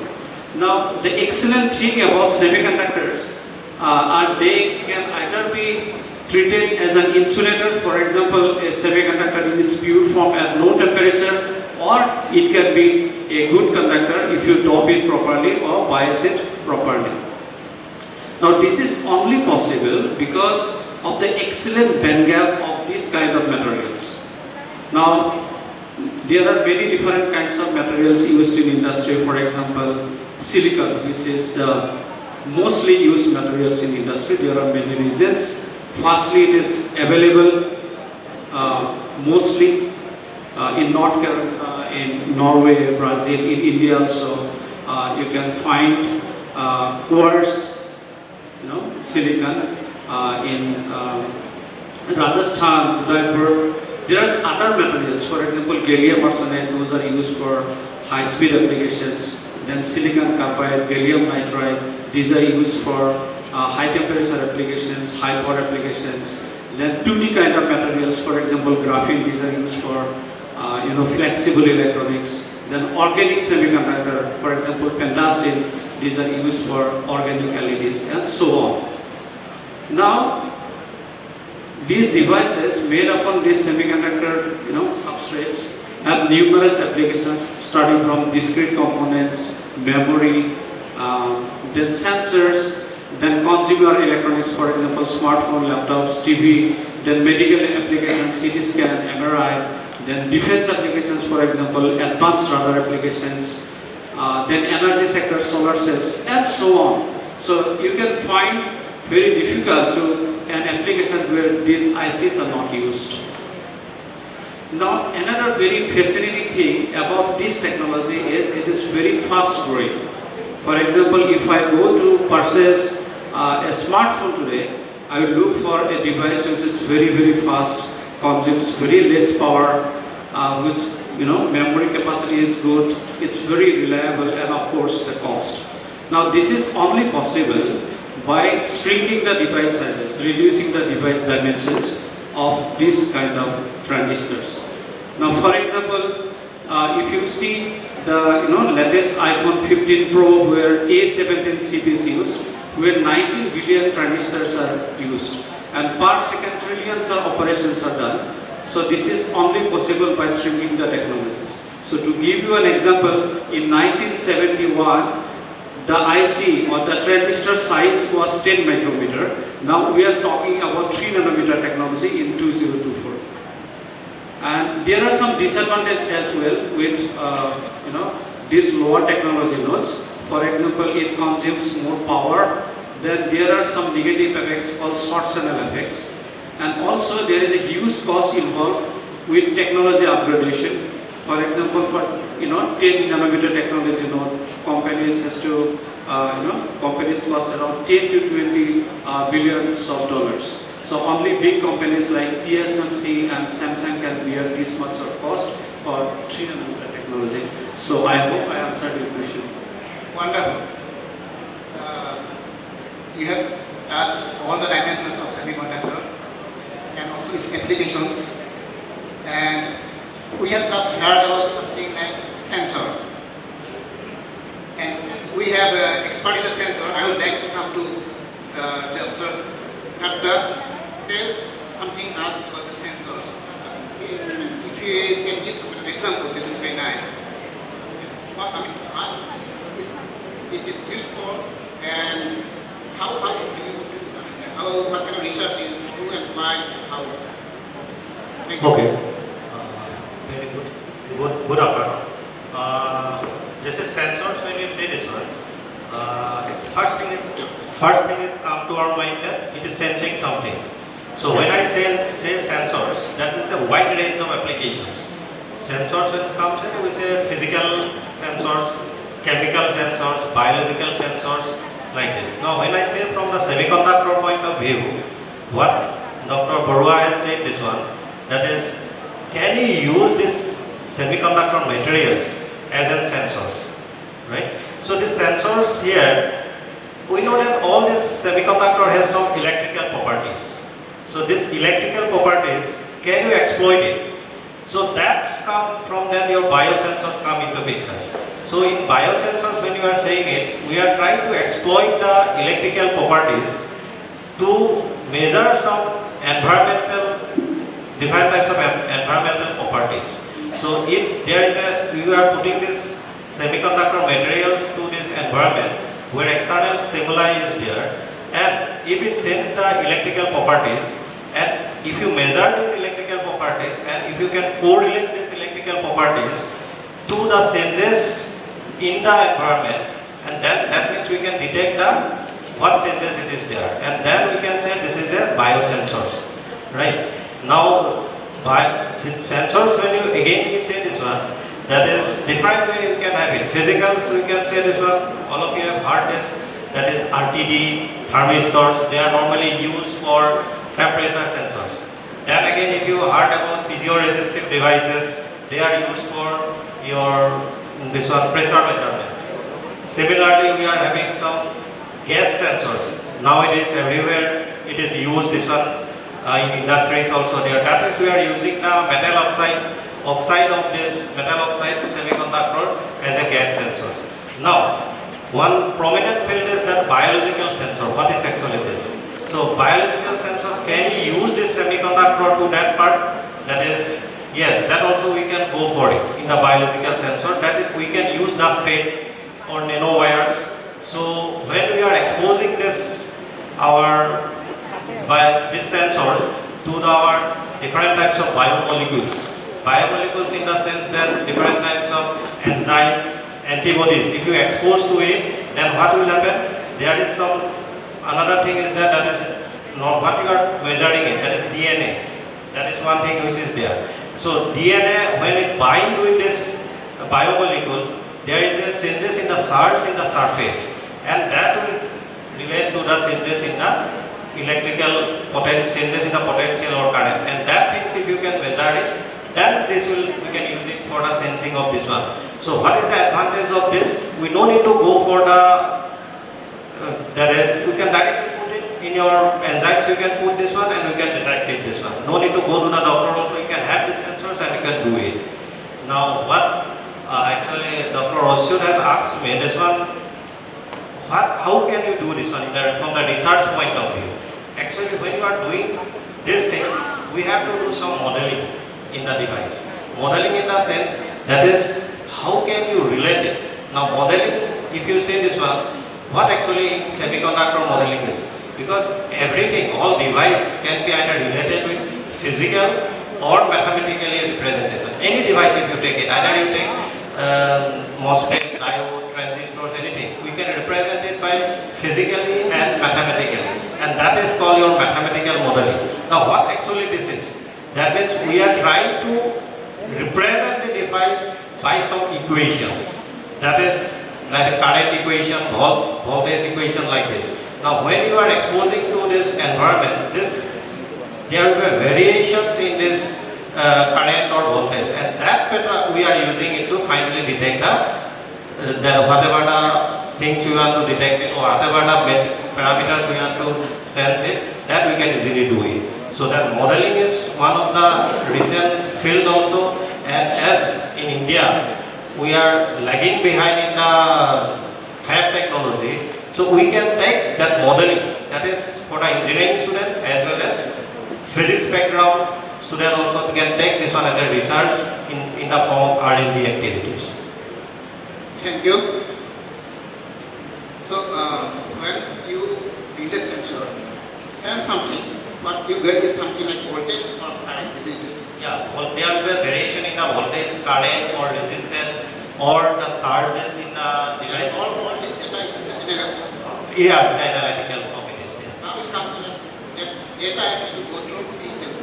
Yeah. Totally, we have another some specialist here. So I would like to request Dr. Zazodia explaining how we do that data which comes from another world goes to the digital world and punch it. Okay, thanks for the question. First of all, good afternoon everyone. So I can see it's very tough to sit after a good and wonderful lunch and attending the session. I can see sleepy faces. It's unbearable for us also to sit after a heavy lunch, yeah? So before I go ahead with this, I can see yawning faces, wanna to leave, but please bear with us. Because it's already a scheduled plan, so we have to go through that. So as the two panelists have mentioned that whatever the signals or etc. it should be in analog form or digital form or whatever we sense it, temperature or anything, it should get processed, right? For example, we are sensing what is the temperature right now outside and what's the temperature inside, right? So before that, I would like to hear from you the real world what we are facing. Is it analog or is digital? The real world is analog or is digital? Real world is something it should be, right? Analog? How many agrees it's analog? Yes. How many agrees is digital? And how many agrees is neither analog nor digital? No one, right? So basically real world is analog, right? So whatever I am saying, so you are able to hear that, right? So I am transferring my message in the form of analog. I am not transferring my message in digital. I am not saying 101111 something like that, right? Then it will be some robotic system that has to understand that, right? So when we say any circuits, then up to the top level of that to go to a system, whatever you sense, it can be analog form or digital, but generally we sense it in a real form, it's an analog form.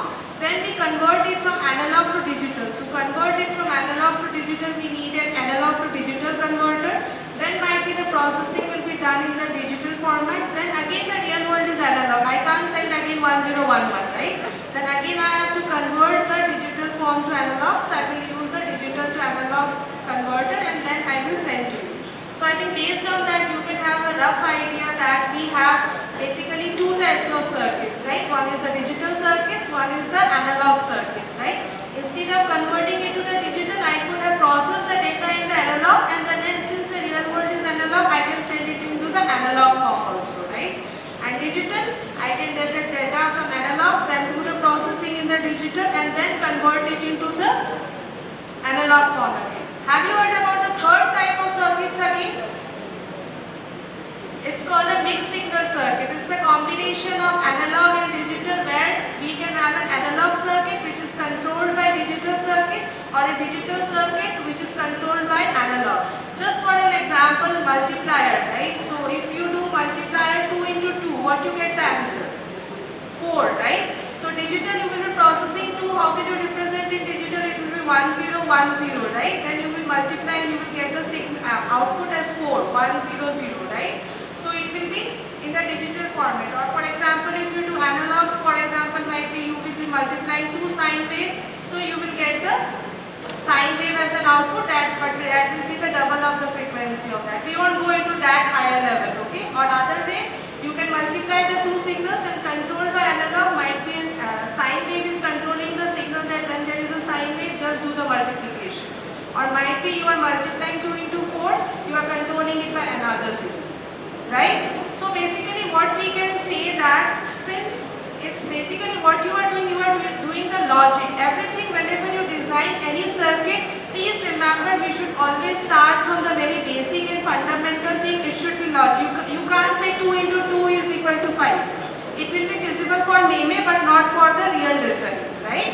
You can't say 2 into 2 equal to 5. It should have 2 into 2 equal to 4, right? So whatever you should do, you should have it from the design perspective.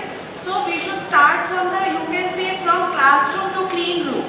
So everything will start from the design perspective, then you go for the circuit level and then using the various EDA tools. You have heard from the industry people what the EDA tools is. Can anyone say what's the full form of EDA tools? Everyone has heard the term EDA tools, right? So can anyone tell the full form of EDA? So it's electronic design automation, right? So there are the tools which help us to get the circuit, whatever logic. So even if you start from the, you are in the BSc or in the physics or you are from the engineering background, first you try to design it from the circuit perspective, you try to build up the logic. Then once you have the circuit and the software will help you to go to the layout perspective and then it will go for the manufacturing or for the clean room perspective.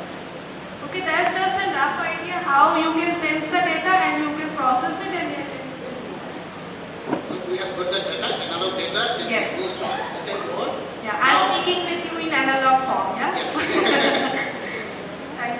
Okay. Now you have also talked again go to, unit verification or something else also it does? Yeah, when you are doing any design, so as I mentioned, when you are multiplying 2 into 2, right? So when you are getting 4 or you are getting 5, you have to do the simulation, right? Or you have to do the verification for that. So for that you need the simulations or you need the verification tools and etc. Once your logic and everything is verified, then you go to the next step for the layout, and then we go to the manufacturing part. Okay, my design and testing part is ready, then we can go for the next step. Yeah, let's go to manufacturing. Now we are done with the designing and the layout part. We have an expert here. He works in gallium nitride kind of advanced semiconductor, but he is expert in also like CMOS semiconductor. And he is expert in processing, application of nanostructure. So I would like to ask Dr. Bharti to explain something about the process mix. It's used in manufacturing, but in also research. You can go to CMOS, gallium nitride. So, good afternoon everyone, and before I answer your question, I would like to contribute my sincere thanks to the all organizing body. So, and particularly to Mr. Mriganko Gokoi, our body to this session for the last almost 1 month. Now coming to your question, so broadly this how to make devices, how to make circuit in reality, in physical. So there are two broad ways. One is silicon. So this is again, this is the source of silicon is the silica or the sand. So one is the silicon. So that is the primary material or the primary semiconducting material we are using in our all mobile phone, laptop, everywhere, in most of the electronic appliance device. So now another technology is the non-silicon or the typically it's called compound semiconductor. So silicon, if we see this material, so there are only fundamentally one type of atom. Silicon atom is everywhere. And in case of compound semiconductor, as the name suggests, there are two types of atom, typically 2 or 3 types of atom. So those are sometimes this gallium nitride. So this gallium atom is there and nitrogen atom is there, and they are forming covalent bond and giving you this compound semiconductor. There are some other compound semiconductor, so silicon carbide. So in India, for particularly looking at the electric vehicle application, so there is a lot of interest in compound semiconductors such as silicon carbide, gallium nitride. Already I heard that some organization is coming in Odisha and other part of the country. So fundamentally that is why two different type of material, and how to make devices out of this, we have different approach. So for silicon, if we see, so typically the starting point is the sand, so silica. Then we filter out this your properly in electronic graded silicon. Then we do that is called, the name is called bulk growth. So from the bulk growth we get that gray color. Previously we saw probably this CD, compact disc. So the look from outside is something like CD. So again from I think just outside the auditorium. So that is probably a 12-inch wafer or 8-inch. I think that is 8-inch. So that is final. First we will get from silica sand, then will form a wafer. And after getting this wafer, so this wafer will go to your typical fab. So I think Tata, they are setting up their fab in Gujarat, Dholela. So in fab, anyway, it depends on the technology node. So how small will be your final device? Depending on that, the number of steps, number of complexity, everything will change. But generally, if we want to categorize different process steps, so we take any one type of silicon. Now, what is this type? You know, this in silicon or this solid state device. This is another important thing we should always remember. All these devices are solid state. We know from state point of view, there are 3 categories of material. Simply gaseous phase, liquid phase, and solid state. So all these states are the solid state. This is unlike, see, you have battery. Battery, you know, there are some liquid state. So it is different anyway. So we should remember this point. So then when we are taking this wafer, this solid state, this silicon, then it comes in different form, like type of semiconductor, whether this is N type and P type. Now what is this N type, P type? So we know in solid state material, we have two types of carrier. So either you have electron which is moving around, or it is the vacancy of electron which is moving around. So because end of the day, I need to deal with the current. So I will apply some voltage and we will get the current. So the current will come either due to the electron, that tiny particle which can move around, and which is the main, I will say, actor playing all this drama, or this main this your all this current and everything. So now coming to this, whether it is N type, P type, or your electron or electron vacancy. So we take it generally for it is called N-channel MOSFET. If I talk about silicon N-channel MOSFET, so then P-type silicon we will then dope N plus source and drain region. So doping means, again, this is typically the process name is implantation. So there are high energy atom, you will implant this. So with the high energy, they will just go and simply move inside the silicon lattice, and then they will sit there. So it will convert the P-type silicon into N-type. That means where there was a vacancy of electron, now we have more number of electrons. So that then we have the conversion from P-type to N plus. So on these two contacts, so we will make the source and drain, and then we have the other third terminal we know in MOSFET, that is the gate terminal, and that does this controlling part. So to get this controlling part, or this gate terminal fabricated, we need oxide, because MOSFET, if we talk about full form of MOSFET, you know that metal oxide semiconductor field effect transistor. So we have this semiconductor, P-type semiconductor, already P-type with silicon is already there. We form this source and drain also, N plus contact. So N plus contact actually will give you good quality ohmic contact. That is another requirement technically. And now in between your source and drain, we will deposit some oxide, because MOSFET, metal oxide and semiconductor, we have semiconductor, now let us deposit oxide. So to deposit this oxide, typically in case of CMOS, we use the PECVD-like technique. PECVD, full form is plasma enhanced chemical vapor deposition. So this is another deposition technique. There was a quiz question just before this session. So, but this is plasma enhanced typically in CMOS fabrication. So after depositing silicon dioxide by using PECVD technique, then we will deposit the gate metal. So then we have completely metal oxide semiconductor, and then left side, let's say you have source, and another right side you have the drain. So the current will flow between source and the drain, and in between we have the gate which will control the flow of the current. Remember all this semiconductor. Why do we need semiconductor particularly to design a device? Because we can control the conductivity, and if we cannot control the conductivity, this is the electrical conductivity. There are thermal conductivity and other type of conductivity is also there. But electrical conductivity we can control in semiconductor. That is why we are using this. In metal, where we cannot control the conductivity, and in insulator there is no conductivity at all. That is why those are not useful. And semiconductor, we can control the conductivity and we can make useful devices. That's the whole purpose. We need to design, make something that is useful. So this is the typical steps we follow in case of CMOS. CMOS again, why this? I think some of you may know that CMOS full form is complementary metal oxide semiconductor. So we need both N-channel MOSFET as well as P-channel MOSFET to design the overall your circuit. So that is why the your name is your CMOS. So this is the typical process flow, and your compound semiconductor process flow is little different than this CMOS process steps. So basically we start with wafer. After that just deposit.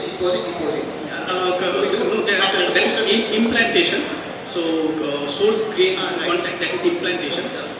Then we deposit PECVD, that silicon dioxide oxide layer. Then again we deposit source metal, drain metal, and so we don't deposit a semiconductor, we we come with the semiconductor already. What is we use it either oxide, metal, the pattern, everything, step by step. And the main flow, like primary flow of current or the electron will be through the semiconductor. So that's the heart of overall MOSFET. And MOSFET is again, I think in the electronic device, almost 95% of the electronic device you find the MOSFET as big. Yes, that's right. MOSFET everywhere. So this is everyone. So thank you. Since we talked about the wide bandgap semiconductor, besides CMOS, we have another dimension which are used in some different application. Wide bandgap semiconductor. We have expert sitting in Munich, and we would like to go to him. Vanu, can you hear me? Hi. Can you hear me? Can you please switch that? Yes, please.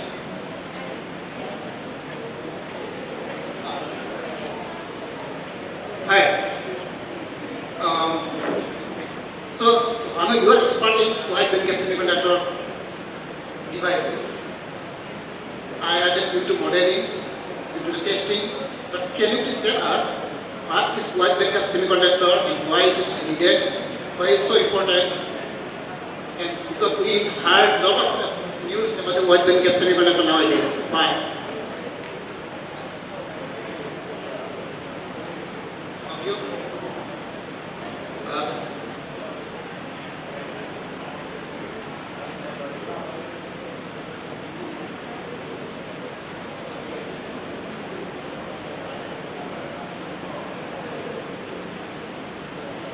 There is some technical.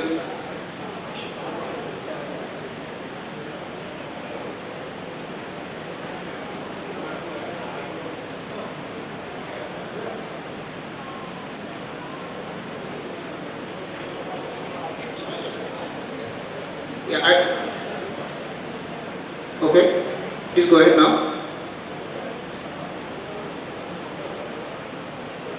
Please go ahead.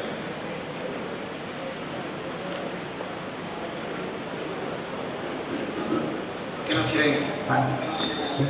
Okay. Okay, now we can hear. Wow. Yeah, you can. Can you hear me now? Yes. Go ahead, please. Okay, yeah, so your question was not very audible to me, but I think you're asking me something about wide bandgap semiconductor. Exactly. And why it is so important.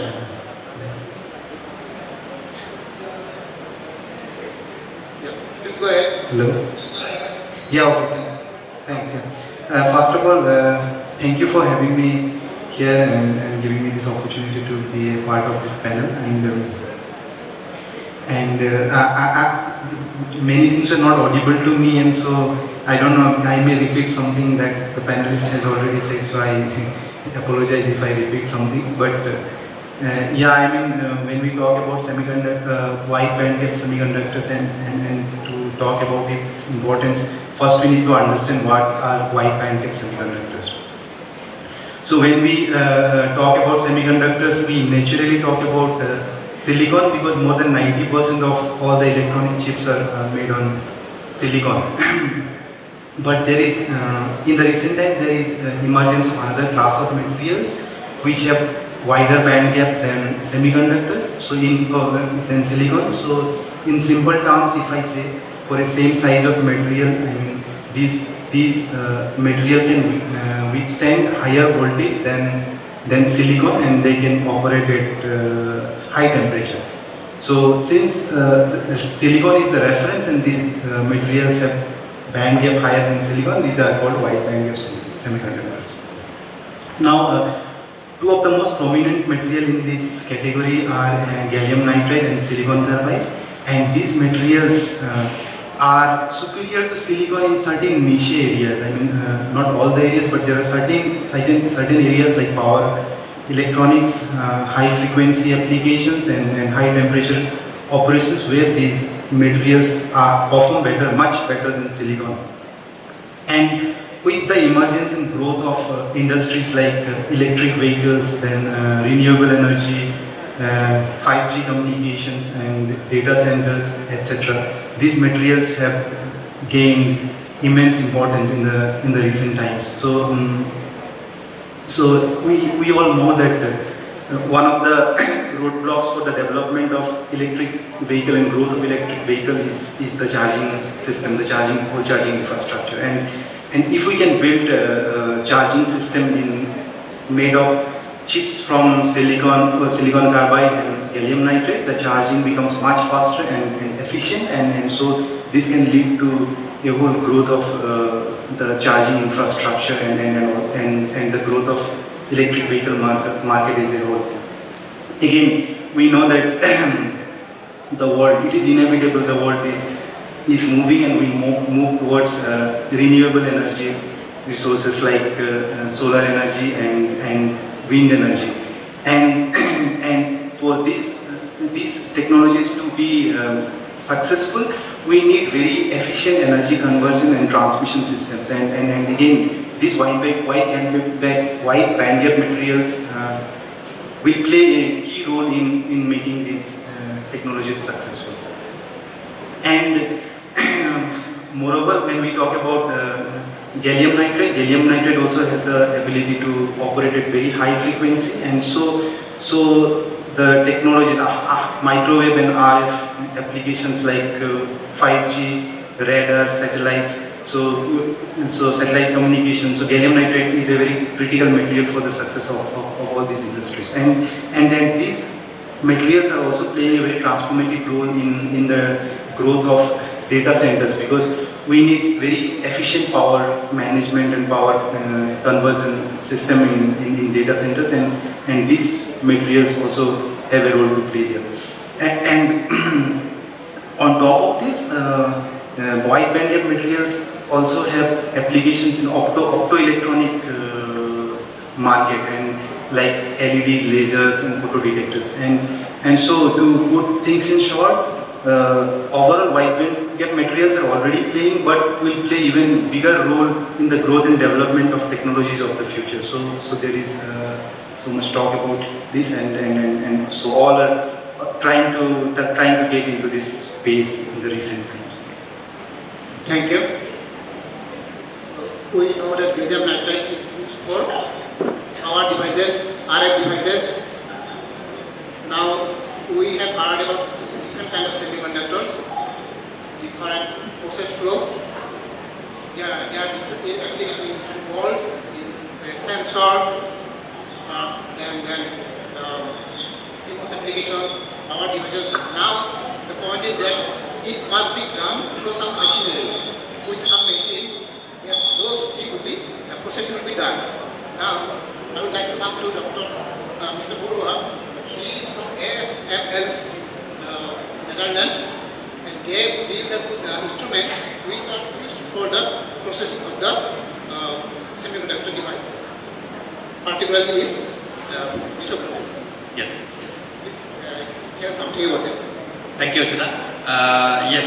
So in the beginning of this session, we played a video here where you saw that how that the microchip inside the iPhone was zoomed in, and then it ended up with multiple layers, very tiny structures in nanometer range. So what we do, we basically build machines which are used to print those layer by layer. It's just like making a kind of like a house, each structure. So one layer on top of the other. For the existing machines and technology, so I have to name among others, I have to name DUV and EUV machines. So DUV stands for deep ultraviolet and EUV stands for extreme ultraviolet. With these machines, we are basically nowadays able to produce the most advanced microchips.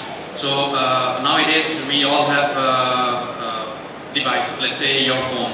So if you hold a phone on today's date, which is almost, more powerful than our normal laptops nowadays, chances are more than 80% that the chip inside of your phone was made using these machines, basically UV or DUV. If I talk about UV uses a wavelength of 13.5 nanometers, which is almost in the X-ray range, and 14 times shorter than the UV. And by using that, on today's date, we are able to produce 7 nanometers, 5 nanometers, and 3 nanometers nodes. So you see that it's very, very tiny, almost in the atomic level. So that is possible.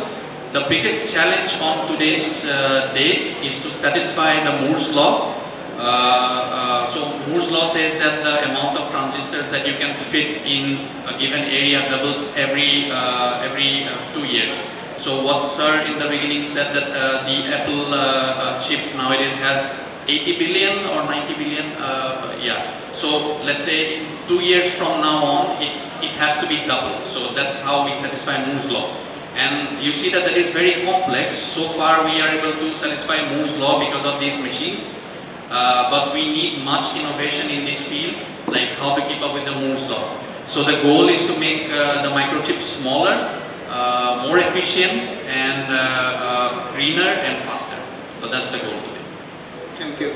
So do we have a few minutes more or? Yeah. Then I'll get it down to you. Ready? So we have heard about many things in the semiconductor. Now the question is that if we go through this and we think about that, there will be a required of skill set. Now, are the curriculum in our universities, in colleges, ready for that? With the higher curriculum, can the students get ready for their steps, when they go for the application, when they go for the steps of semiconductor manufacturing? Actually, that is a question that you would like to answer. Thank you also again for the nice question. We have undergraduate students here from engineering background, and I heard science background also from physics, chemistry and maths. So now if I look into the process of, for example, BTech students, EC students or BSc in physics students, they have studied carrier transport, then little bit of semiconductor devices, then circuits, which is quite good enough to start with. But then to deal with the semiconductor industry today that we are hearing from morning, so this is not enough. So I think there is a good room to revamp the curriculum. So for example, we need to include topics, something like the recent technology trends in the industry. For example, we can consider 10 nanometer technology and lower. Now to understand that technology, we need to work at the material science level.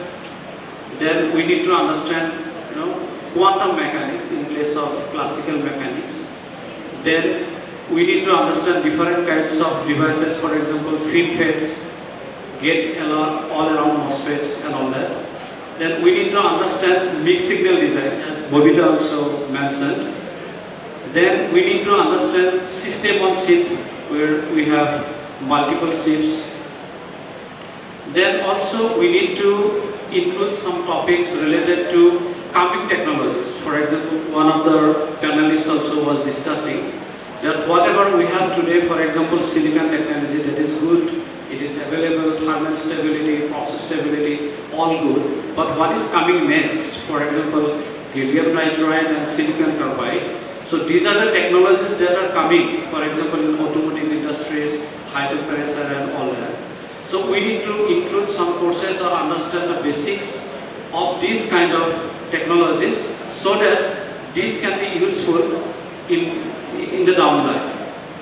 Then also we need to understand the research topics, for example, quantum computing, then basics of spintronics, then optoelectronics, etc., etc.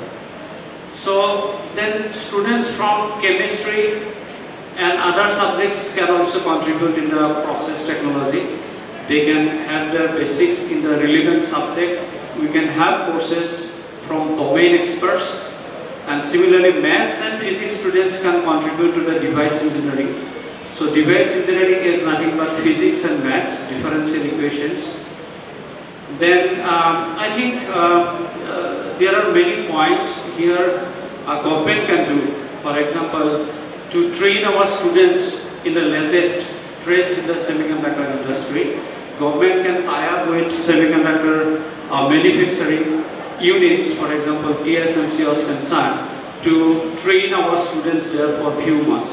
For example, I know in some universities in Europe, for example, they train students for 1 month to 1 semester in TSMC. They have programs like that.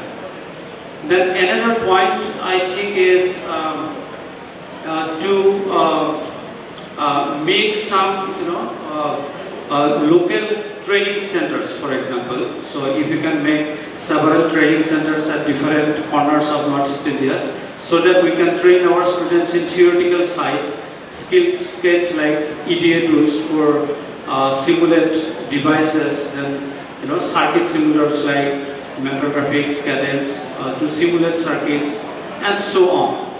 Then after the theoretical understanding, we can send them to the already available fabrication facilities in India, for example, SCL Mohali, IIT Bombay or ISC Bangalore, at least for economics knowledge. Then also we can have some courses, some modular courses already available. For example, in Tezpur University is already there, so they can attend. I'm sure NIT Silchar is also having some courses. So you can attend courses in online mode, and you will be given some credit on those courses. So that is also very, very important and successful. Also, another point I want to add to students is, even though these facilities you are not getting, still you can prepare yourself for semiconductor era by your own. Some of the points I would suggest is, just make fundamentals of these concepts, fundamentals of transport, fundamentals of devices, and so on. There are multiple books available online. Then there are multiple courses online. For example, there are free courseware from nanohub.org from Purdue University. You can go through courses from MIT, free courses from Stanford. Then from India also there are NPTEL videos, where professors from IITs mostly or ISC Bangalore, there are lots of videos. You can have subjects of your choice in any subject.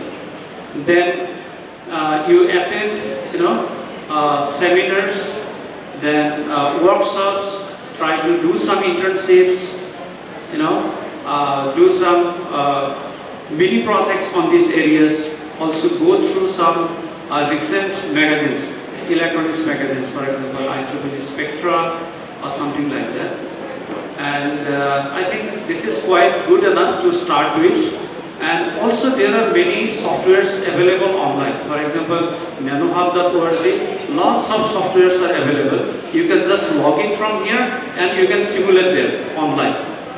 So also there are free softwares for circuit simulations. For example, LT Spice is quite good enough. You can simulate transistors till 30, which is quite good enough for analog circuits. I think, also at the end I would suggest to think about how semiconductor technology can be used to solve regional problems. For example, one problem could be how can we use these semiconductor ICs and technology to improve the tea production or quality of tea in Assam and Northeast India. So I think this is quite doable, and I'm hopeful that our students can achieve this. Thank you. This kind of project, the last one that we have said about like application in the local problem solution. That this collaboration between industry and so this is always good to have collaboration with industry, But as academicians, we know it's quite difficult to have collaboration, and even it is very difficult to get funding, research funding from government agencies. So what I will suggest is it's always better to have some collaboration, but then even if it's not there, it's not that this is the end of the road. We can start of our own by starting with the PM junction itself, take a PM junction there, try understanding that, try simulating that, and also, as one of the panelists said, that we need to take the different steps, what are the steps involved in the VLSI industry, and we will start from zero, that is material science, then design, then simulate, then you can take out and front-end design, back-end design, and so on. Thank you. So, if someone is interested in simulation, can you please suggest to me what can the students start from, or what they can do simulation of devices? That is theoretical studies you want to say. Okay. In the simulation, actually, what the students are having a habit, they got a simulation software, they put the content and they get a simulation result and they think that is correct and that is the final result. But it is not like that. What we have to do is first you have to understand what the device you are designing or what purpose you are designing, and that you try to model it. Model in the sense that try to relate it mathematically. So once you get the mathematical equations of your relations between the input and output, so what you can do is there is a lot of software are there where you can see the results in the form of pictorial graph, how your system will respond or how the device will respond. Then you can do it by some, nowadays the MATLAB is there, so you can directly, once you get the equation, you get the response. Then you take, I am saying in the example of suppose device simulations you want to do it. Then there are a lot of device simulation softwares are there. That is Silvago is there, Sentras is there. So this type of simulation software, it is little bit costly. I don't know. Yes? I don't know. It just heard about it. Can you please repeat again? Okay. That is Silvago one software is there. That is for the device simulations. And Sentras is there. That is of Synopsys. That is also used for device simulations. So whatever the device you are designing it, that you can directly simulate there, and then you can see the input-output relation. Input-output relations in the sense that how the characteristics, how it will behave for the different types of currents, voltage, how the surge is varying in like this. With different doping concentration. Doping, I think everybody know it because maximum of the students are here from physics or electronics. So when you set the doping concentration, how it will behave. So that thing, one is that you do it theoretically, that is mathematically, that is called a mathematical modeling. Then after that you simulate it. Because for this, you don't require a huge amount of money. When you go for the fab lab, then you require it. So once you do these things, so you will have a clear idea what the device you are designing it and how it will behave. And that will help you because whenever some industries are coming here, if they go to manufacture this IC, this R&D engineer always it will be required. Because fabrications and all this fab lab is very costly. They cannot propose a model and they can go to the fabrications. They have to do all this analysis before. So if there is a problem, we can easily find out from that analysis. So that we can use it in a college level itself. And there are some device-free simulations and student versions are also there that you can use it. In that way, you can simulate the results and you can see it this one. And modeling, again and again I am saying it modeling. Actually, what is modeling? Suppose all of you know that MOSFET. MOSFET is having a source, drain, and the channel is there, and above gate is there. So always you heard that gate is connected from channel, that is source to the drain it is connected. So how can you use this one in different ways? You cut the one portion of the gate, and then you see the response, how it will behave. Right? So that is another way how can you do it. So when you cut one portion of the gate and in that you put some another material, in very simple way I am saying it, you put there some another material and then see the response how your transistors will behave. That is what I am saying the modeling of this. And you can use it for different applications also. So what I am saying this one, when I cut one portion of the gate, in that portion, if you use some biomolecules instead of that gate, then we can directly detect the biomolecules. Now, how the biomolecules will behave, that we can represent by mathematically, and that we can represent by the simulation results. When your mathematical results and the simulation graph, both you are getting similar, and you can say that what you are proposing it, that will work fine. But there will be a little bit difference will be there when you go to the fab lab. That again you have to take care of this. But we can start from there itself, in your college level itself. Thank you. Probably we have learned quite a lot about the simulation. Another thing is we must learn about circuit simulation as well. And please. Okay, again I'm back, yeah. So just coming back relating to the first answer, so again it comes digital circuits, analog circuits and mixed signal circuit. So let me tell you as per your question whether we are ready or not, right? So as per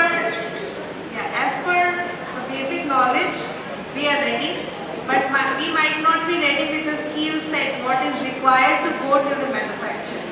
Okay, so how should we start? So it's not we directly go and manufacture, we go to the industry and say, please manufacture our chip, right? We should start from somewhere. So we start from the paper and pen. So you can say we start with the classroom. So basically if you go for the various steps, and each of the steps will lead you to different job opportunities as well. So for example, as I mentioned, I come back again to the multiplier circuit. So when you design the multiplier, you design first in the paper and pen the block diagram. So the person who designed the block diagram, he is the specification designer. So he designs, okay, your multiplier should be working in this way. If you want to design a different multiplier which works with the divider, you can design that as well. So that will be a custom design. So the design specification will be designed as per the requirement, like as icon 15 has moved to icon 16. So there might not be very major changes other than the rotation of the camera and etc. But there is a change in the design specification. Next, so this is one point, that design then implement. So now when implementation comes, it comes from the circuit level implementation. It can be analog, it can be digital, or it can be mixed signal. So it's the design engineer is required there, circuit design engineer. So that's another job opportunity. Next, once the design is ready, you give to the next team. So you say this design is multiplier. So someone should check, okay, is it working like a multiplier or not? So that will be a simulation. So first it will check on the circuit simulation perspective whether multiplier, what's the task of multiplier. If it's 5 into 5, it should give 25. So that's another opportunity. So again there comes three diversities: analog simulation engineer, digital simulation engineer, or mixed signal simulation engineer. So you can see the branching of the tree. So once this is done, then we go for the layout design. So once the design is ready, so we go for the design. Now you can see we are at the circuit level, we are moving to the layout part. So you can see it was the front end, we were able to understand the circuit, but as soon as the layout is done, everything is metal. You won't be able to understand that, right? So it's back end. So we are moving from front end part to the back end part. So once the layout is ready, so now as soon as you design the layout, the properties will not be the same as the circuit. There will be some plus minus changes. So we have to do again simulation for that. That will be the post layout simulations. So previous one was a pre-layout. So multiplier was doing 5 into 5, 25. So after the post layout, it should do 5 into 25. It should not do 5 into 5 into 26. So if there is a problem, again you will set the design back to the front end. So this way. So when you go to the back end again there, then from layout there are few steps which need to be gone. There might be 7 or 8 steps. I won't go into the details of that. Each of the step will need a different team for that. And then finally we call it .gds file, which is the final file which goes to the foundry for manufacturing. So this entire step from circuit to the GDS file is done entirely through the 1 or 2 IC. If you need 1 or 2 components and etc., you can do it in the breadboard. But if it's like 100 transistors, you can't do it, right? So you need the help of the automation tool. There where comes the help of the EDA tools. For example, right now, if you're, as the previous panel has mentioned, there are many facilities where you can access the software. If you don't have the access of the software, for a time being, you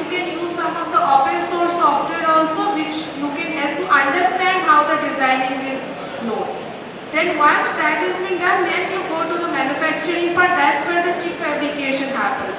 Now again comes after that. It's not that the chip fabrication is done, it's end. Again there is a testing done after the chip fabrication is done.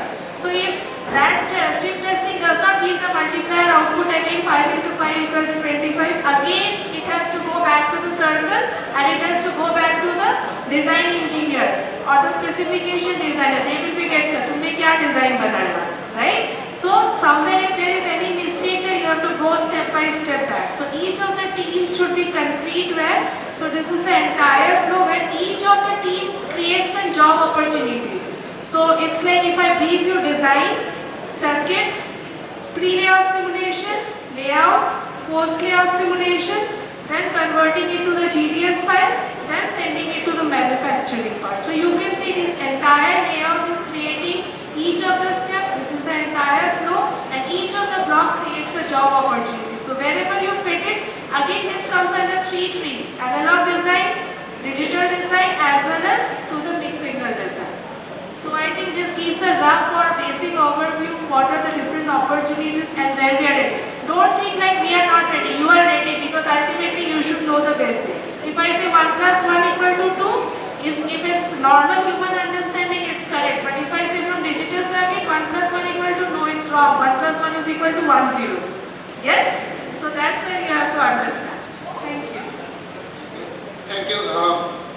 Is there some free tools, free software that can... Yeah, there are some open source tools which you can use it as Professor Barua has mentioned for analog. You can use LT-Spice and etc.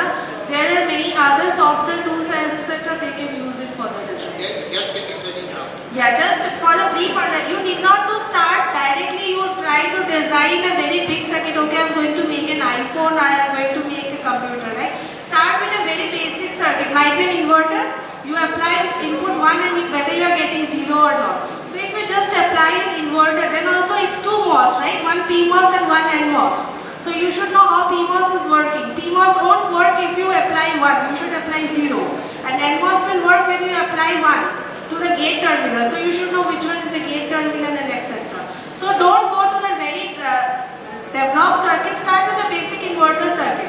If you learn the inverter circuit, you know multiple things. How the input and output works, what are the different MOS, how it works, how the layout will be done, how the VDD ground pin connection will be done and etc. How the layout perspective will be done. So just take a very simple circuit and just for your understanding, I would say still research is going on to design an inverter.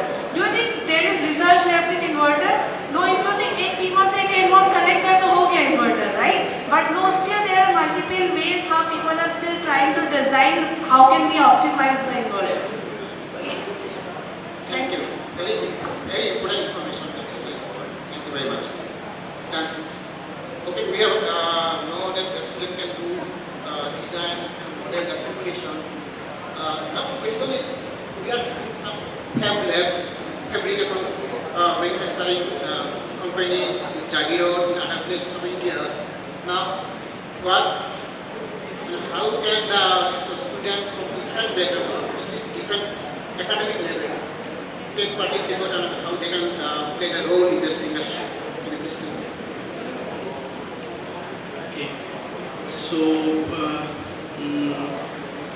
anyway, I think in that sense, this name of this workshop is very apt.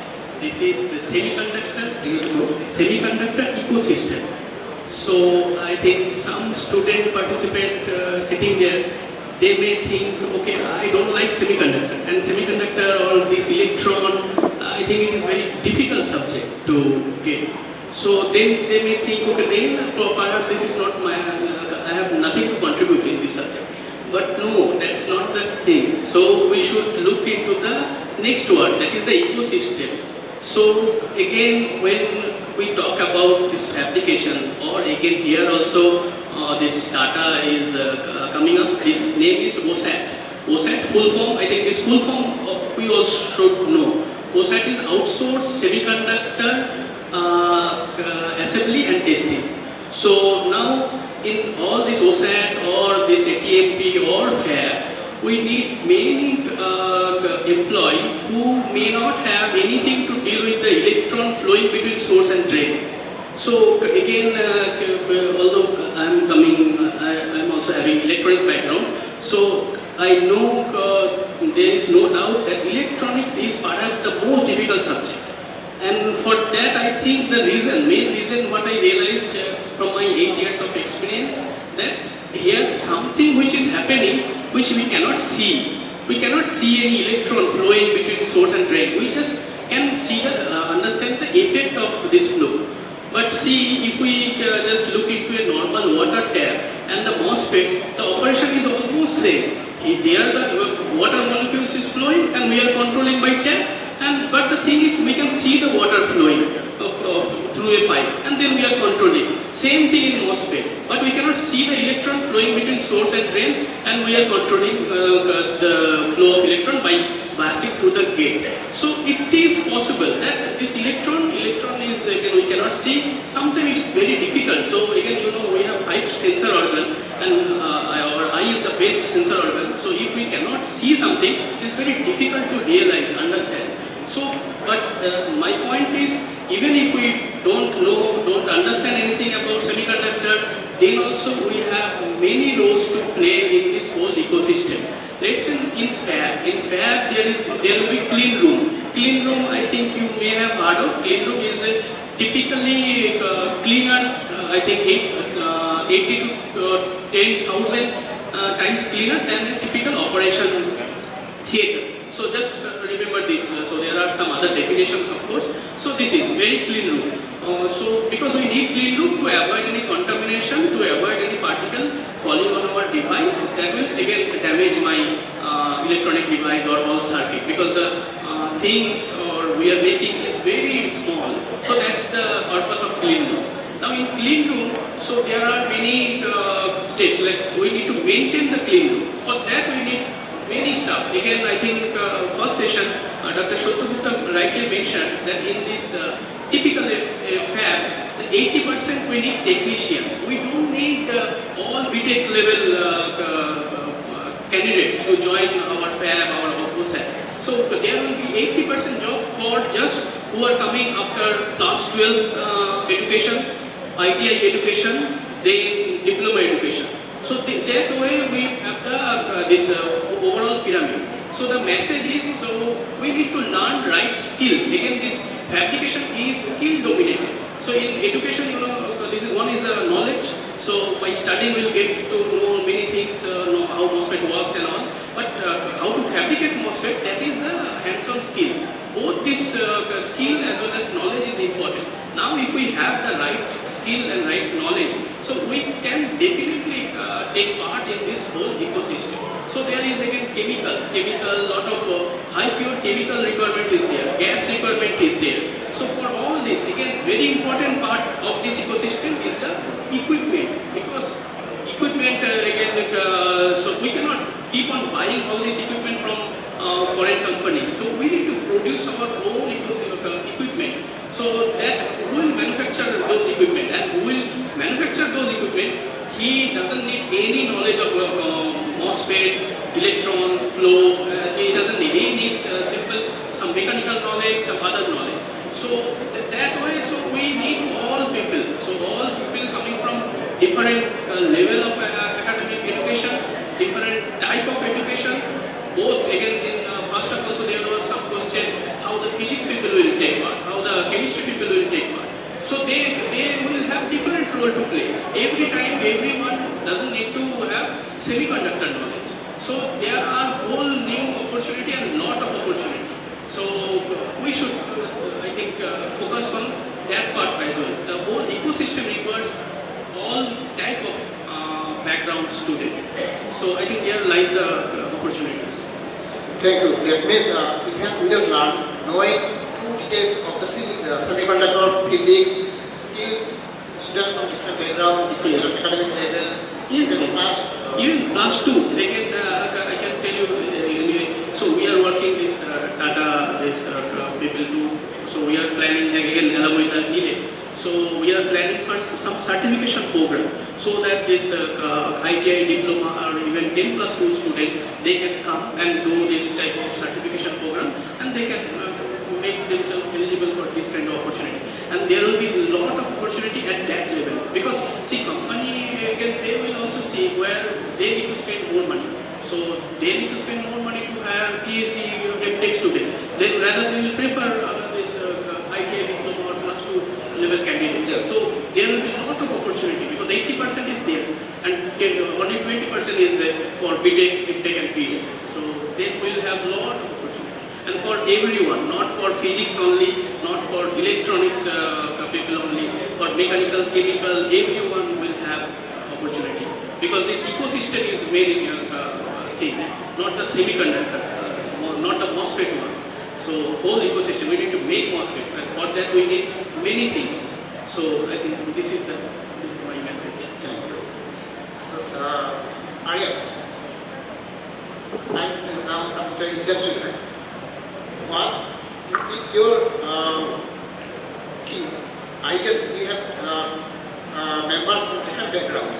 How you the team works as a network to different backgrounds?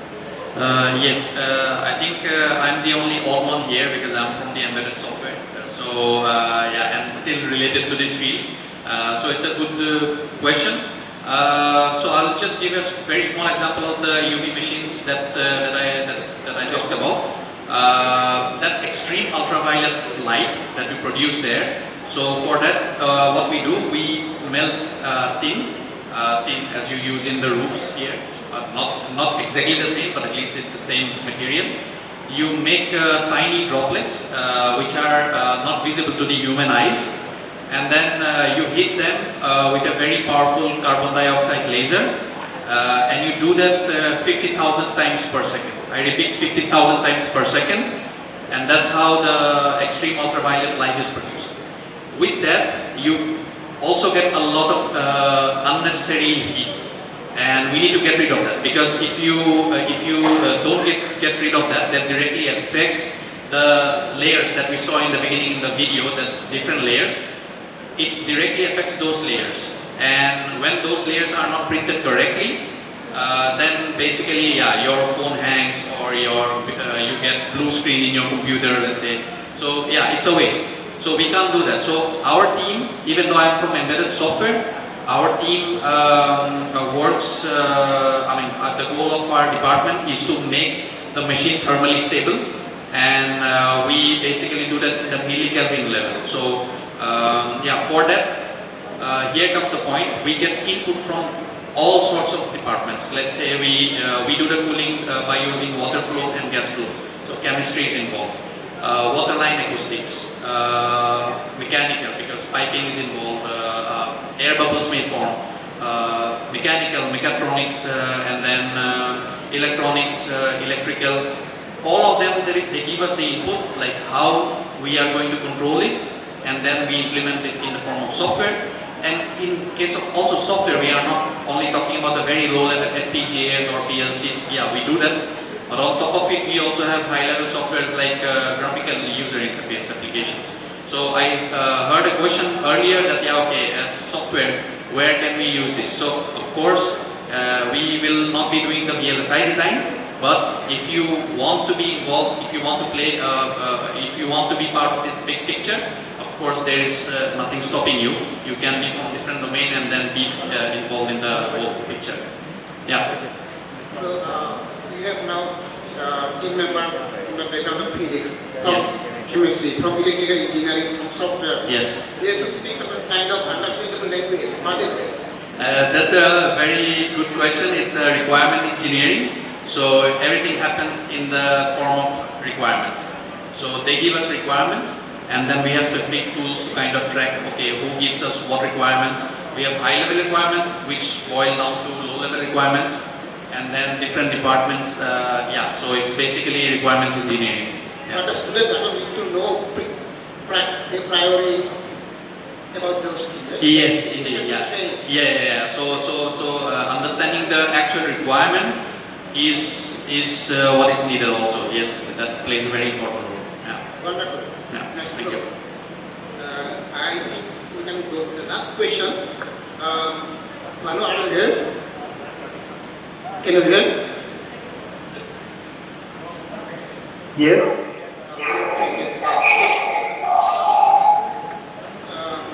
I think this session will finish the finance. So the question to you is, you have come from academia to industry. So what change have you seen personally? Because you did research in academia, now you are in R&D job in industry. What is the difference that you have seen? Okay, thank you for this question. Actually, I transitioned into industry in 2023, and when I joined here, it was a huge cultural difference for me. I like cultural difference as well as the work culture, to be precise. I mean, industry works on very concise problem and in a very focused way, and the work is very efficient and very fast paced. I mean, things change very fast. If you are into something, you need to produce results very fast and efficient results. So one good thing was we get to produce result and work on a very precise thing. But again, the downside here is that the freedom of doing things is a little less as compared to academia. And so we have to, whenever we work in anything, even if it's R&D or research project designing, whatever, we have to work within a framework. I mean, the framework is based on maybe design rules or time frame or whatever, but it is within a framework, and that produces good results, but at the same time there is some limitation on freedom. And the most exciting thing for me after joining industry is I get to work on problems that are real, that I can see. Like I talked about electric vehicle chargers, which is a problem right now, and I know somewhere that the work that we are doing will directly go and impact that space, and taking those type of problems and giving the solution and getting to see the impact of those in a very short span of time. It's very exciting for me. And so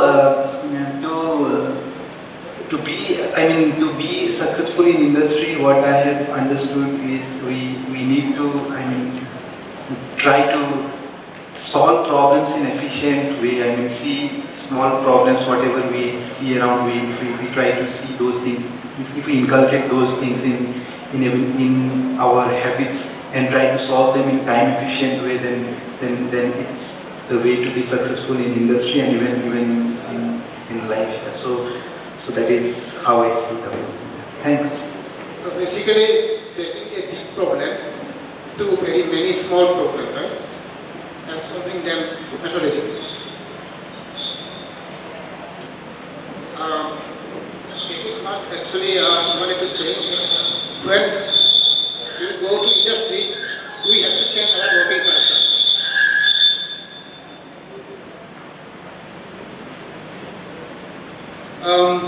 So, thank you all the panelists. We have taken twice the time allotted. So, let us thank once again our panelists who take it.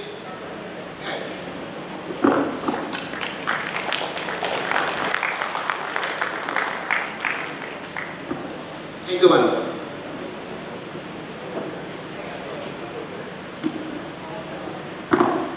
Thank you to the panelists and the moderator for such an insightful session.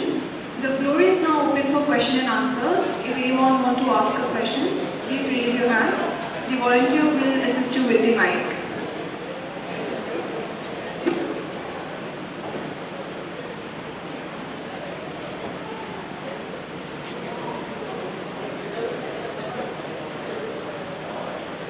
Industry industry, semiconductor industry. Students on the place. Not interested, one I can see. What is your background? What you are doing now?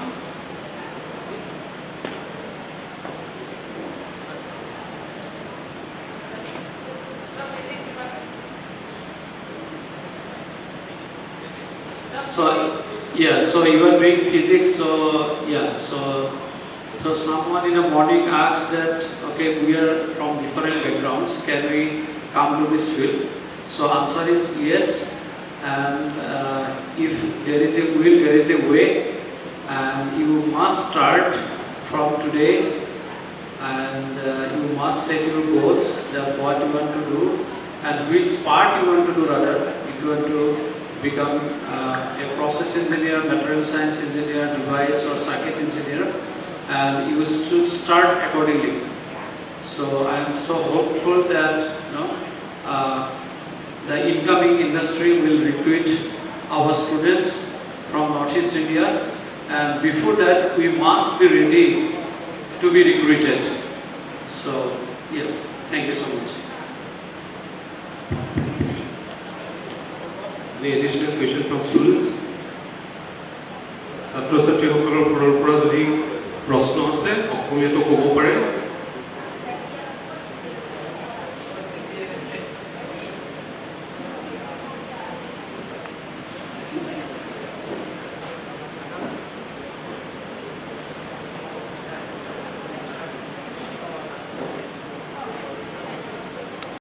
Physics, but I want to know, will there be any MSc program in the semiconductor sector?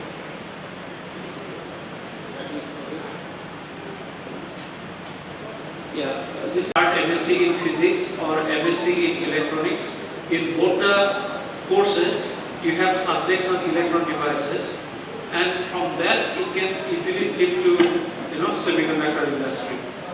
So you can look for that.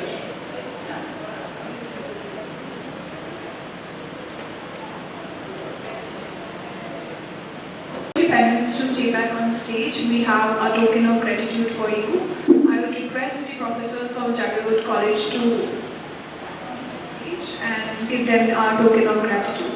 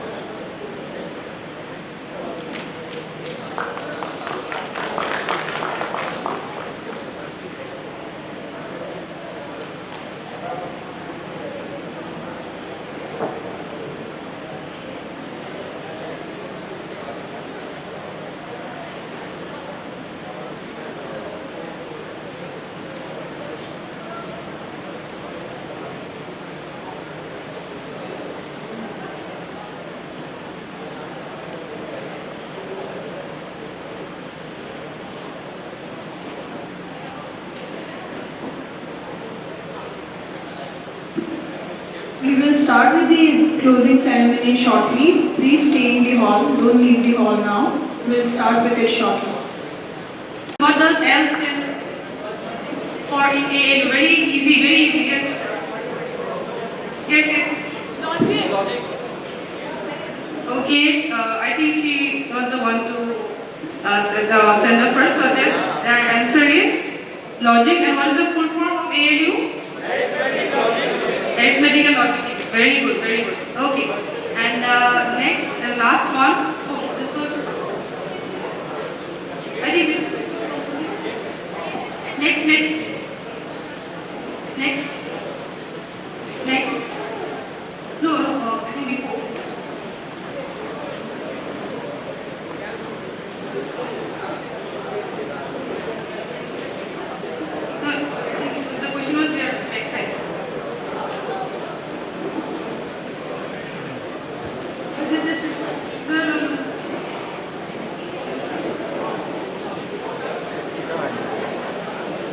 হয়েছে we already had. ইয়ে হয়ে Previous গেছে one. পরেরটা The previous. No, no, no. Any question about this? Can this also? Okay. 1947 is the great date year here. India Is became anyone already? independent in the same What is the year. answer? 3 million. Okay, very good. That is the correct answer. Very good, very good. Okay. So then, very nice answer to all of you. We have come to the end of the quiz session. We'll start the valedictory session in a while. Thank you. I will request someone to write their names. The one who have answered this, you will okay.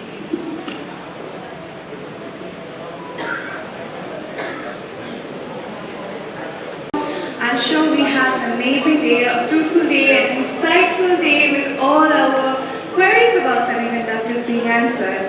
Right? Alright, so we will start our valedictory session very soon. But before that, I would like to request our chief guest for the evening, Dr. Yumnan Jayanta Singh sir. He is the Executive Director of NIELIT Infol. I request her to come up on the dais and give us a closing address.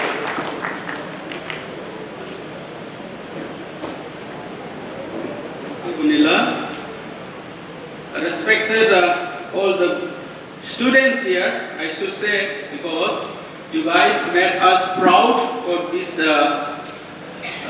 activity of today, and all our invited speakers, Principal Sir of Jagiroad, and our NIESED team, and all other participants, including our staff, support staff, and everybody.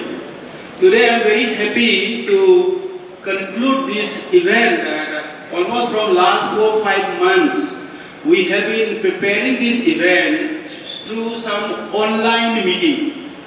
We thought, when this industry come, we from the Northeast should take major portion, either getting into the job or providing skilling training, or we were discussing about becoming startup or a supplier for some of the demand of this industry. We were preparing that some of us has to lead. With that notion, we have started this activity. And as an extension program of this one, we have a similar type of activity at Guwahati University and the IIT Guwahati tomorrow also. Now, also, I am very happy to inform you that this activity, similar type of activity is going to be expanded. Most probably we are planning to do this activity in Shillong in the next time, maybe next month, and so on other city of Northeastern. Because this Tata is promising us that they will support us for providing jobs for something like 27,000. Awareness among all of us is very much important. I just want to tell you that we don't need to be worried because this is the first event we are having. Similar type of event will be happening now and then. Your share will be there. If you take semiconductor industry, it's an industry. It is just like a very big hospital where 1 or 2 very expert doctors will be there. But if you see the hospital, there are a lot of nurses. There are a lot of people who are handling the medical equipment. There are a lot of non-technical or technical people who are doing PT jobs. Right now, we can't aim that we want to become the big doctor for a semiconductor, including myself. But the small thing that which will fit your current qualification. For this, from the side of the NIELIT, we have already prepared 14 programs, skilling programs. That program starts with only 40 hours. 40 hours, 60 hours, 120 hours, maybe to the level of MTech. You want to become semiconductor expert, go for BTech program, MTech program. You want to become a small portion, a small staff in the semiconductor industry, join a 40-hour course. This will give you some idea how to handle, all those equipment, how to handle the product. One more thing, very much important thing that you have to do is because most of the semiconductor, these requirements are coming from the foreign country. For example, Dubai. Dubai, what language they talk? Arabic. Our Muslim brothers are going to get a lot of benefit because you can sit at your home and you can become a customer support fellow. For example, semiconductor will make your pacemaker to, if there are some problem in such type of thing, only doctor can address. Also, these data people will be making small applicants like chips for washing machine. At least you know something, you can do the customer support for the washing machine. Similar type of thing, those who are going to do business in hospitality, those who are going to do business in the hotel, those who are going to do business in the logistics, and other activities like laundry, taxi services, everybody is going to get something out, something from this industry. That is why now you may not be fit, but after some time, after a few months, after having this series of discussion, or maybe you upgrade something, we also come down to little hour down. We will also provide you training, and also there will be support from the Tata team as well as government of Assam, government of India, and with these partners that all these institutions will try to help out all the youths over there and will try to get the benefit that this industry should survive. Should not be something like it started and then they are unable to get proper manpower. That is my worry. Industry should survive. We should able to provide all the supports, whatever required from the Tata team in all means, starting from the food to their accommodation, technical support, their logistics, hospitality, and all living required for their staff also. With this hope, I feel that we should able to do in whatever the capacity you can do, and we will continue this type of activity in other city next month. Thank you.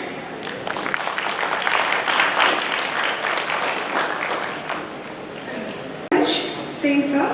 And now I would like to request our principal sir to come up on the stage and give us the closing address one more time and make this event a successful closing ceremony right before our valedictory session announcement. I would like to request sir to come up towards the dais. Good afternoon everybody, good afternoon one and all. Really, I am overwhelmed by the support received from the dignitaries, the panelists, the experts, the industries, academic institutions, and all the invited guests, all the institutions, principals, directors, and faculties, including their students. Your support made this event more successful than we have expected earlier. So, although Jagiroad College is shouldering the responsibility to organize this event in this hall, 3 days before it was a vacuum only, other than all the walls. Nothing was there. No seat, no space, no background, no light, no sound. So we are worried a lot, but finally it was a grand day we are having. I appreciate NIESED, NIELIT, and VSLI Society for their support, for their helping hand. Even they have gathered money for us. We, the quad, initially in the inaugural remarks, means welcome address, I have mentioned the squad group. 4 points, 4 dots in the 4 corners. All these 4 organs of this event are so coherently worked and actively participated, shouldering each other's responsibility by voluntarily, and finally make it successful, holding the responsibilities of all the dignitaries and event organizers. NIELIT is a technical partner. You can gain knowledge from NIELIT. NIESED is a supporting organization. They will support you in gathering information, in connecting people. VSLI, we have already heard about what VSLI is. VSLI people, they are directing the different directions, different technical expertise. And Jagiroad College, we are academic partner. We are supporting the event. And only because of you people, this is successful. I have fortunate enough to attend complete panel session just before this session there in our PK Board Hall. I have received four panelists, including one from USA, Professor Hirandranath Manjit Kakoti, Dr. Uttam, and Tushar.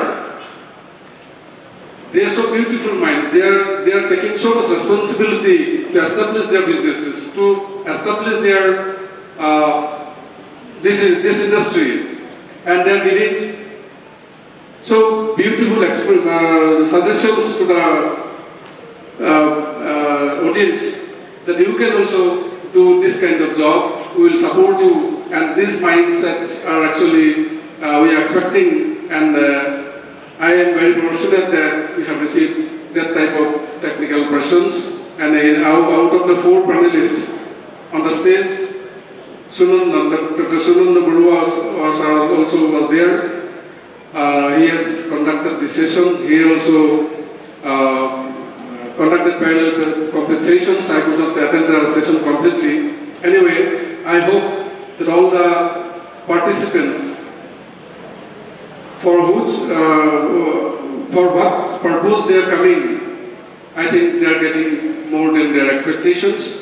And in future, we are there to help you to march forward, because we are the nearby industry institutions nearby the industry. So we initially thought that we will help our institutions, institutions of the state to march forward to join the semiconductor industry here in Jagiroad.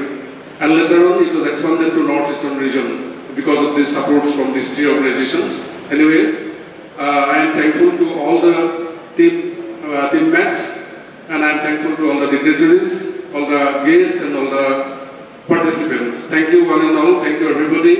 With this, I conclude my speech. Thank you so much. So as we move into the valedictory session, we now come to one of the most anticipated moments of the day, the award presentation ceremony. This is a time to honor and celebrate the outstanding achievements, creativity, and dedication to all of the participants who have contributed so meaningfully to this event. I would first like to invite our distinguished guest to the stage who will have the honor of presenting the awards to our winners. May I request all dignitaries present to join us at the forefront. I will be calling all the names one by one. First of all, we have Dr. Jagiroad College, sir. I request you to come up to the dais.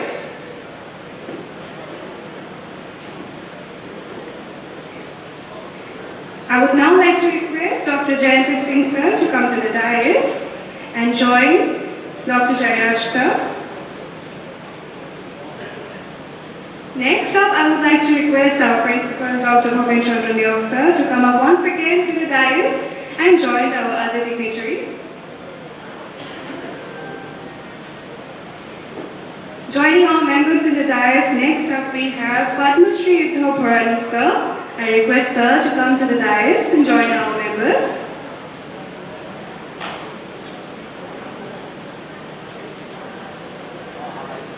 And now I would like to Mr. Joaquin Colina sir to come up to the dais.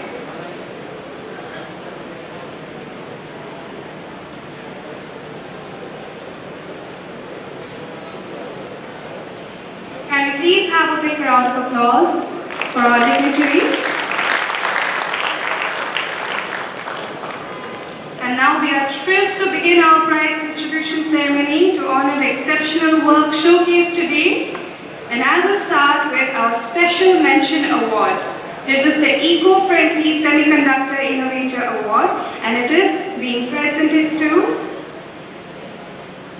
Sunny Das, Anisur Rahman, and Tarun Bora from Haile Gandhi Polytechnic.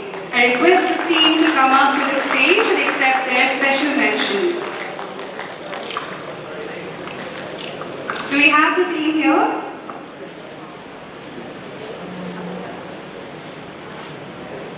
The special mention that they have received is worth 2,000 rupees, and this is being generously donated by our organizing body, NIESED.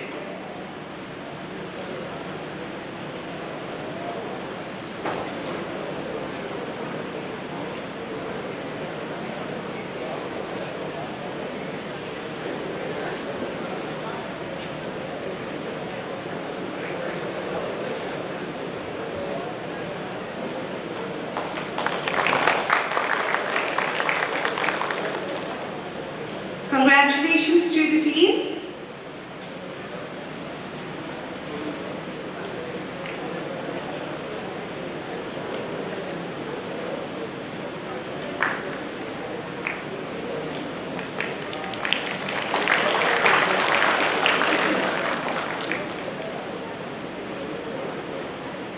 And now I will be announcing the results for the Semiconductor Brainstorm Unleashing Ideas in Semiconductor Innovation. This was the poster or ideation challenge.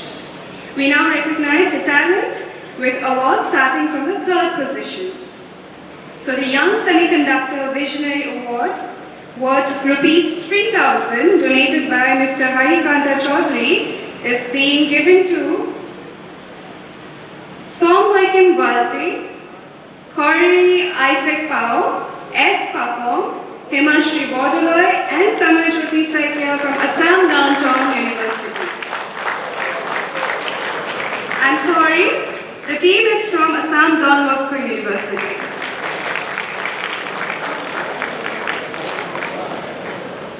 Congratulations to the team.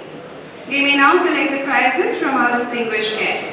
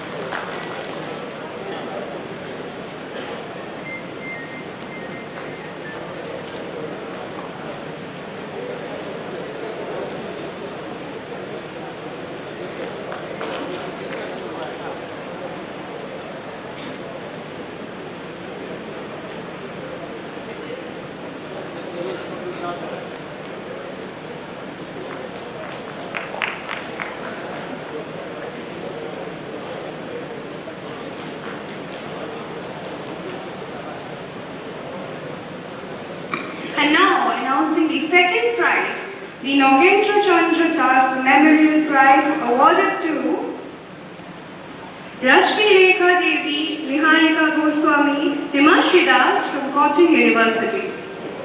I request the team to come up to the stage. This prize is worth rupees 5,000 and it is the courtesy of Mr. Loken Das. Do we have the team in the auditorium? Okay, alright, so I'll be moving to the first prize now. The Young Semiconductor Architect,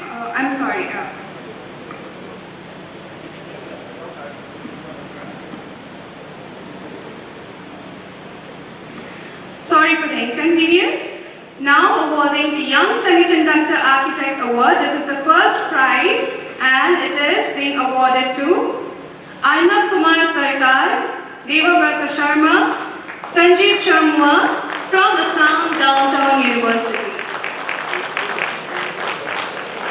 This award is worth rupees 10,000 and it is being sponsored by NIESED. A huge round of applause for the first prize winners of the poster or ideation challenge of the Semi-Ecosystem workshop.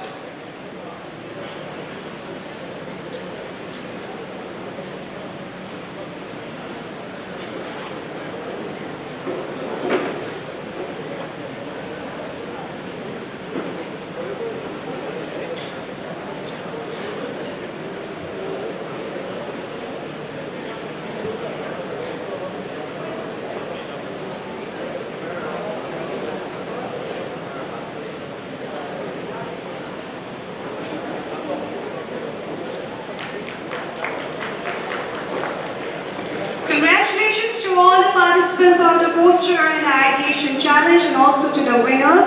Thank you for participating and wishing all the best for your future ahead. Now moving on towards the model competition which was named Semiconductor Horizons Pioneering Technology Projects. And announcing the third prize, Young Semiconductor Innovator Award awarded to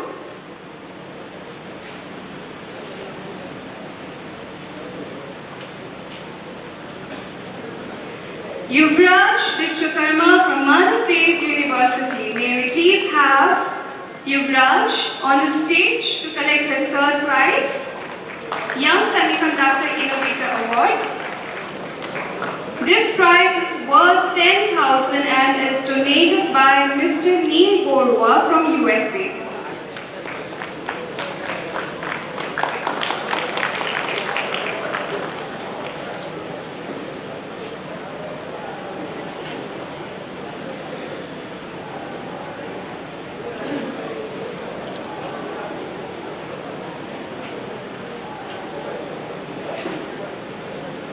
Congratulations to the winner.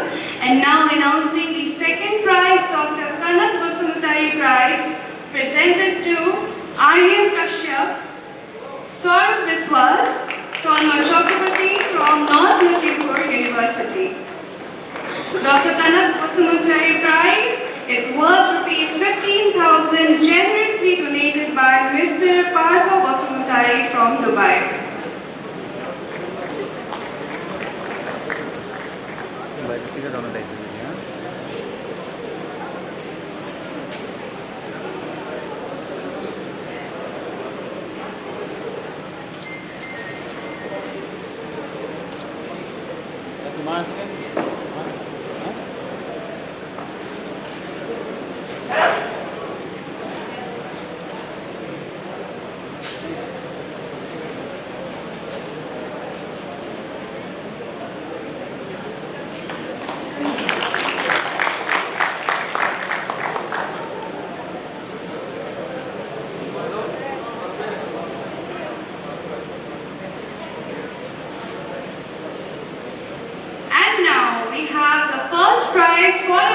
Competition named Jyoti Prabha Bora Semiconductor Innovator Award with the top prize of cash money rupees 20,000 donated by the chairman of NIESED, Mr. Parmananda Saikasa from USA Boston, and the award goes to Mr. Raj Hazarika from Gonao High School, and he is only in the 10th standard. He is the youngest award winner of tonight.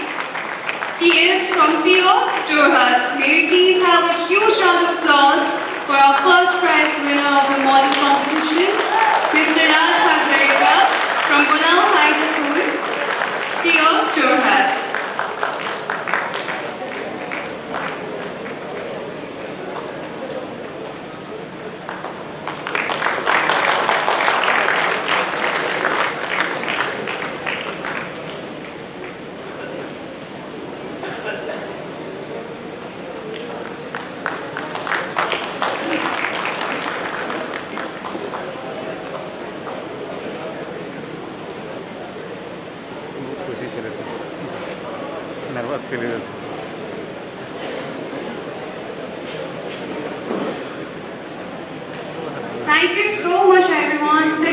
congratulations to all the winners. And you will have your e-certificates in a day's time. Thank you for joining us. And now, before we leave, I would actually like to call upon stage our jury members. We have for the poster competition.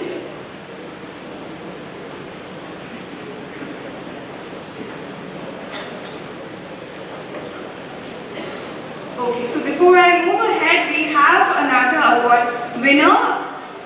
We have Rashmi Rekha Devi, who has won the second position in the poster navigation challenge. I request her to come up to the dais and collect her award. Rashmi Rekha Devi from Cotton University.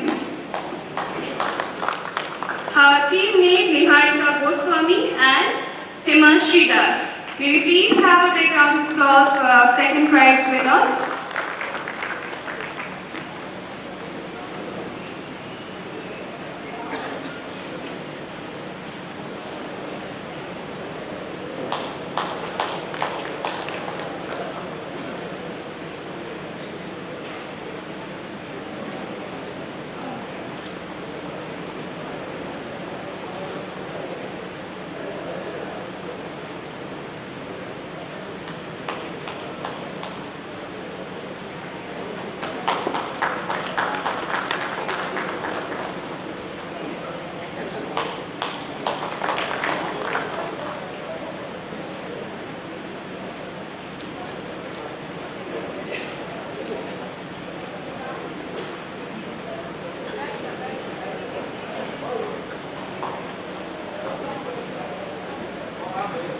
Alright, thank you so much winners. We have another award to present.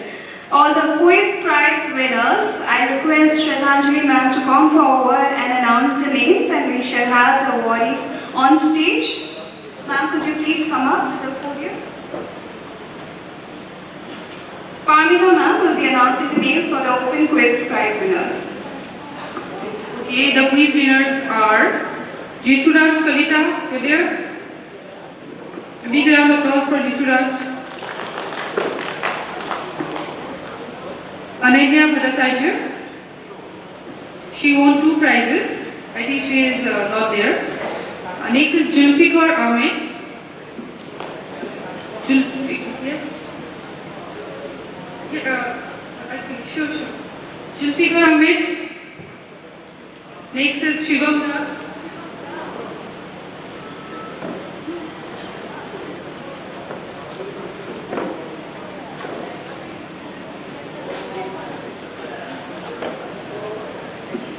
Then Amarjit Kumar. Congratulations to all the winners.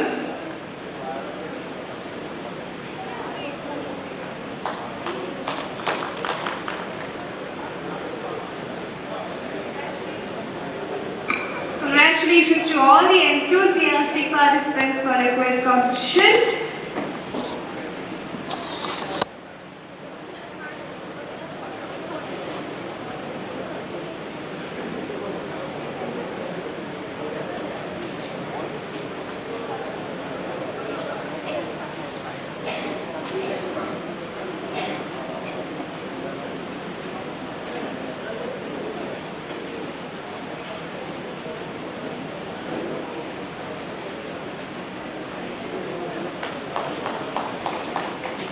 Let's have a big round of applause for all the winners of today's workshop.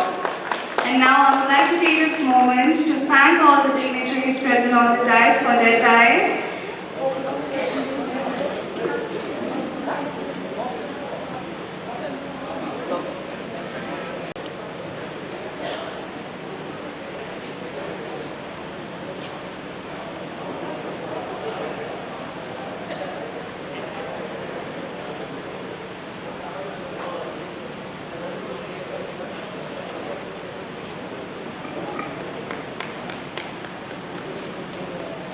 As we reach the closing moments of this enriching event, I want to express our profound gratitude to each one of you for your presence, engagement, and contributions.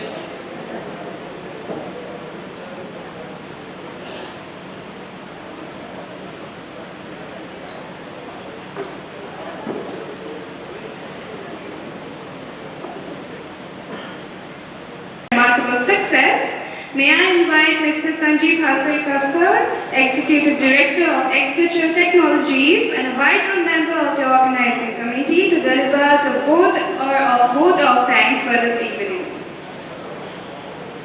All very tired. So we have to thank so many people here for making this workshop a success. And I will start with the chief guest, Dr. Devshish Sharma, to come here on the stage. Dr. Robi Kata for his inspiring speech, what he has given to inspire the students. And I would also like to thank the organizing bodies, NIELIT. So I think without their help, this would not have been really successful. With tremendous success from Saurabh, who is standing here. So I think he's working 24/7 for the last so many days to make this event a success. And then we have Priyanka, who is always there. I think he's taking photograph. So a big thank you to Priyanka for his effort. Dr. Neok sir, I think without his effort, without his support, and without the support of Jagiroad College, it was just impossible to execute. So thank you very much, sir. And I would like to thank all the panelists and all the judges, right, for taking time and then helping us to execute the workshop in a very in a smooth manner. So thank you everyone. And I would like to thank everyone who has come from Bangalore, so VSLI Society of India, and their members. So I'm sure the inputs and the interactions we had from them, right, so it's going to give a lot of valuable insights to all the students and all the faculties and all of us. So thank all of you. Thank all of them. And yes, so thank you everyone. So and then I would like to thank all the students, all the faculty members who have come from all the length and the breadth of Assam and other parts of Northeast, and to make this event a grand success. So thank you everyone. And yeah, that's all. So thank you everyone. So before we end, we have 3 special prizes for 3 special ladies of today's event. So please come up to the stage, Vanilla, then Parmita and Shraddhanjali. So they were the 3 wonderful hosts of this entire event actually. And you can see the collaborators everywhere, the designs and other things. Everything was mentored by Vanilla. So she is expert in media designing also. So I request Lovita Madam and her team to give a small gift hamper to the host. So Vanilla, please come up.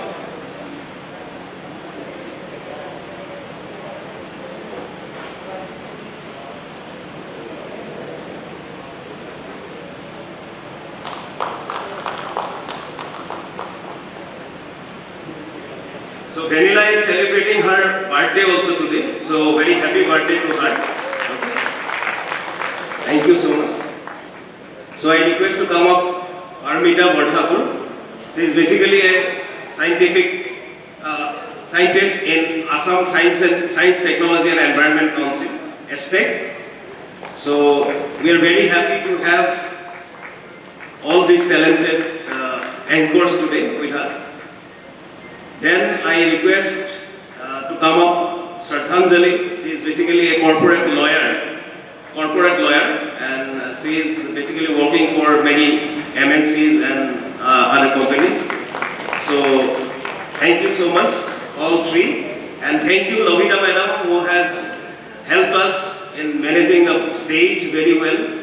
So thank you all. Have a very pleasant evening. Good night. Thank you. So please join us for a cup of tea in the lawn inside the campus. Thank you, sir.